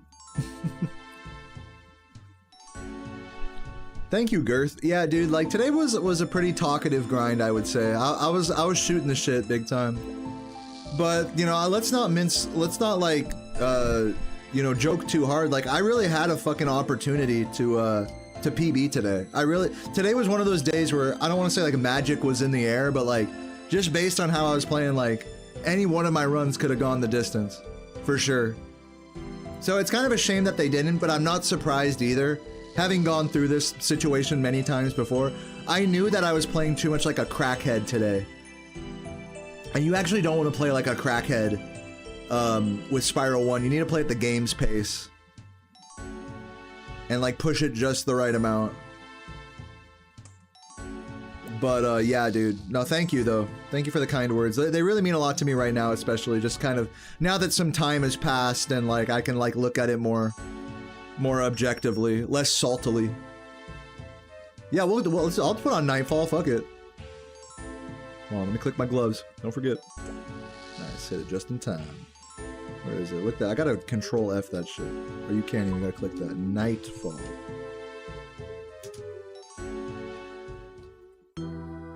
Oh yes, dude. I didn't know what song you were talking about first. No, this is a fucking classic. Where does this song play at? Dude, I'm definitely not dwelling Setnam. Like I'm chilling. Like I'm saying overall today, like today was one of those days where like I really could have been like super heartbroken about the grind because there was that opportunity to like really succeed. Today I was playing better than average, I would say, and that doesn't always happen. So on days like this, it's really easy to like you're saying, like dwell and be like, fuck, like, god damn it, like missed opportunity. But I don't think I missed anything, you know, with how you guys are talking in the chat right now and how the vibes are just generally speaking. Like, that's part of why I love fucking streaming this shit, because it's like, it gives more meaning to the whole grind than just fucking getting good runs, you know? And I think today we accomplished something more than good runs, for sure. Which makes me feel a lot better about not getting good runs when I could have. This is by Drainer, huh? Yeah.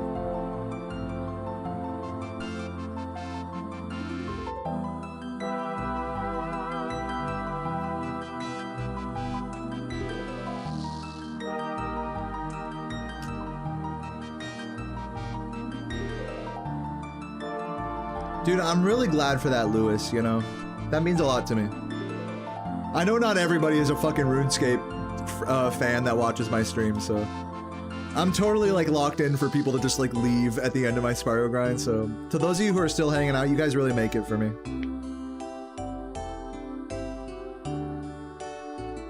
Oh shit, I'm about to run out of run energy, hold up. I'm gonna change shift click to, deposit 1. Oh wait. Ah, never mind. Deposit. It's fine.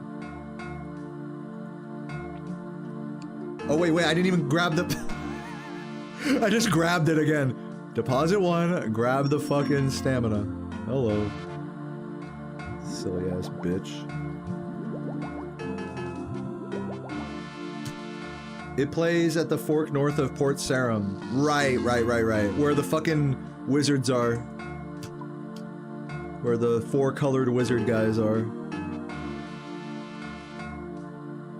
And that one altar.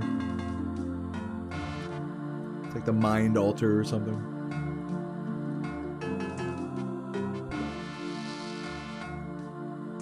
Yeah, thank you, Anju. I do think we are improving in Spyro, which is good. I have been feeling a little stagnant in the game lately, so today surprisingly was a bit of a confidence booster. Surprisingly. Because I was stuck in the early game for the entire fucking stream. So it's just a very surprising confidence booster. If I had to give up beer or weed, what would it be? Probably beer. Now here's the funny thing about it is I consume more beer than weed. So it would be harder to give it up, but it would be the one I would pick to give up. Beer is just genuinely more poisonous than weed. So if I had to give up one, I would feel a lot better about giving up beer than giving up weed.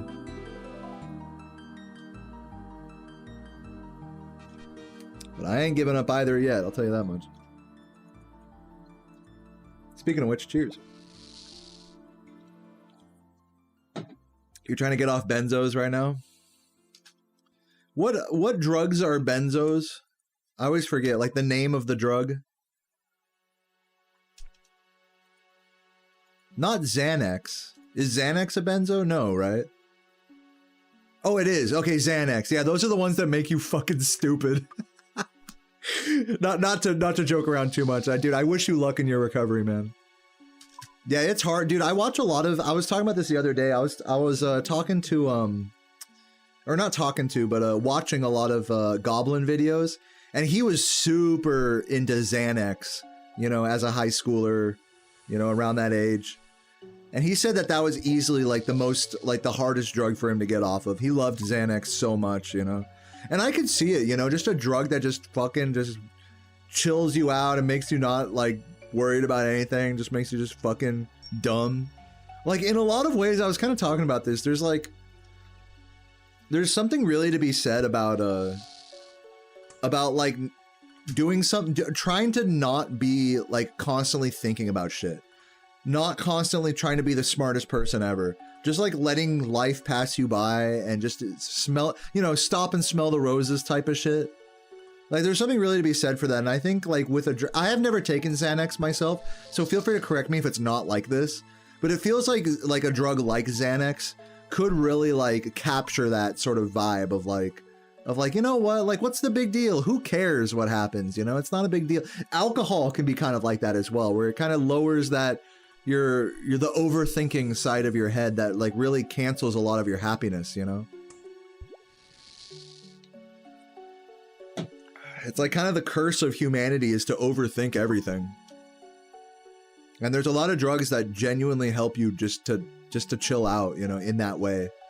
Not necessarily that they like lower your heart rate or whatever, but it's just they just kind of get you to a place where you're not thinking so much about shit, not stopping yourself from being happy. So I could totally see how like addictive that feeling could be, chasing that feeling can be.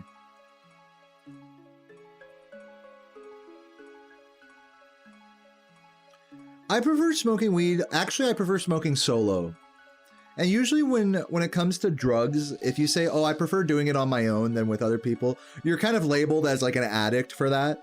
But with weed, I genuinely have like worse social skills when I smoke it. I get social anxiety so bad when I smoke weed. It's not even that I'm paranoid. It's just my heart rate is higher. It's just like what I was saying. I'm having that opposite effect where I'm just overthinking everything. Fuck, everyone hates me, you know. They all know I'm high. All that stuff, you know. So for that reason, I prefer usually just to smoke weed at home. Just on my own or with Sarah, you know.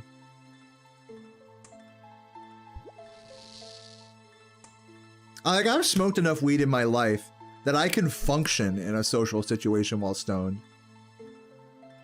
But I prefer not to be. The only times I'll smoke weed in a social, or like before a social situation, are if it's going to be a really boring social situation. Like for example, we hung out for Sarah's aunt's memorial this like a couple weekends ago, and you know, we had already been there the whole day before. We stayed the night, and then the next day we were going to get like Cracker Barrel, like some food in the morning. And I was like, fuck it, I'm just gonna smoke a bowl before Cracker Barrel, you know, and just kick it. Like I'm already so like comfy with these people. Like I don't got to worry about like not looking too stoned or anything. So only when I'm like really comfortable with people will I be okay with like smoking weed and like not stressing. Cracker Barrel. Was that good? Cracker Barrel. Head over to Cracker Barrel. I don't know, that sounded a little aggro.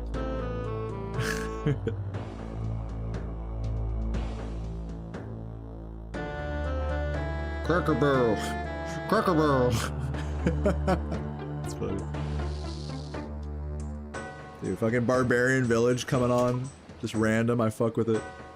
Any other RuneScape song requests, let me know in the chat. Addiction is dangerous to escape, honestly. Use gaming as your drug, and honestly, it's not very good. It increases your stress levels, but I try not to get stressed. Yeah, well, I mean, gaming is definitely one thing that'll fucking stress you out if you're trying to, like, be good, especially. My advice when it comes to gaming and not getting stressed out is have a game, so say maybe you have a game that you're trying to be good at, especially if it's any online game, you know, where you're like fighting other players or something. Have a game where you're trying to be good, but then also have a game where you're not trying to be anything. Where you can just aimlessly like run around and not accomplish anything, like Skyrim or something.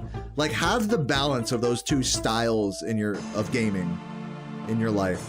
Because if you just have one or the other, I think gaming feels really empty. If you're just like, if you just play Skyrim and just are stoned, just running around and that's it.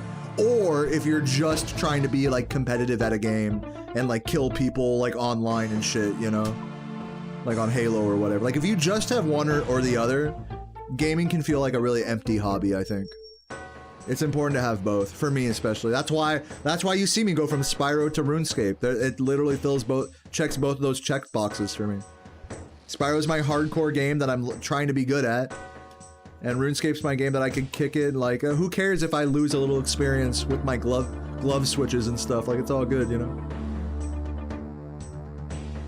So yeah, that's my advice when it comes to getting like anxiety while gaming and stuff. Like, find a game that like you can just fucking turn off your brain and like accomplish nothing and still have fun. Or like accomplish very little.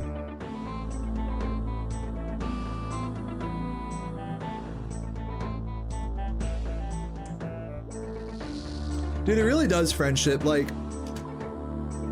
I feel like a lot of activities in this game, like, they're fine, but what really makes them fun is just like passing the time chatting with people. That's why it's like fun on Mass Worlds. When people are like talking shit. People aren't usually super chatty in Blast Furnace, but in other skilling minigames like Guardians of the Rift or like Winter Tot and stuff, people be just talking about all sorts of shit, and it really makes the whole thing a lot more entertaining. Or in this case, like I'm live streaming talking to you guys, it really makes it a lot more. Again, it makes it feel a lot less empty of a thing to do.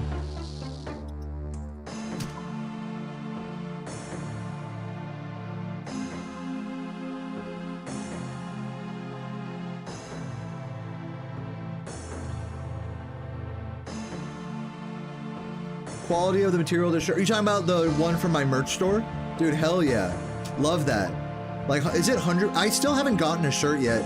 I actually just ordered a sweater for the first time in the mail. So I'm waiting on that to arrive. Yeah, people have been saying it's good quality stuff, which is good to hear. I'm really happy I made a merch store with Fourth Wall. I'm gonna change this song. It's getting a little stressful. Put on Adventure Bangers.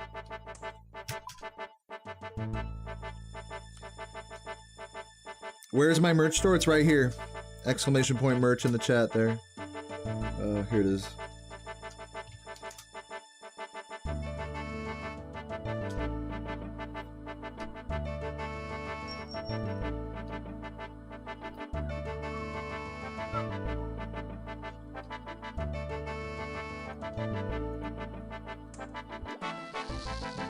Yeah, you now want to buy a Sunseed mug, which has a picture of a Sunseed holding a Sunseed mug of himself. And also you want to buy the biggest size, which is like comically large. It's like 30 ounces or something.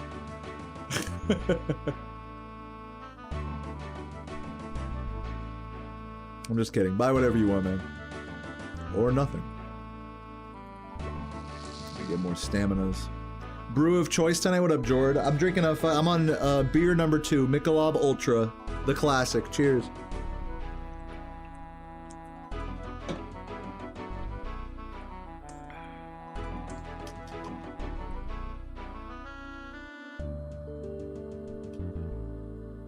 Dude, I already have a Sunseed mug.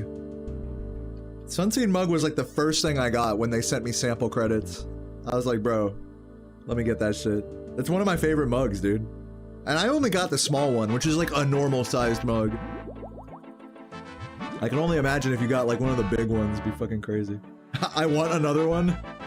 don't know, it's pretty tempting argument.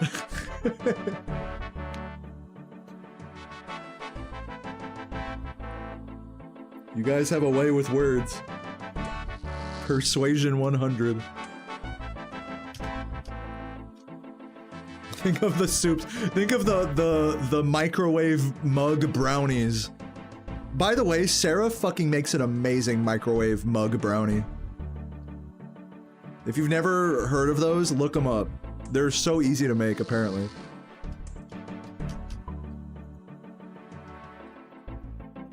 But damn, are they a bitch to clean, though?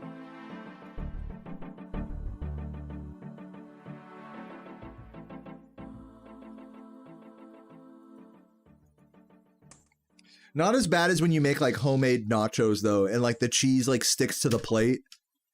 That's like, oh my god, so annoying. Or like when you bake something in like a cookie sheet or whatever, or like in a muffin tin. Oh my god, baking anything in a muffin tin.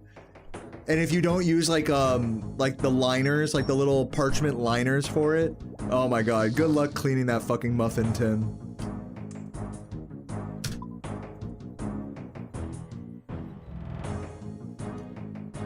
But yeah, you guys should definitely make microwave mug brownies with my Sunseed mug and post them on Discord.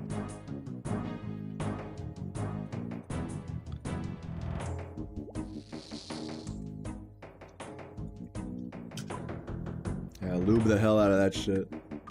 No, even if you do use oil, like it'll help get the thing out, hopefully. But it really does, it's like mileage will vary depending on what you're making.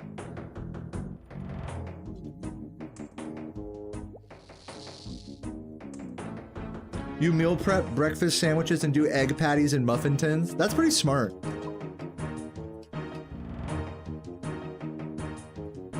How do you do it? Like, what do you use for the bread? Do you like use like biscuits, or what do you do? English muffins, nice. That's pretty good. Yeah, my breakfast lately, I've been using that fucking like whole grain, like really thin sliced bread. What's it called? Dave's Killer Bread. You guys know that brand? I've been eating my breakfast sandwich on an open-faced one of those, and it's been really good. Just in general, lowering the amount of carbs I'm eating, especially at breakfast, is huge for my energy levels during the day. If I even have like 2 pieces of bread at breakfast, or like hash, or like too much carbs, it's just like, I just go so lethargic for the rest of the day, because I eat a pretty big breakfast, all things considered. Like, I have to wait until like my body is like legit hungry before I eat, which is also a really good strat. Like in the morning, a lot of people will skip breakfast, but what you should do is delay breakfast.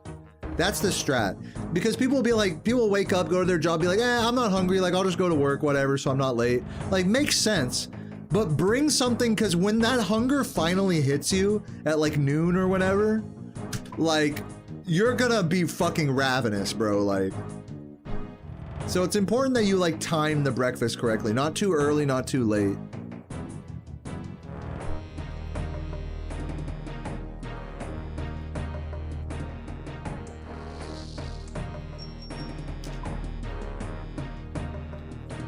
Yeah, dude, the worst thing is being at a fucking job you don't want to be at, and you fucking didn't have breakfast, and it's like almost lunchtime, and all you can think about is fucking food, and you're literally starving to death.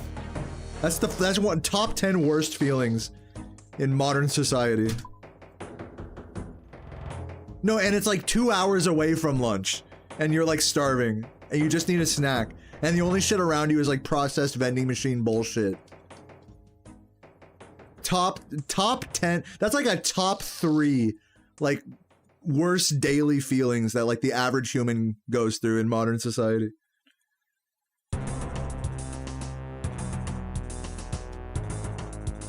Catacombs or tombs? Let me look that up. Catacombs and tombs, yeah, let's do it. Yo, I fuck with it. Crash 3 vibes.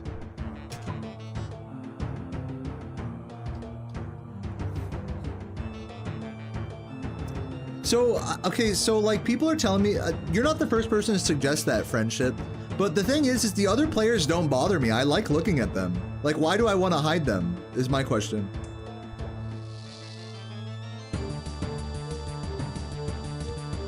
I'm like not understanding the reason why you would want to hide them.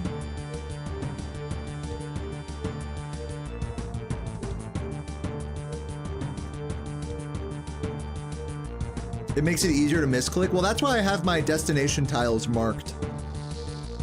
Because that's the only like difficult click that I have to do.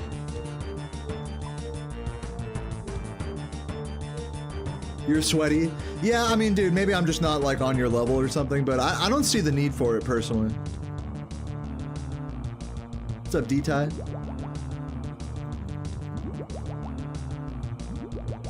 Like, even if you are trying to be sweaty, like, I don't think it's really necessary to hide players. But I mean, you know, do you, man? Like, of course.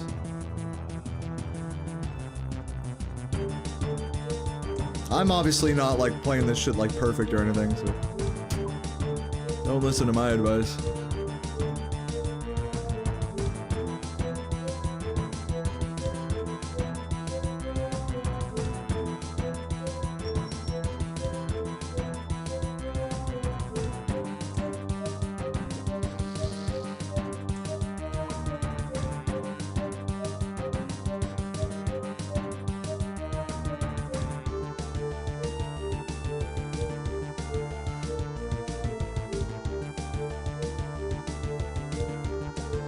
When we were both teaching, we'd eat a couple of Fig Newton style breakfast bars in the car. That's all you had time for.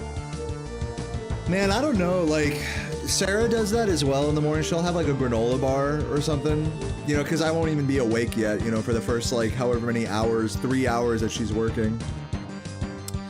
So like, yeah, I don't know if I could do like a granola bar like in the morning. I'm too spoiled by my like nice egg and toast and veggies and stuff. Like, I'd rather just eat nothing if that's all I had access to.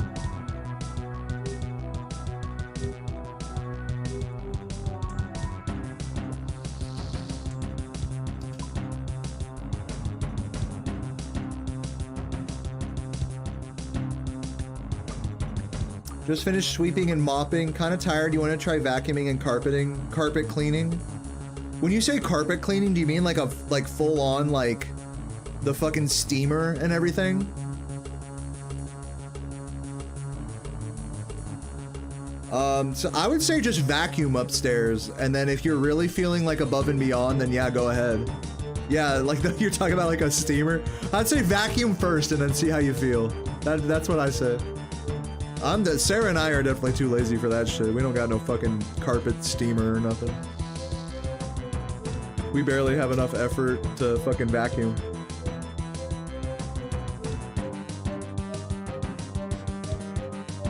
You guys like using steam cleaners? Dude, hell yeah. No, I respect it.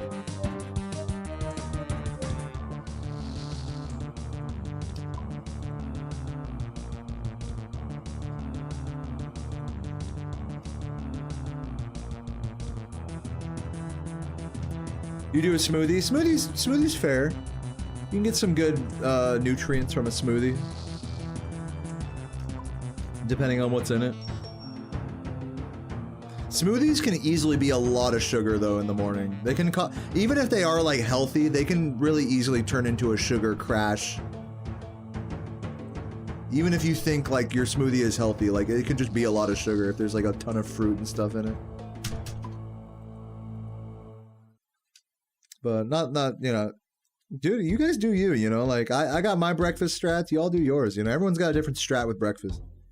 What's up, Forlo? Dude, Smithon's going all right. Like, we're currently 200,000 experience away from a fucking level 87. When I started this grind like a week ago, it was like what, like 70 something. I was at like fucking 75 or something, so I made a lot of progress on stream. Nice. Stardust, dude, hell yeah. How much Stardust do I even have in my bank? I'm gonna check. Because I bought the Celestial ring. Let me see. Stardust. Like 6,000. Not too much. I haven't been doing a super duper lot of mining. Blast furnace content. That's one way to say it. It's more just me just hanging out and chatting with you guys. This is more like just chatting than it is like RuneScape content. Yeah, 30K, yeah. You've been at the fucking stars, bro. I respect it. Red Bull and cigarettes. Dude, who fucking rocks a breakfast like that? A fucking energy drink? And that's like it, basically. Or cigarettes. I respect anybody who can fucking make that shit work.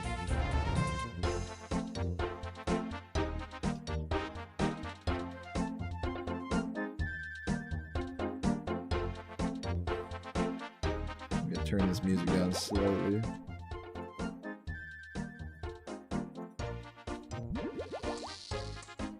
Barely got that glove switch in time there.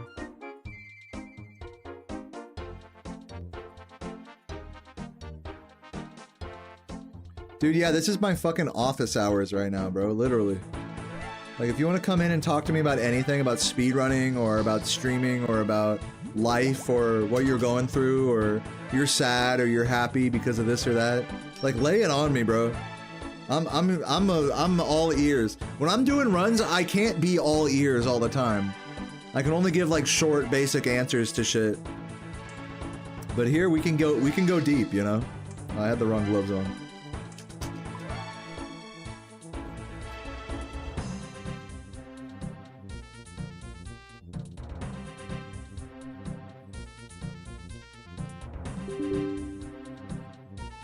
Oh damn, I'm all out of disk space for my local recordings. RIP. That's alright. I mean, obviously I don't need to record this.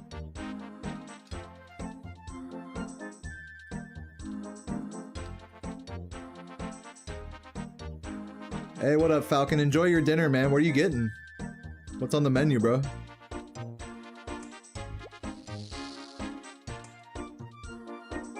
Dude, that's what I like to hear, Jordan.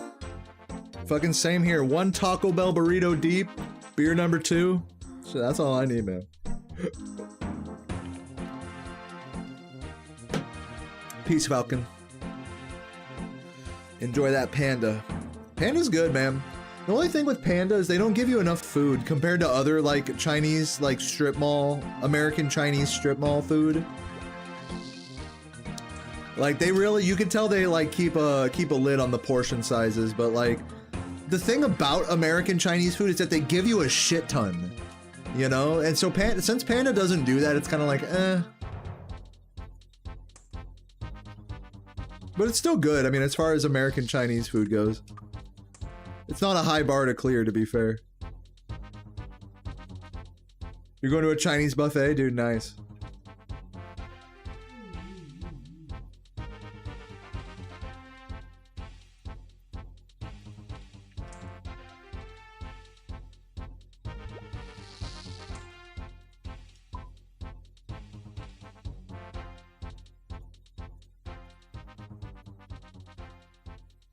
New Old School Slayer sailing update? Dude, yeah, I saw the video on the official Old School RuneScape YouTube channel. It looked alright. I looked at all the stuff, all the enemies and drops and stuff. It's nothing that I particularly am gonna like be, oh, I need to do that. I don't care about any of it. Dude, no, I get pissed anytime. There was one thing that was like a hunter thing, like an offhand that you can wear during hunter to get extra resources when you do like box traps. And anytime they do hunter quality of life stuff like that, I'm always so pissed because I got 99 hunter back in 2016 when none of that shit existed. Before there was birdhouses or rumors or Varlamore or any of this shit. There was just red chinchompas or black chinchompas. 5 box traps, take it or leave it. And I got 99 hunter on that shit. So anytime they like do like a quality of life update on a skill you have 99 in, it's just like, fuck you, dude. It's like, where was this like when I got 99, you know? 99 runecrafting for Guardians of the Rift? Yeah, right. But to be fair, a lot of people do blood runes now to like get 99 runecrafting. Like, to me it makes sense to do, like, I did Guardians of Rift up to, what am I, 78 runecrafting. I could see someone doing Guardians up to like maybe 80, somewhere between 80 and 90. But I don't see someone doing 99 runecrafting at Guardians of the Rift, unless you're like an Iron Man or something.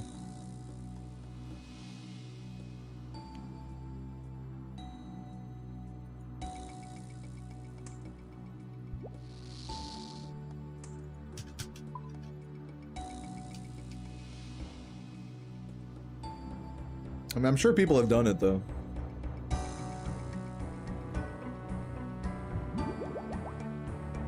Still no needle, bro. Dude, it's funny because the needle was like one of the first drops I ever got at Guardians. So you couldn't make colossal pouches the entire time. That's so funny. Cruel, cruel game.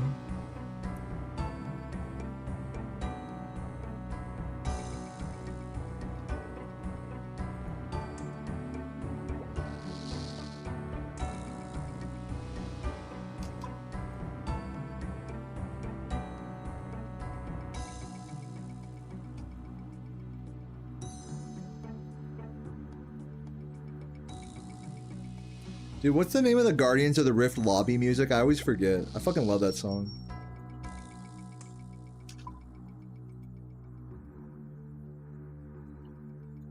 I'm gonna literally teleport to the wizard tower just to see.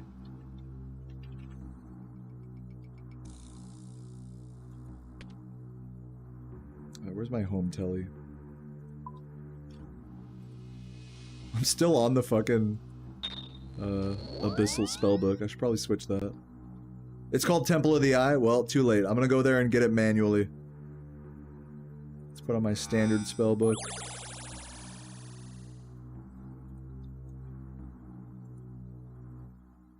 Ring configure. Also, I just feel like running around. Wizard tower.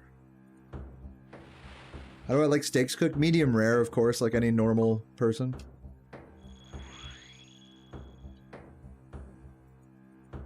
Oh, need that area music.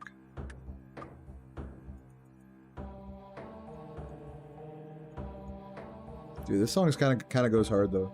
Gowl. Medium rare isn't bad. What do you like? Are you like ultra super rare? This is the thing that always fucked me up about steaks, is that like if someone likes a steak the way, like a different way than you, then they're like stupid or something. Like, what's up with that?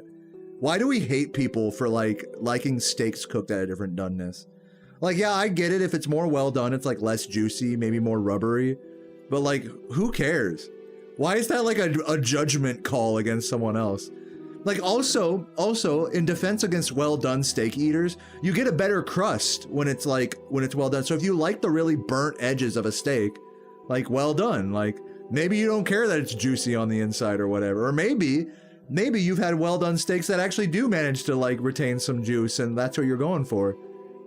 But people are just like, oh, well done? This guy's a fucking idiot. Like, I like medium rare, you know? Because you can get a good crust medium rare, but it's, especially at home, it can be kind of a challenge for sure. And my parents like eating steak super fucking rare. They like almost blue rare. And I could see that too. It's like, damn, dude, you get like all the juices, you know? And then I could understand like well done as well. It's like, man, you want something that's like really fucking burnt, got that fucking Maillard reaction. Completely done through. I can see like the reason why anyone would like any given steak, you know. Let me leave it on manual here. Head back to blast furnace. So it's always kind of mystified me why people are just like, okay, you don't like steaks the way I do, you're a fucking asshole and you deserve to die. You don't understand good food. You like medium instead of medium rare. Fuck you. You know, like what the fuck, dude? The fucking pretentiousness of like steak doneness for people is just such a, so funny.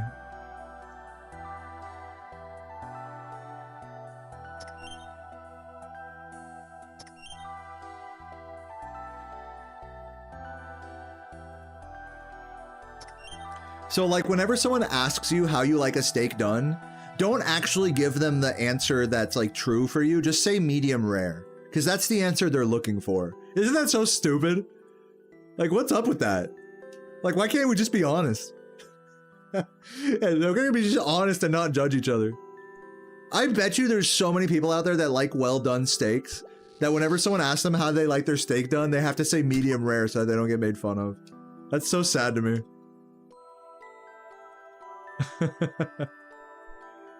So goofy. People are so goofy for that.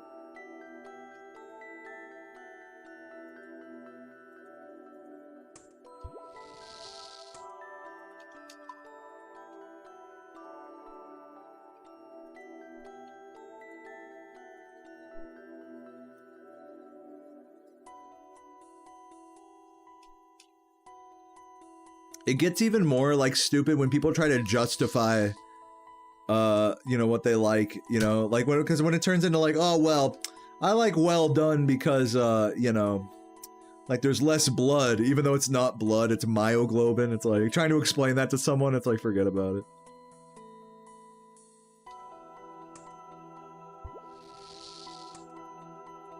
It's like it's okay to just like something. That's just what you like, you know.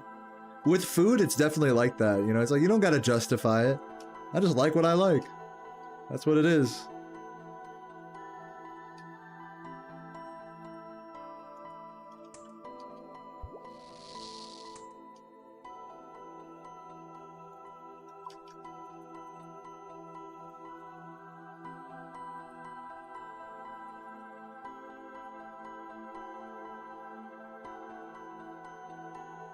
Dude, I'm with you, Megan. I'm actually not, and this is probably influencing my level-headedness about the situation, is I'm not like the craziest steak guy in the world. Like, I like a good steak, don't get me wrong.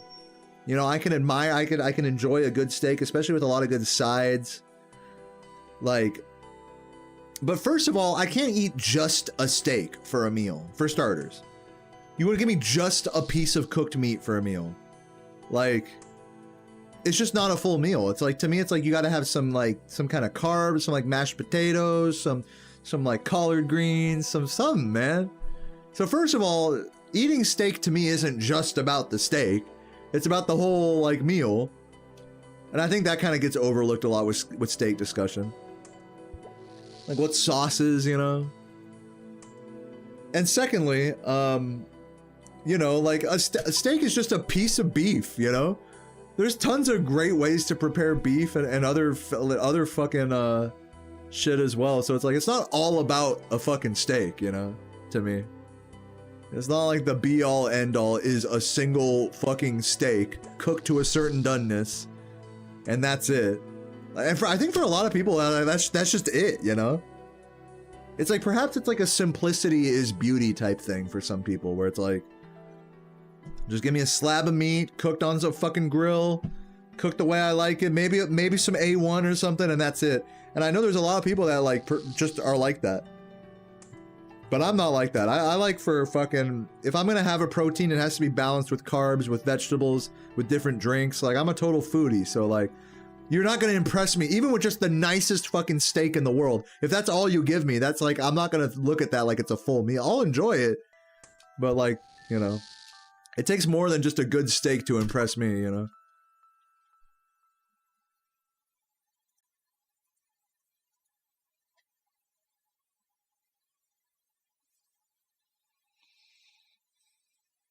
Yeah, 28 sharks on the side, exactly. Fins and all. Some motherfucking alcohol.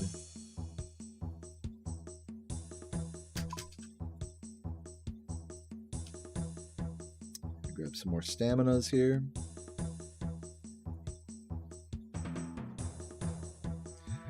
You know, I think right now, Jordan, I'm going for like 90 smithing. That's like kind of the general goal at the moment. I've been able to do like one level a day. That every day I've been streaming. It's been about a week of doing this. And so we're up to about 80, almost 87. We're going to try to hit 87 today. So yeah, definitely over the next few days, I'm going to try to get up to 90 by the end of September or whatever.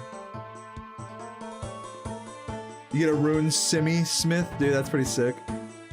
I don't want it for any particular goal except for the Lumbridge Elite Diaries. Oh, I put on the wrong gloves. And for that, you only need 88. So I'm like almost there for that. But I just want to, since I'm here and I'm just like locked into it, I just want to continue the smithing era up to 90 at least.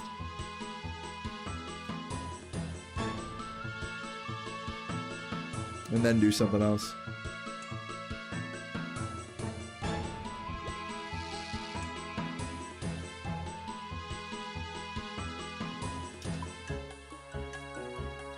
Yeah, that sounds fucking divine, Vane.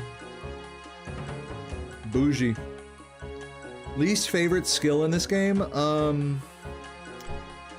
don't know. I'm not a big thieving guy. I still haven't found my stride with thieving, and I do need to grind it a bit for the Lumbridge Elite Diaries.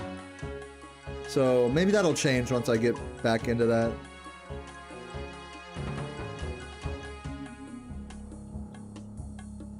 What else?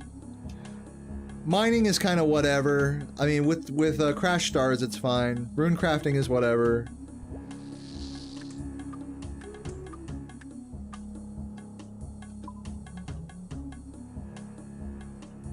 Yeah, agility is super whatever. I would say as far as tedious skills go, agility is up there.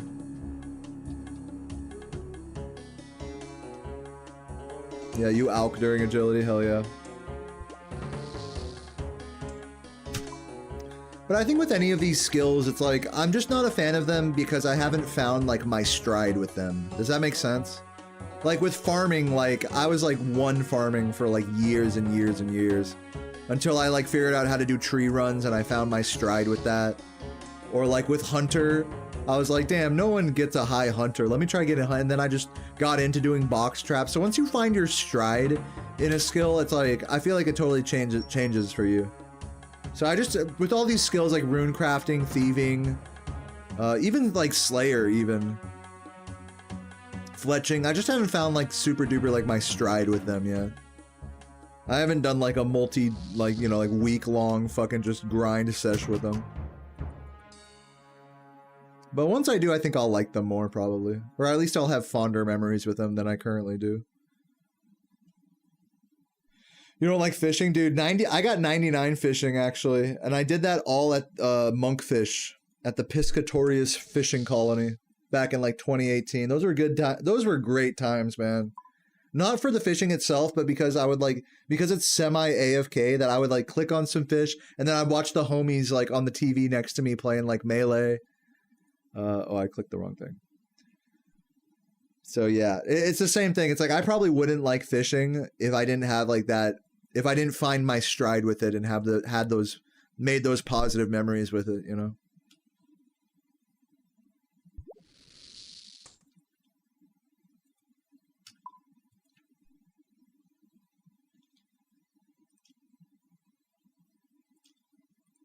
Yo, what song are we putting on? On Arabian 2. Do you have any pets? Yeah, I have the pet heron. Oh, fuck. I have the pet heron and the Guardians of the Rift pet, the little abyssal triangle head guy.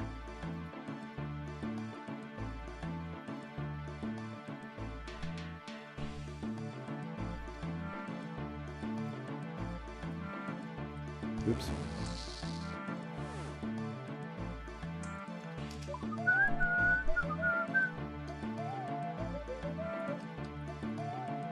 Damn, under 10,000 gold ores on the stack.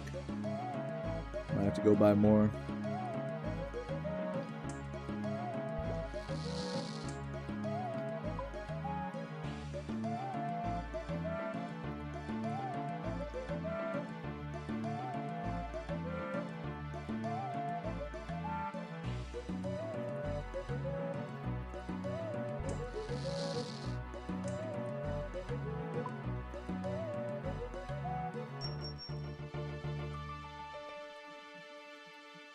AFK Karambwans while watching football? Dude, that's awesome. Yeah, so like every skill in this game basically fucking sucks dick until you find like a comfy way to grind it, and then you love it, basically. That's how it works. Have I smoked up today? No, actually I haven't. I have not. Oop. Fuck.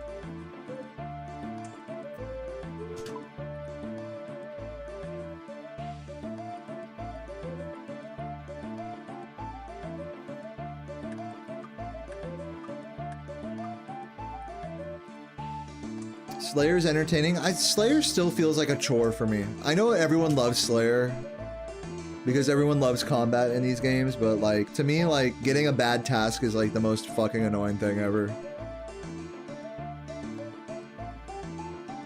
But you know, I still gotta find my, just like I said, I still gotta find my stride with Slayer and blocking the right tasks on finding a Slayer master that I like and stuff.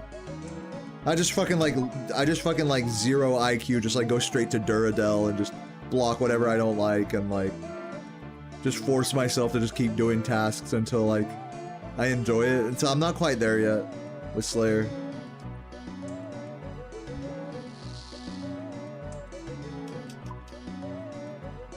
What's up, Emo Jack?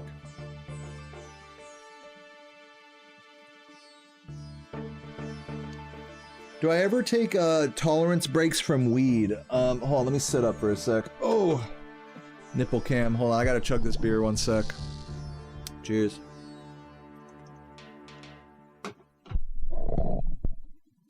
Ah, yeah. No, I don't take tolerance breaks really at all. I mean, unintentionally, I guess I do, because sometimes I'll just go like a few days or like a week without smoking without even realizing it. But no, I don't like intentionally take tea breaks. What's my dream car? No practicalism. You can drive it every day. Well, I don't. You guys might laugh at me for this, but I don't know how to drive a stick shift. I've never driven a stick shift in my life, so any like sports car, like a Ferrari or whatever, is like out of the question. I guess like if we're just gonna like be like hypothetical, let's say I could drive stick, like a fucking Lamborghini Gallardo would be fucking sick. I guess, I don't know. Or better yet, like a Rolls Royce that's like really comfortable. And if we factor in practicalism, I actually quite like older luxury cars like Lincolns from like the 90s and stuff. So those are some nice cars there.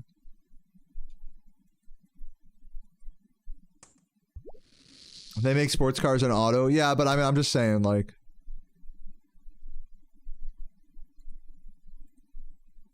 I'm just saying. I mean, what's the point of driving a sports car if it's like not a manual, you know? It's like, I'm like that with, it's funny because I'm like that with, I'm like a transmission snob with video games, but not in reality. Like if I play a racing game, I always play in manual, even if it's like totally unnecessary. And I can see why people are the same way in reality as well, because it's like the whole reason you drive a fucking fast car is so you can like shift it and like be like more like one with the actual driving experience. Like, to me, that makes sense. So I do that in video games. I just don't do that in real life. Do I play Tekken? No.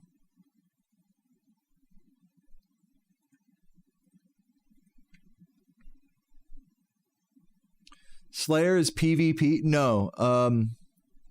Slayer is like a fucking skill where like an NPC makes you go kill like 100 of a certain enemy.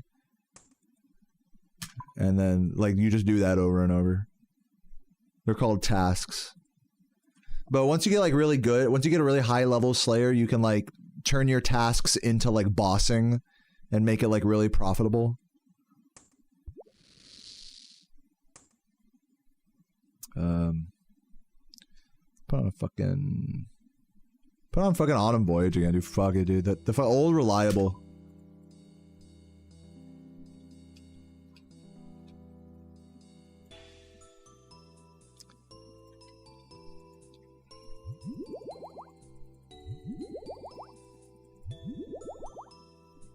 But yeah, for me personally, like my favorite cars that I drive are just total beaters. Like I love Sarah and I's car, old Pontiac minivan with like dents in it, no hubcaps.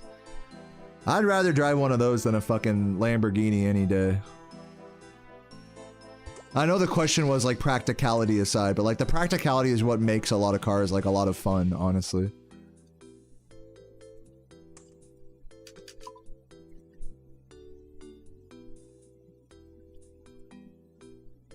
I mean, that might be kind of backwards for some people, but that's how I look at it, at least.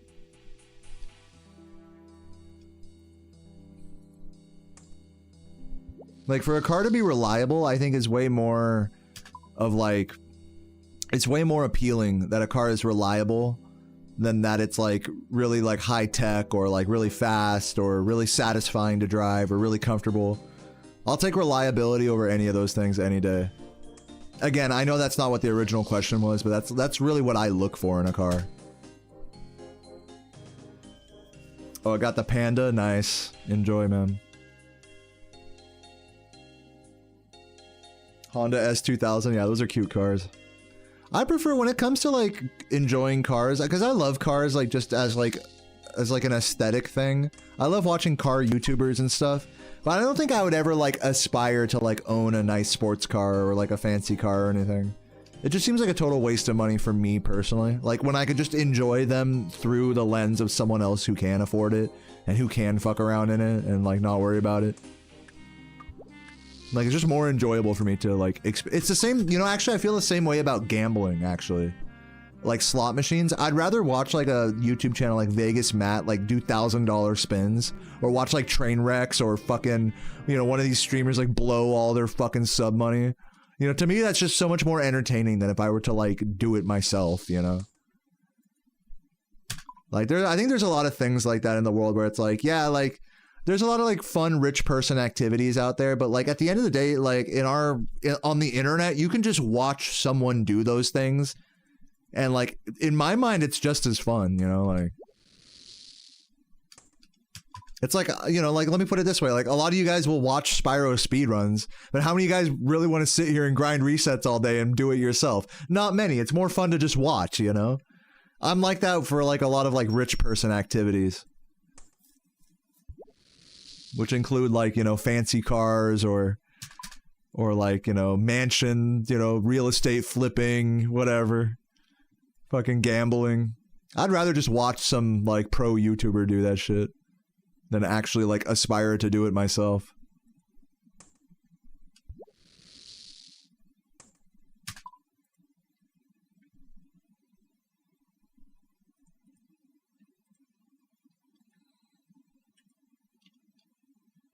Let's see. On that motherfucking Camelot. Or, I need some song requests here. Some fucking RuneScape song requests. Put on fanfare. Bangers. Start. Yeah, I'll put on start next. Good idea.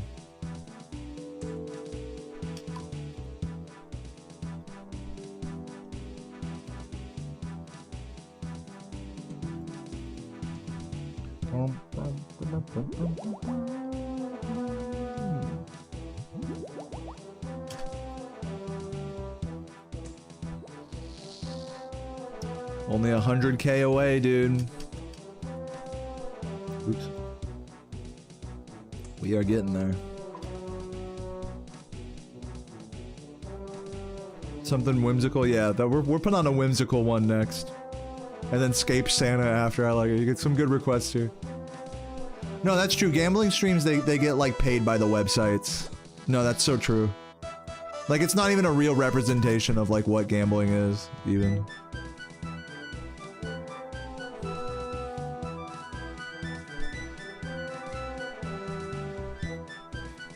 You know, Nathan, I agree with you, but you got to admit there's a lot of stinkers as well.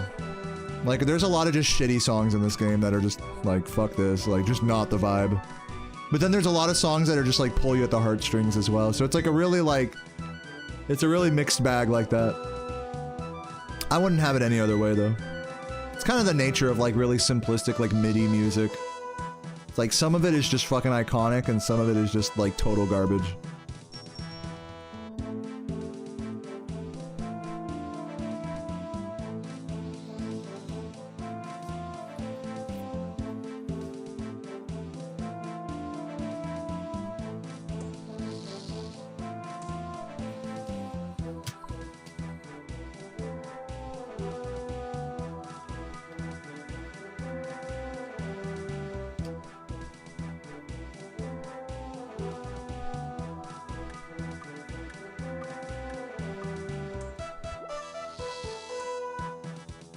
I don't know, you guys got me tempted to go smoke a bowl right now.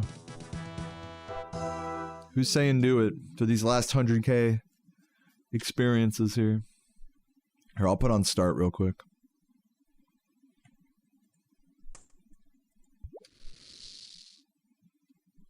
JK element. Here, I'll just look it up. Start. Classic. Oop, got to grab the bars. Matter of fact, while this song plays, I'm gonna go smoke. BRB. Cheers. Last sip of beer.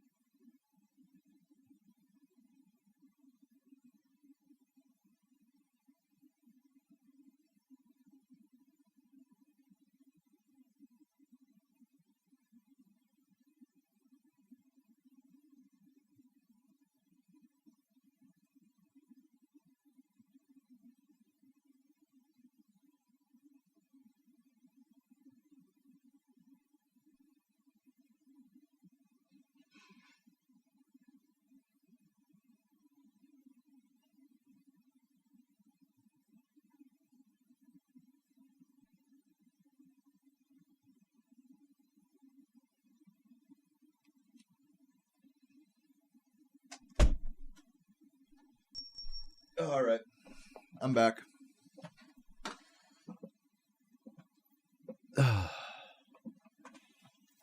Do I do anything with the gold bars? Yeah, you sell them. That's about it.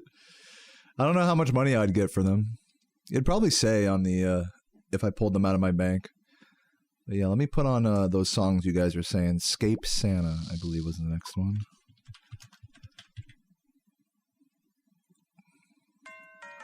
And then someone said after Scape Santa, put on the Mad Mole. Okay, gotcha. Thank you, Falcon. Hope you're enjoying the panda. What'd you get? Some orange chicken or something? Orange chicken. Yeah, let me see what the exchange price of all this is.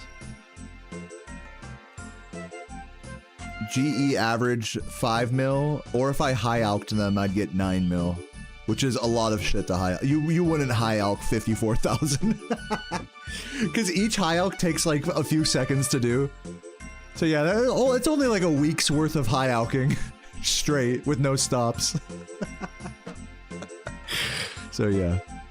5 mil, we'll say. I have like 5 mil worth of gold bars. But yeah, at the end, I'm not making money doing this. I'm actually losing money. Because I'm buying all the ores on the Grand Exchange, which are more expensive than the actual completed bars.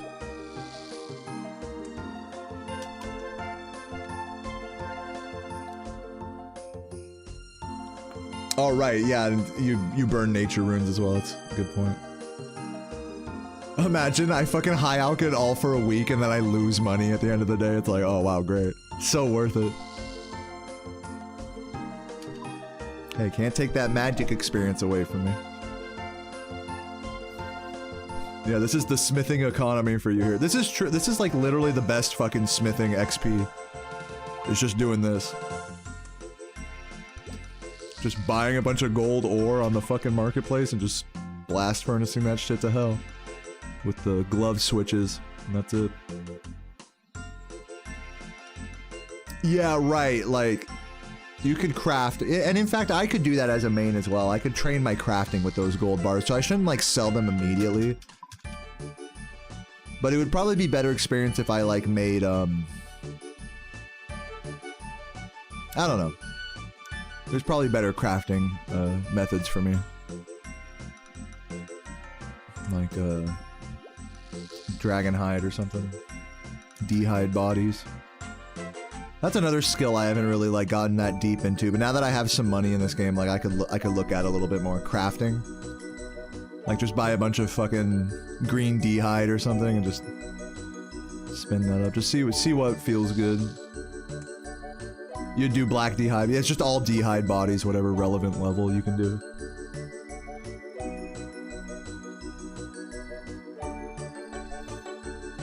But there's a few methods you could do. You could enchant battle stabs, I think, right? Isn't that like another thing?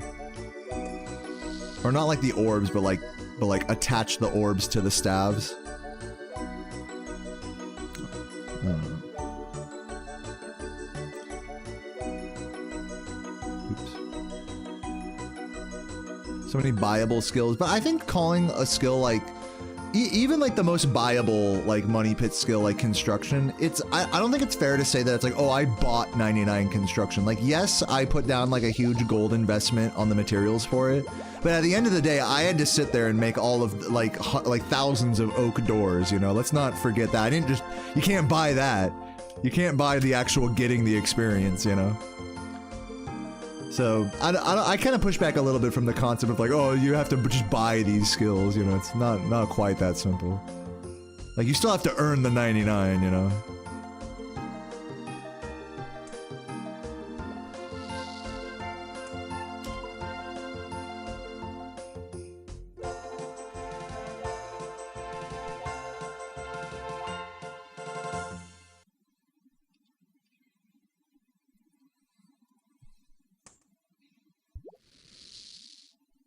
Dude, I'm glad you're fucking with it, Butterchubs. It's a great username, by the way.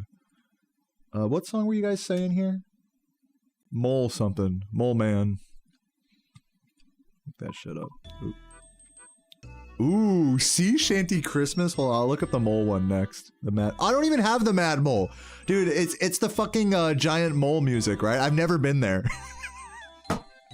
That's how little bossing I do in this game. The only boss I've ever... Dude, look at my boss list. Even where is it?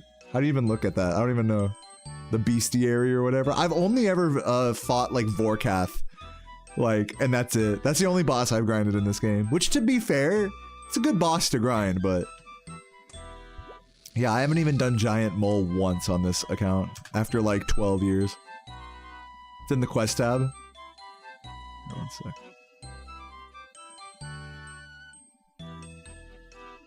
You mean like over here, right? This one? No, not quest helper. Isn't it like player account information or like look up account or something? I don't know. Brown star? Character summary, there you go. And then combat level, quest, combat, collections, achievement. Where does it say the... I guess maybe it's under achievements? No, those are the diaries. Combat task? From Lady Ganuk? Who the fuck is that? Bosses. Here we go. So I haven't done any of these bosses. I've done Hespori, and I've done... I did one Theater of Blood entry mode for the quest. I did one Jad, I guess 2 Jad. Wait, I've done, oh no, those are the achievements. I've done 1 Jad, 1 Theater of Blood entry mode. A bunch of, I guess Winter taught it, that's a skilling boss. Vorkath is like the only like actual boss out of all of these, except for Jad, I guess. So I wasn't lying. A Hespori as well, but Hespori I've done a good amount of those. I've done a few hundred Hesporis.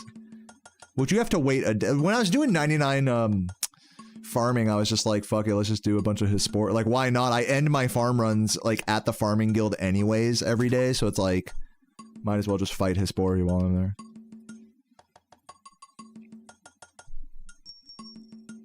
What's up, Neon? How did runs go? Dude, today was a pretty interesting day because I was actually playing better than usual, but I couldn't get out of Peacekeepers. Which is, I mean, isn't that just the any % runner's, like, plight, you know? Like, this story will happen, this will happen again, you know? But I was keeping up with world record fairly well, actually, in my, even just in my first 3 homeworlds in general. I've been generally, since I've been focused more on that, I've been starting to see some more progress there, which is really big, because I actually, for doing as many no resets or whatever resets as I have lately, I haven't been seeing a lot of progress in terms of my like being able to keep up with record or get world recordable paces. Today I had like a world recordable pace like into Magic Craft. I was ahead of world record I think at some point in Magic Crafters, like after High Caves, Wizard Peak. So that felt like, I was like, whew, I can actually do it, you know? So yeah. So some progress today despite not great runs lately today or yesterday. I've just been more resetty, which has just been resulting in generally better paces that don't finish. So that's what's been going on with me lately, and you know, all things considered, I'm happy. I'm content. You know, definitely more salty, but I'm not like completely losing it or anything. I'm not like a nervous wreck or anything, and that's really all you can ask for. Dude, yeah, the fucking Dry Canyon jump and Ivor jump are both just total fucking... Like, now, any % Peacekeepers is even more of a run killer than it was before, when we didn't do Ivor jump. It's just another hard jump to add on to Peacekeepers. Now there's 4. People don't really consider that.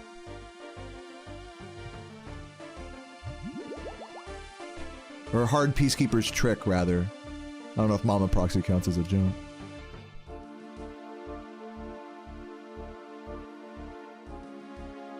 Click on the gloves. Any % grind has been sick to watch, making you want to get back into it. Wow, I love that's an honor to hear, dude. Good luck on your runs, and I know you're serious about that too, Boozer. I've lurked in your streams once or twice before, so good lucks to you, man. Same with everybody in this Twitch chat right now. You guys are all pretty sick runners. You guys are all pretty cool.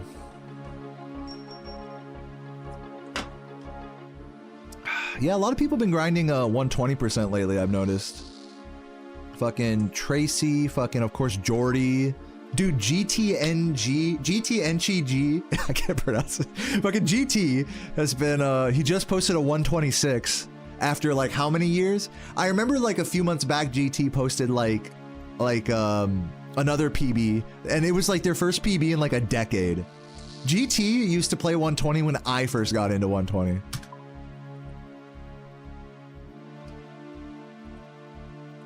Crazy. So he just posted a new PB recently. Jordy is on the cusp of a 124, which is really cool.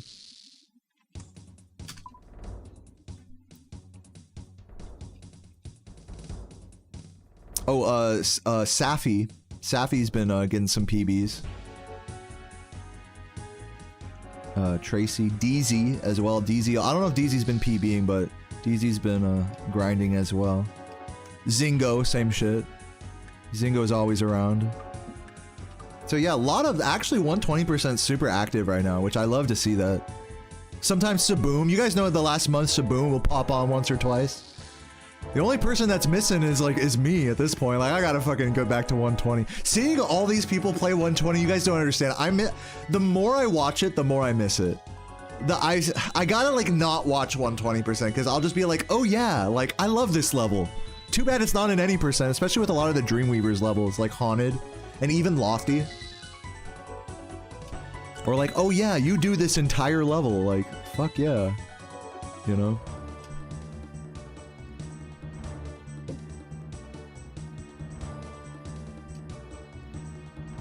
Like the fucking reverse route of Ice Cavern, it's like, oh yeah, we do that.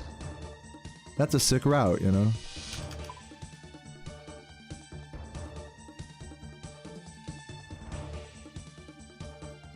No, if I were to try to run 120% right now, I would actually forget. I would say I'd probably have forgotten like 30% of the run at this point at least. Maybe half. And maybe that's an extreme statement, but I've definitely forgotten like a big chunk of the run at this point. Like I'd have to be thinking really hard, like, wait, where do I go? Oh yeah, oh wait, hold on. And there's like a lot of, I'd have to like really restudy the route again, which is so hilarious. That's how long I've been away from it. Gotta be like around a year now I haven't played 120. If anyone knows when my 119 was, that was pretty much the last time I seriously ran 120%. Pretty much stopped right after, or switched to other stuff right after that. Dude, and I get that vibe too, watching these 120% streams. Maybe it's because I don't usually get to be a viewer, but like, man, 120 is just so cozy, man. It's just such a cozy lurk. You don't have to streamer, there's no mic or anything, it's just so nice. Such a nice category to watch. Just hang out in the chat. You know, you can pay attention, you can not, and it's like, gonna be vibes.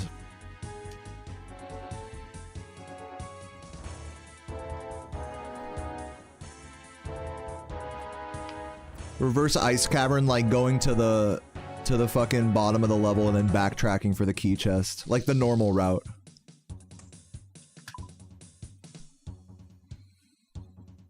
It's nothing crazy, I'm just talking about the normal route that people do.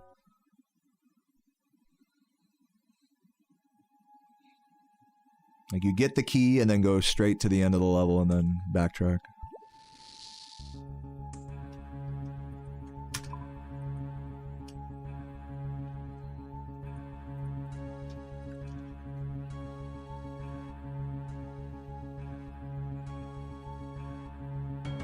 It's about a year ago, right? So it seems like. Frames are fucked? Okay, thanks for telling me. Okay, so guys, I'm gonna restart OBS right now. Give me a minute. Give me like, don't go anywhere. I'll be back in like 1 minute. BRB.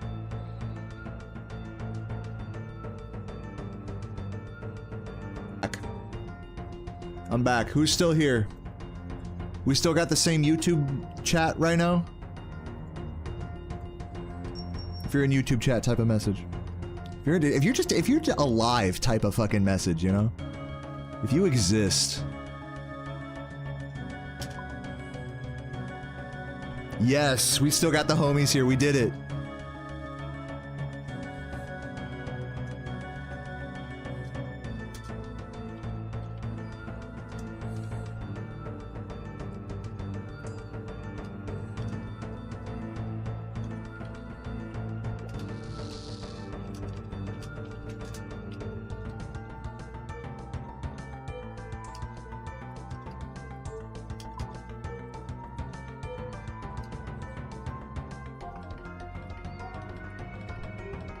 Play the song forever. Okay, after this one. I'm kind of in the Crash 3, you know, fucking boulder chasing me music vibe right now.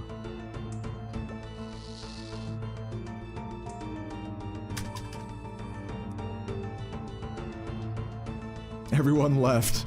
Right. Okay, boom.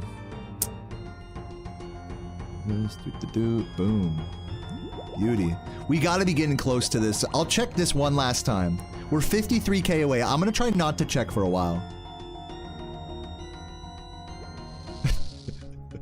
Bro, this guy in the chat, he says, please, or over there in the in-game chat, he says, please turn prayer off. I can't get efficient XP. I'm gonna turn my prayer on just because he said that.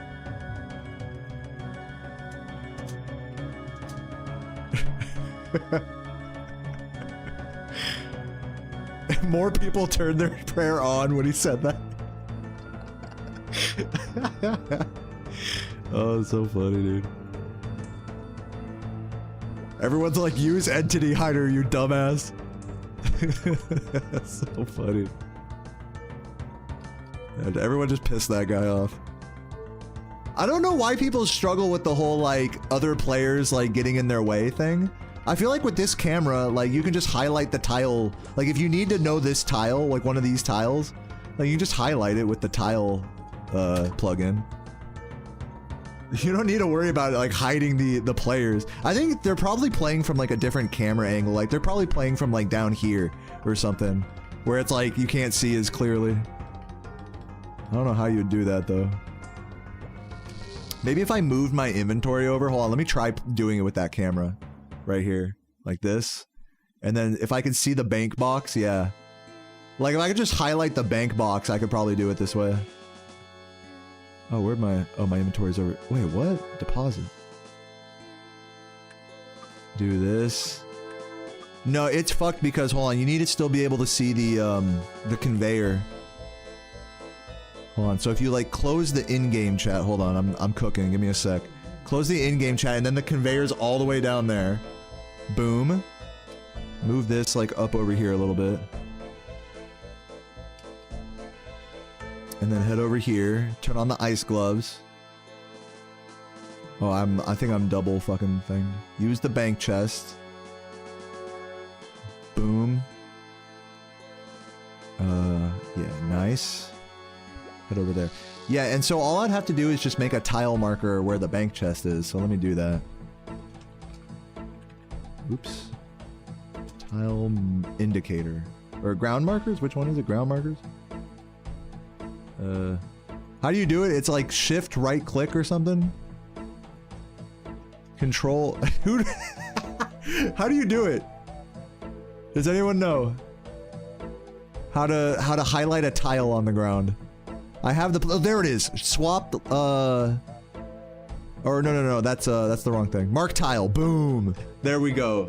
Yeah, it was alt, yeah, there we go, boom. Nailed it.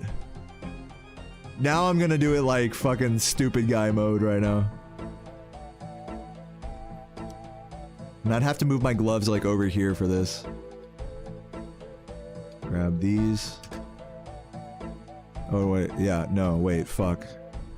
Wait, fuck. Put my gold ore away.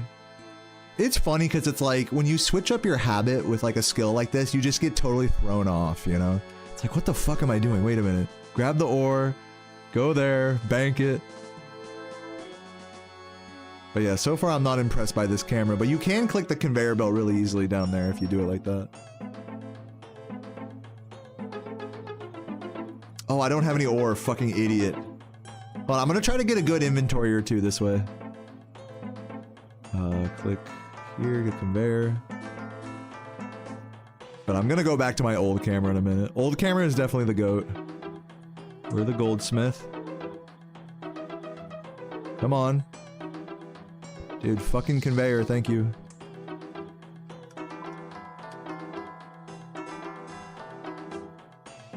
Red or green sauce? Ooh, I don't know, man. I mean, fucking... What kind of tacos you getting? I don't know, green. Just go green, fuck it. Okay. I'm picking green. Final answer. I'm actually not that hungry right now, so I really... Can't say I'm fiending for one or the other. I guess red if you want to blow your ass off. I'm imagining like a really classic, like, cheap taqueria style red sauce that's like just super fucking hot, like chipotle pepper kind of vibes. And then I'm imagining the green sauce is like tomatillo salsa. So yeah, red if you want to burn your balls off, I guess. Let me switch my camera back. This camera sucks. I don't know why I tried that. That was a waste of my time. Move my inventory back. What's the button? Alt. Yeah. Move that to like right here. Do like the camera like this, bank chest, boom boom. Nice.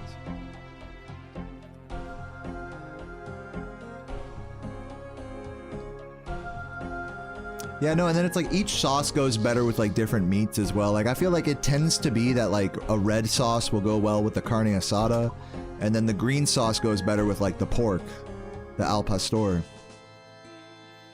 And then chicken, it's like either or. What's up, Buzzkill Harambe? Welcome, welcome. You're proud of yourself and your cats. They don't give a fuck about the vacuum cleaner. Dude, that's actually, I'm proud of them too, because normally cats get super scared by vacuum cleaners.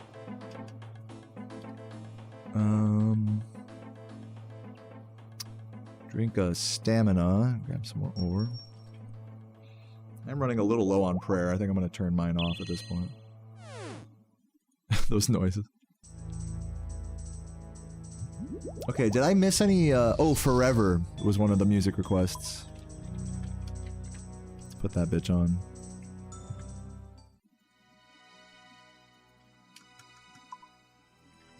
Alright, we probably have like 40,000 more experience, roughly, to get.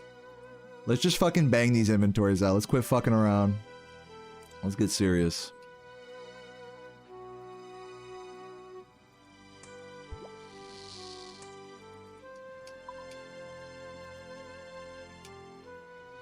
Yeah, that carne asada. Dude, I went to a Chipotle the other weekend, and it was the most ratchet Chipotle I've ever been to. The worker was getting in a fucking yelling match with one of the customers, but you could tell he was like her friend, but he was still like giving her kind of a fucking hard time about like she wasn't wearing gloves or something.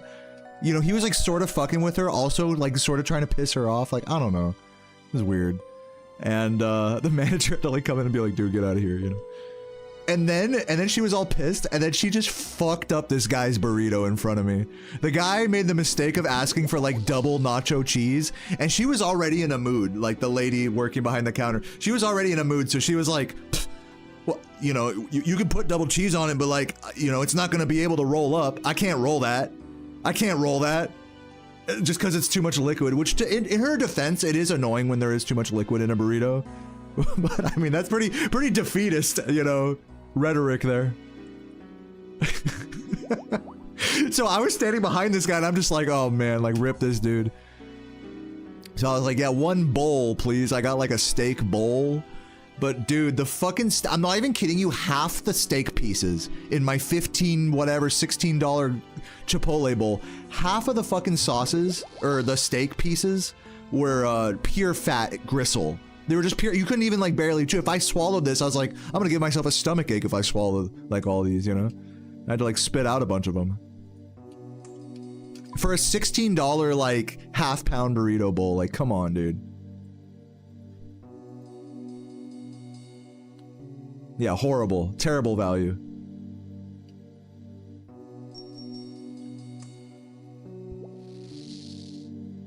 Yeah, if you go to a good Chipotle, it's great. But yeah, if you go to a bad Chipotle, dude, get ready for war. Yeah, it's a miracle I didn't get food poisoning like you, friendship, honestly. Play Wonderwall? That's not a song in this game, right? You're joking, right? Let me just make sure, just so I'm not... Because I get the feeling... Okay, I'll put on Wonder next for you, how about that?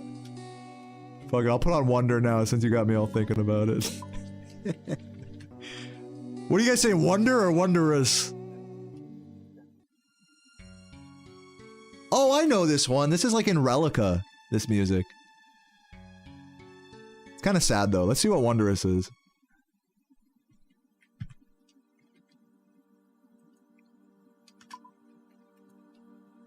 So far I'm hearing nothing.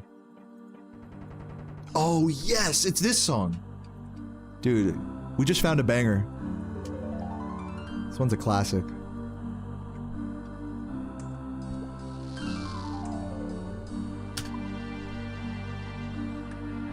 This is like somewhere in free-to-play, I think. Maybe. No, I think this is like on the walk just out of free-to-play, like in Catherby or whatever.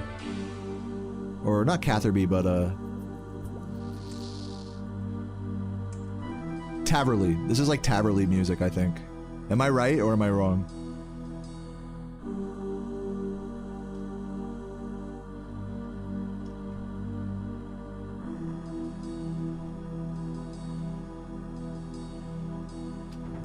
This is a legit banger. It's not that crazy.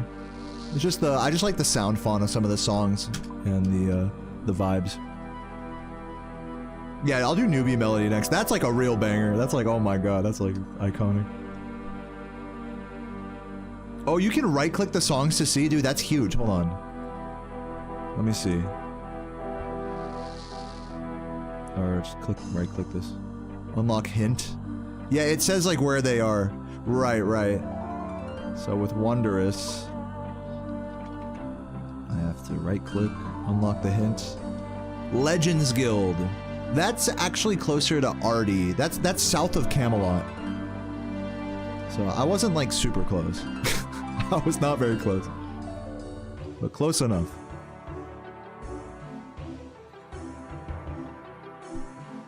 Yeah, I'm gonna start doing that now. I keep forgetting that that's a thing. Someone mentioned that to me the other day. The music hints. Because someone was telling me like, yo, you should go for a music cape. I'm like, that sounds like ass. That sounds like not fun. But it would be a flex. Oh wait, I have to grab the ores.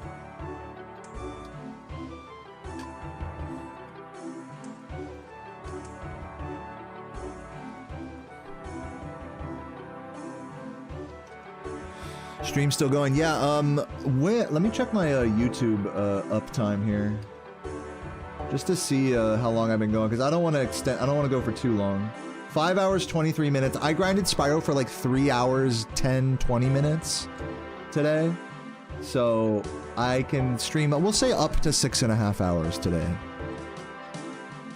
Because my rule is I do not stream RuneScape for more time than I played Spyro on that same day. That's my rule. So that way I don't go overboard and become like a total degen, basically. It also feels better that way. Like, I always feel good ending stream, like, when it's like, okay. Like, I've played enough, you know? Then when I just go for like 9 hours just aimlessly, you know?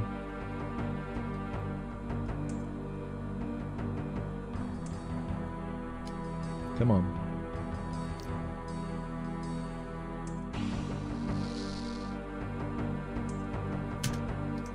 Dude, I'm still double bricked up in the fucking hopper right now.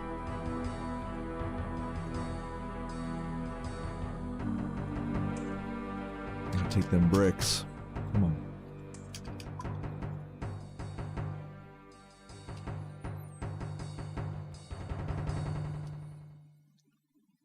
Got my Coke right here. I drank my 2 beers already. I didn't feel like grabbing a 3rd beer. I don't know. I'm kind of beered out. Like, here's my thing. It's like, I can drink like 2 cheap beers back to back.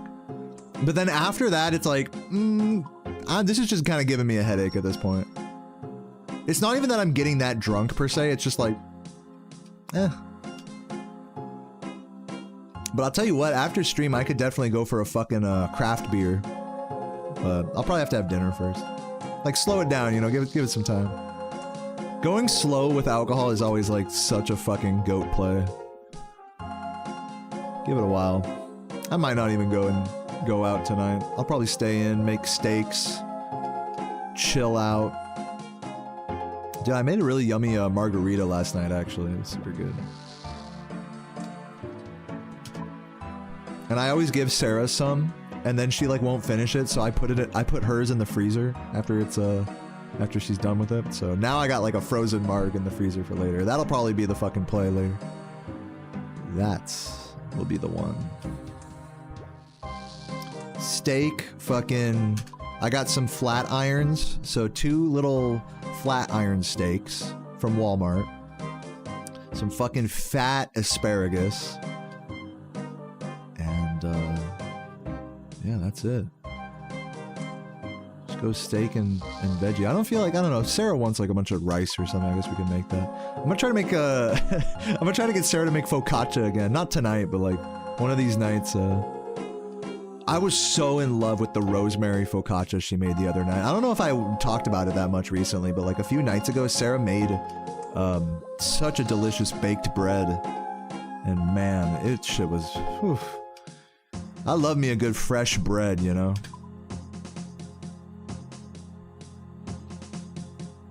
I remember that same day I had made ribs as well. So we just had these fall off the bone ribs and some rich fucking rosemary focaccia.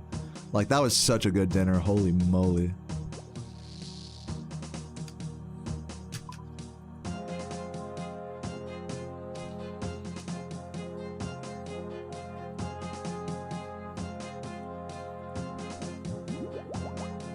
French bread pizza. Dude, I actually got a fucking deep dish pizza the other day, or pardon me, a pan pizza the other day, which actually was a lot like focaccia in terms of like the doughiness of the bread. That was a good pizza. We ate that over the course of like a day and a half, so definitely got our money's worth. That was the night I fucking went to Walmart for the steaks. Fucking, oh, put these away. Walmart for the steaks, Domino's for the pizza, and then Taco Bell for some fucking burritos. I can honestly say I've never like gone to 3 different like locations for food just in one night. But it made sense because we saved a lot of it for the next few days, you know? It was just funny. It's like, yeah, let's just go to just get food from 3 places right now. Like, why not? It wasn't that expensive. Usually the reason why not is because like, oh, that's expensive. But I only paid like 60, 70 bucks for it total for all 3 trips. And we're talking about like dinners for like several nights, you know? So not bad. Snacks and stuff, you know?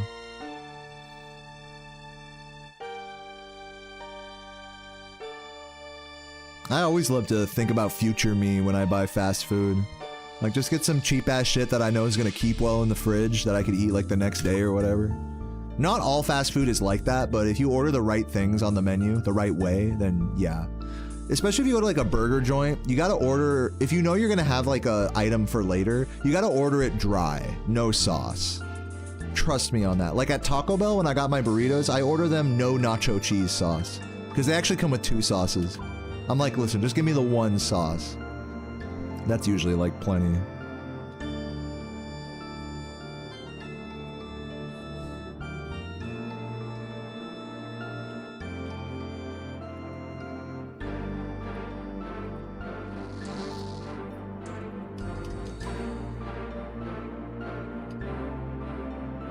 Taco Bell foot kit? Yo. Sweet pepper hoagies? Are you talking like with a sweet pepper relish or like grilled sweet peppers, you mean?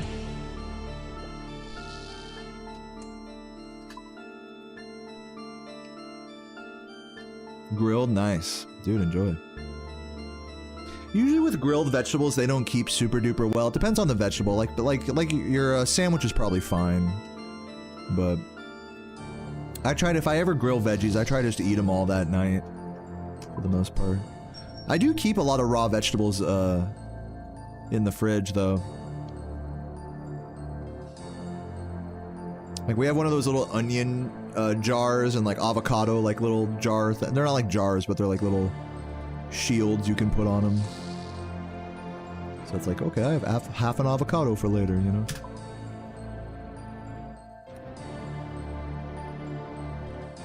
And for how much onion I eat, that's so clutch. Just being able to open up the onion jar and just be like, boom, little chop a little bit of onion to go with whatever I'm eating.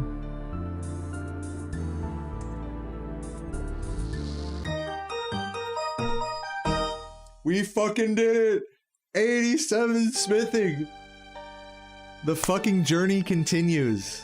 Day number, I don't even know what, in a row, that I've streamed and gotten a smithing level. Like, even if my Spyro grind goes so ass, at least I'm getting a fucking smithing level out of it. You know what I mean? Is this smithing level relevant to anything at all in terms of my life goals? No. But at least I fucking did that shit. Childhood me would be proud. That's all I can say. Am I changing the world? Nah. Am I even really accomplishing anything meaningful at all? Nah. But god damn it, childhood me would be proud of 87 smithing. That's a pretty high level. Oh, god damn it, I did the wrong glove switch. I'm just gonna keep going for a minute, but I will probably go offline soon at some point. 21 minutes, or hold on, what does it say on the uptime again? Like 5.5? I think it's longer than that, hold on. Oh, I'm still at like 5.5 hours, I'm good. I can boost for smithing a rune scimitar? Bruh. You really want me to smith this rune simi, huh? Someone else mentioned that earlier, fucking dude. That rune simi though. Alright, what I need to do is get up to 88. I need to get one more level and then I could potentially switch to doing adamant plate bodies. That might be the fucking play. Just to switch it up, just try something different, you know? It'll probably be more expensive though. In fact, it almost certainly will be more expensive to do that, so... We'll see. I'll bang out like 1,000 of them, see how I feel or something. Oh, I could boost for the diary as well, that's true. I'm not really... What even is the diary task? Let me look at that. Because the whole reason I started this smithing grind was for the Lumbridge diary. So, let's see what that is all about. It's like an elite diary. Still need 78 thieving. Smith and adamant plate body. Yeah, I'm gonna wait till I'm like natural 88 for that. In the drainer sewer. Yeah, I'm gonna wait till I hit 88 for that. And then I'll go do it. Just for funsies. Just to bang it out. Oh, I still have shit in the hopper. Oopsie. Love this angle, I'm glad you like it. I'm in the zone. I've just been generally in the zone today. In Spyro and in Runescape. Fuck, I'll take my 3 mil out of the coffer, why not? It's been sitting there for a few days.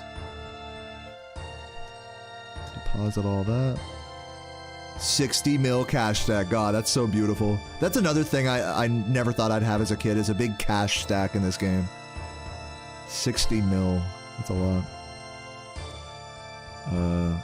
Grab the shit out the hopper. I definitely am starting to go pretty brain dead at this point though. Maybe I should raid someone. Casual race to 99? I mean, sure. Like, once... I'm not sure if I'm gonna commit to 99 yet, is the thing. Like, my goal right now is 90. We can, like, race to 90 if you want. I don't know. What's your level right now, Friendship? Isn't yours higher than mine? I think didn't you say you were 89 earlier? Or am I tripping? Yeah, we'll do a casual race to 99, but I'm in no hurry, I'll put it that way. So good lucks to you. The most hilarious thing about old school RuneScape is Soulja Boy plays it. Dude, hell yeah. I didn't even know that. Props to Soulja Boy for that.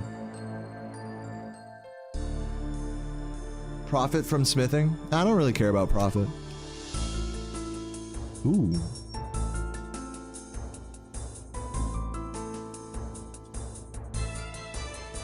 You're 88? I gotta catch up to you is what I gotta do.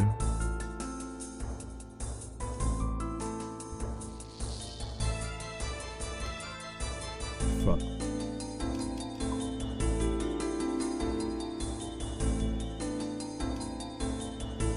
Also, I don't know how much you guys can hear the music through my mic. Probably a little bit. So yeah, sorry about that. I'm just jamming out. Just the music just blasting in my face.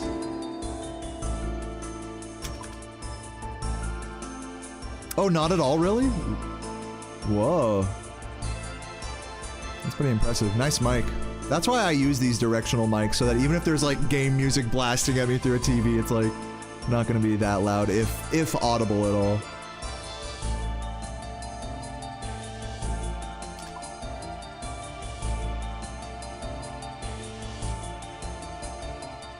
Yeah, I'll put on Newbie Melody next. I got you. I'm sorry, I told you I'd do that before, my bad.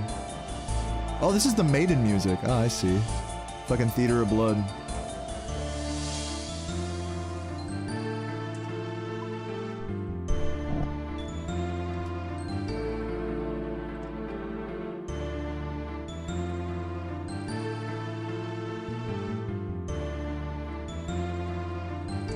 Alright, Newbie Melody. Let me get it Yeah, I'm vibing with this Maiden music though. Give me just a minute with it. Give me just a minute to vibe. You may have to remind me again about Newbie Melody. The fat lady sings? Okay. We're getting the queue up. I wish I could just queue up songs in the fucking RuneScape player. That would be nice. Maybe I should finally like use technology and like just bring up a playlist of like vibe and RuneScape music instead of actually listening to it in game. Maybe I should just get a big brain like that. You did it? Oh, what'd you do? You cleaned the carpet? Yo, you did like the full like downstairs and upstairs. Let's go. The deep clean. I bet that fucking floor is looking marvelous. GG's to Megan. Oh, come on. Gonna take 15 milligrams? Just have a little panic attack before bed, no big deal. I'm just kidding, you deserve that, enjoy.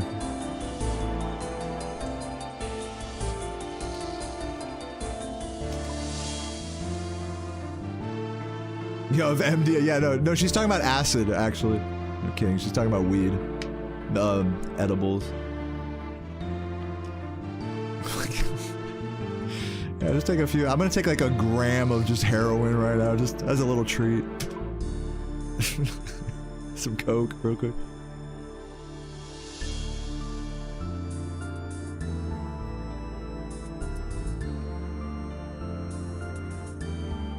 Delta 9. Oh, it's like not even like real weed. It's like semi-real weed. I hear you.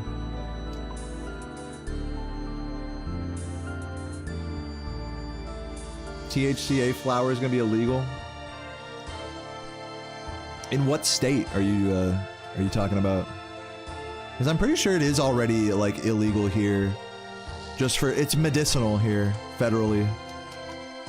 But you can't go to a normal dispensary without a medical card in Virginia.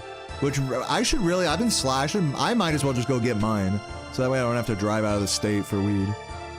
Which is technically a federal offense. I mean, if you think about it. Obviously, no cop would like really like bust you for that, but especially if you're keeping the if your car doesn't smell like weed, especially. That's my #1 tip to every stoner that's listening to this. If there was one thing I could have told myself when I was in high school, is don't smoke weed during school. Like, don't bring weed to school, and don't smoke weed in a car. You consume as much weed as you want. You experiment. You go fucking drink whatever. But just don't do it in a way where, like, the cops are gonna have a problem with it. Those are the only two things I would, like, tell my younger self. Like, I'm very lucky I didn't get ever busted for either of those things.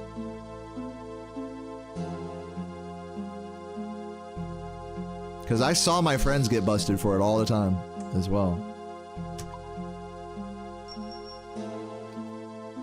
Yeah, also, like, on another topic, like, being high and driving is, like, not the vibe, you know, like... With a lot of this, like, weed-friendly culture in America, there's kind of, like, this, like, oh, who cares if you, like, smoke weed and drive? Like, I'm fine to drive if, you know, people smoking a blunt, like, in their car, like, in the driver's seat, like... And to be fair, you know, to be honest, people used to be like that with alcohol as well. We don't think about it because that's before when we were born. But, like, in the 70s and 80s, people used to be like... What? You can't fucking drink and drive anymore? Even just like one? I can't just have cans of Budweiser sitting in the cab of my truck? Like people used to be legit outraged about that. Like, it was a different culture around drinking and driving back in the day. And I think that, like, a similar, like, story is playing out here with weed and driving, even though it's not the same. Obviously, drinking is much, I would say drinking is much more dangerous than weed when driving, but still, they're both, like, not okay to operate a car with. I don't care who you are, and for some people, like, whatever, like, you need it, whatever, and you need to drive. Like, I'm not saying, like, you know, I'm not trying to be, like, a dick to everybody here, but just generally speaking, like, if you can drive without, if you can exist without weed. Furthermore, I'll say this, you know what, I'm gonna go there. If you need weed to function, like, in order to, like, just get out of the house and get in a car, you probably shouldn't be driving anyways, regardless of the fucking weed. I'm sorry. You know, driving is a privilege, you know, just because, like, You know, some people are not able to do it because, and it's a shame because they're disabled or they have pre-existing conditions, like, but that doesn't mean everyone should, like, driving isn't a right, it's a privilege. Every person, like, with an able body needs to, like, show that they are capable of the responsibility of operating a heavy machine around other humans, you know? If that's how we're gonna live if that's how we're gonna run our society, because like, everyone's dependent on a car, like, I mean, I think people just don't take the fucking responsibility of driving a car. Like, the heavy weight, the literal heavy weight that comes, like, literally and physically with driving a car. I don't think people take that very seriously, just in general. And that all applies to the whole, like, being stoned while driving, fucking drinking while driving. Truth is in America, a lot of people look at driving as a right, not a privilege, because it's such a necessary part of, like, a lot of people's daily lives, part of our system. Oh, okay, I clicked on it in time. Oh yeah, I forgot to put on those songs. Someone said newbie melody, right? Let's put on newbie melody.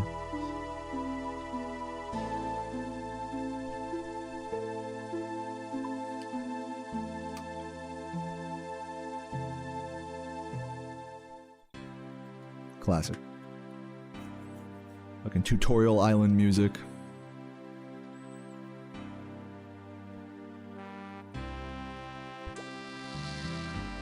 Yeah, I mean, you know, you learn a lot about a person from how they act behind the wheel. Like, if they're just cavalier about just driving, like, who cares, nothing matters. Conversely, if you're with someone that's, like, overly, like, scared when they're driving as well, like, that's dangerous too, you know?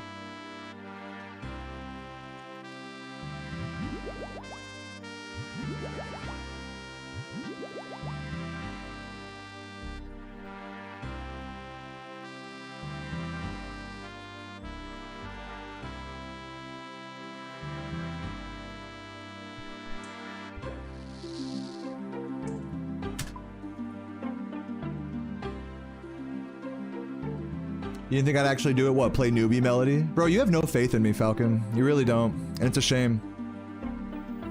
Tell me I'm not about to get the first ever 35 in any percent. You don't believe.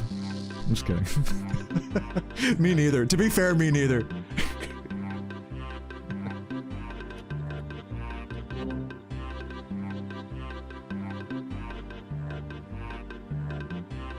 Your earbuds, nice. Dude, truck drivers get it right, because most truck drivers that I've ever seen, they respect the responsibility of driving. They know all the rules of the road. They're on the road all the time. They know how to yield for traffic. Not all of them, but, you know, most good big rig drivers know, like, to stay in the right lane for the most part, unless they're going super fast or whatever. Like, we have a lot to learn from truck drivers, genuinely. Like, if you're ever wondering, like, am I a good driver? Compare yourself to like a good truck driver.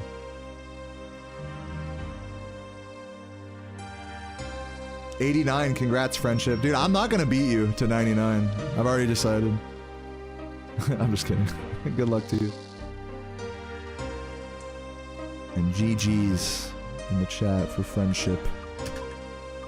They need him Sunday at midnight. He has to be ready to rock. Who? Your best friend. And those are his only days off. Right.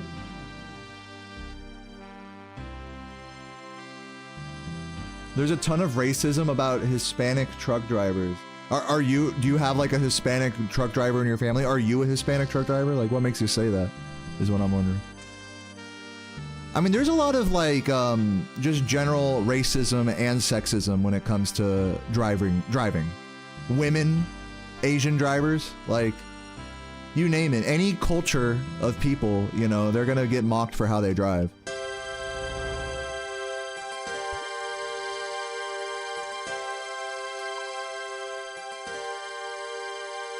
They can't read signs, it's headline news. Well, I mean, those are... If the headline is Mexican truck drivers can't read signs, then, I mean, that's not really the type of news I'm, like, really interested in. To be honest with you. I mean, there's a headline for any fucking stupid thought you could have in your mind. You know, racist or otherwise. This just in, women are stupid, you know? It's like, wow, that's a great... What a great news agency that I should keep following, you know? It's like we have the opportunity, I think, to curate our own algorithms and to ignore like all this crazy fluff. There's more fluff in the news now more than ever. Blatantly racist, you know, divisive, stupid bullshit that doesn't help anything to learn about, or someone's opinion piece about something that doesn't fucking matter worth two shits. But the cool thing is and maybe this is like an ignorance is bliss kind of attitude, but like you don't have to pay attention to the fucking fluff, man. Like, I know it's worrisome that a lot of people do pay attention to fluff and that like our world may be going into a more racist direction or what have you. Just generally stupid, cult-like direction. But, you know, it's gonna be alright. What am I gonna tell you? You shouldn't spend your time worrying about what stupid people are doing. That's my advice. Or thinking or saying. Until it like really affects you directly. And even then, like, if what stupid people are doing affects you directly, then you gotta switch your situation, is like how that works. I think that's one reason why a lot of people hate normal jobs, like just like basic minimum wage jobs, is because most bosses and like most managers at places are just fucking dumbass idiots. Like that's gotta be one of the #1 reasons people quit their job, is because their their boss sucks. And it's because it's like, it's more valuable to rid like the power of a stupid person over you than it is to like do anything really. But unfortunately, I think the way like shit is designed here is that like we're kind of at the mercy of a lot of maybe less than intelligent people, or at the very least people that don't have our best interests at heart. People who just want money. Like a lot of our lives are affected by people who just want money. And it's true, you know. It's hard to get away from.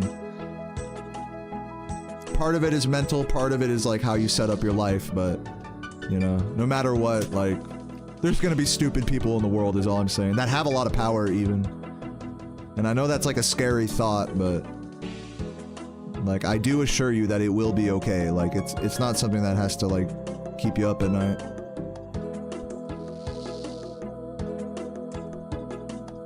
Well, hopefully, I mean, hopefully you can look at it that way. I mean, maybe for some people it's not so simple. Some people it really is like fucking ICE is knocking at their door and then nothing they can do about it, you know?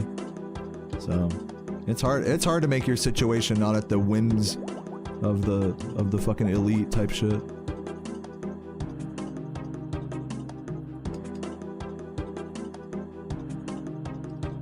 Some people just aren't lucky like that, to where they could just ignore it, like me. So I'll acknowledge it. I'm not saying I have everyone should be like me or anything. I do respect that a lot of people like to get themselves educated about like what the struggles people are going through in our world are. I do respect that. Because it's fun to learn about. It's fun to, I think now more than ever, you just watch a YouTube video explaining some like deep political issue like Israel, Palestine, you know, fucking Jeffrey Epstein connections, you know, stuff. Like you just watch the craziest fucking conspiracies ever and be like, oh, that's interesting. What is this music, dude? I said Jeffrey Epstein and then the Surox theme starts playing. Like all crazy, like, dude, calm down, bro. Calm barbarianism. Holy fuck, dude, what was that? Yeah, the music drop when I said Jeffrey Epstein. He can hear us.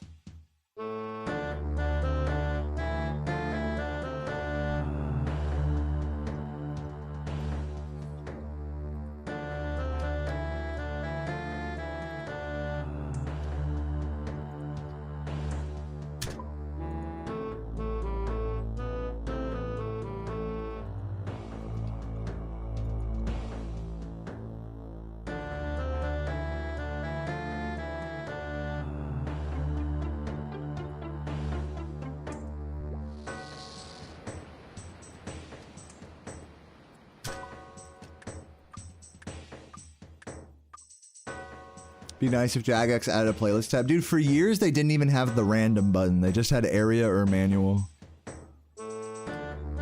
So we should be thankful.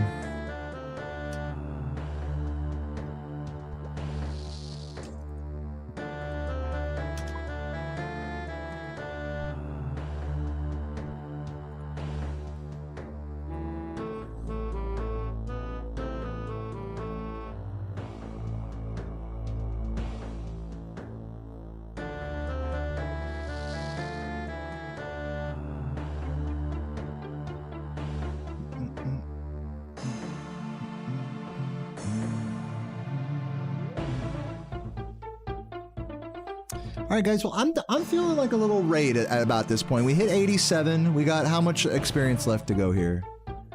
350. We're about where we were yesterday before getting into this grind. So I think we're well set up for tomorrow.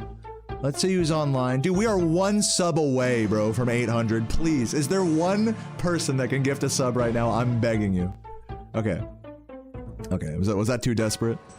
Let's see who's online here. It's alright, no press. Jordy doing 120. Am I gonna raid Jordy for like the millionth day in a row?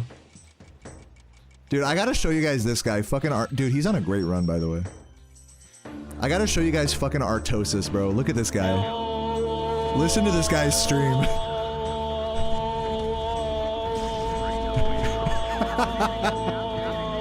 The fucking text-to-speech, bro. It's just endless text-to-speech spam. And he's just sitting there getting fucked up by cheaters in StarCraft. And just, look, his face, he just gets mad at all that. He's just like, fuck this. Oh, he's the best. God, this is the best stream on Twitch. I'm sorry. Anyways, yeah, let's raid Jordy. Gotta raid him. No, you guys can go watch Artosis if you really want that experience, but I'm gonna raid Jordy because he's on a good run. Jordy, 125. Oh, whoa, whoa, whoa, whoa, whoa, whoa, whoa. Believe me, it gets much worse than that.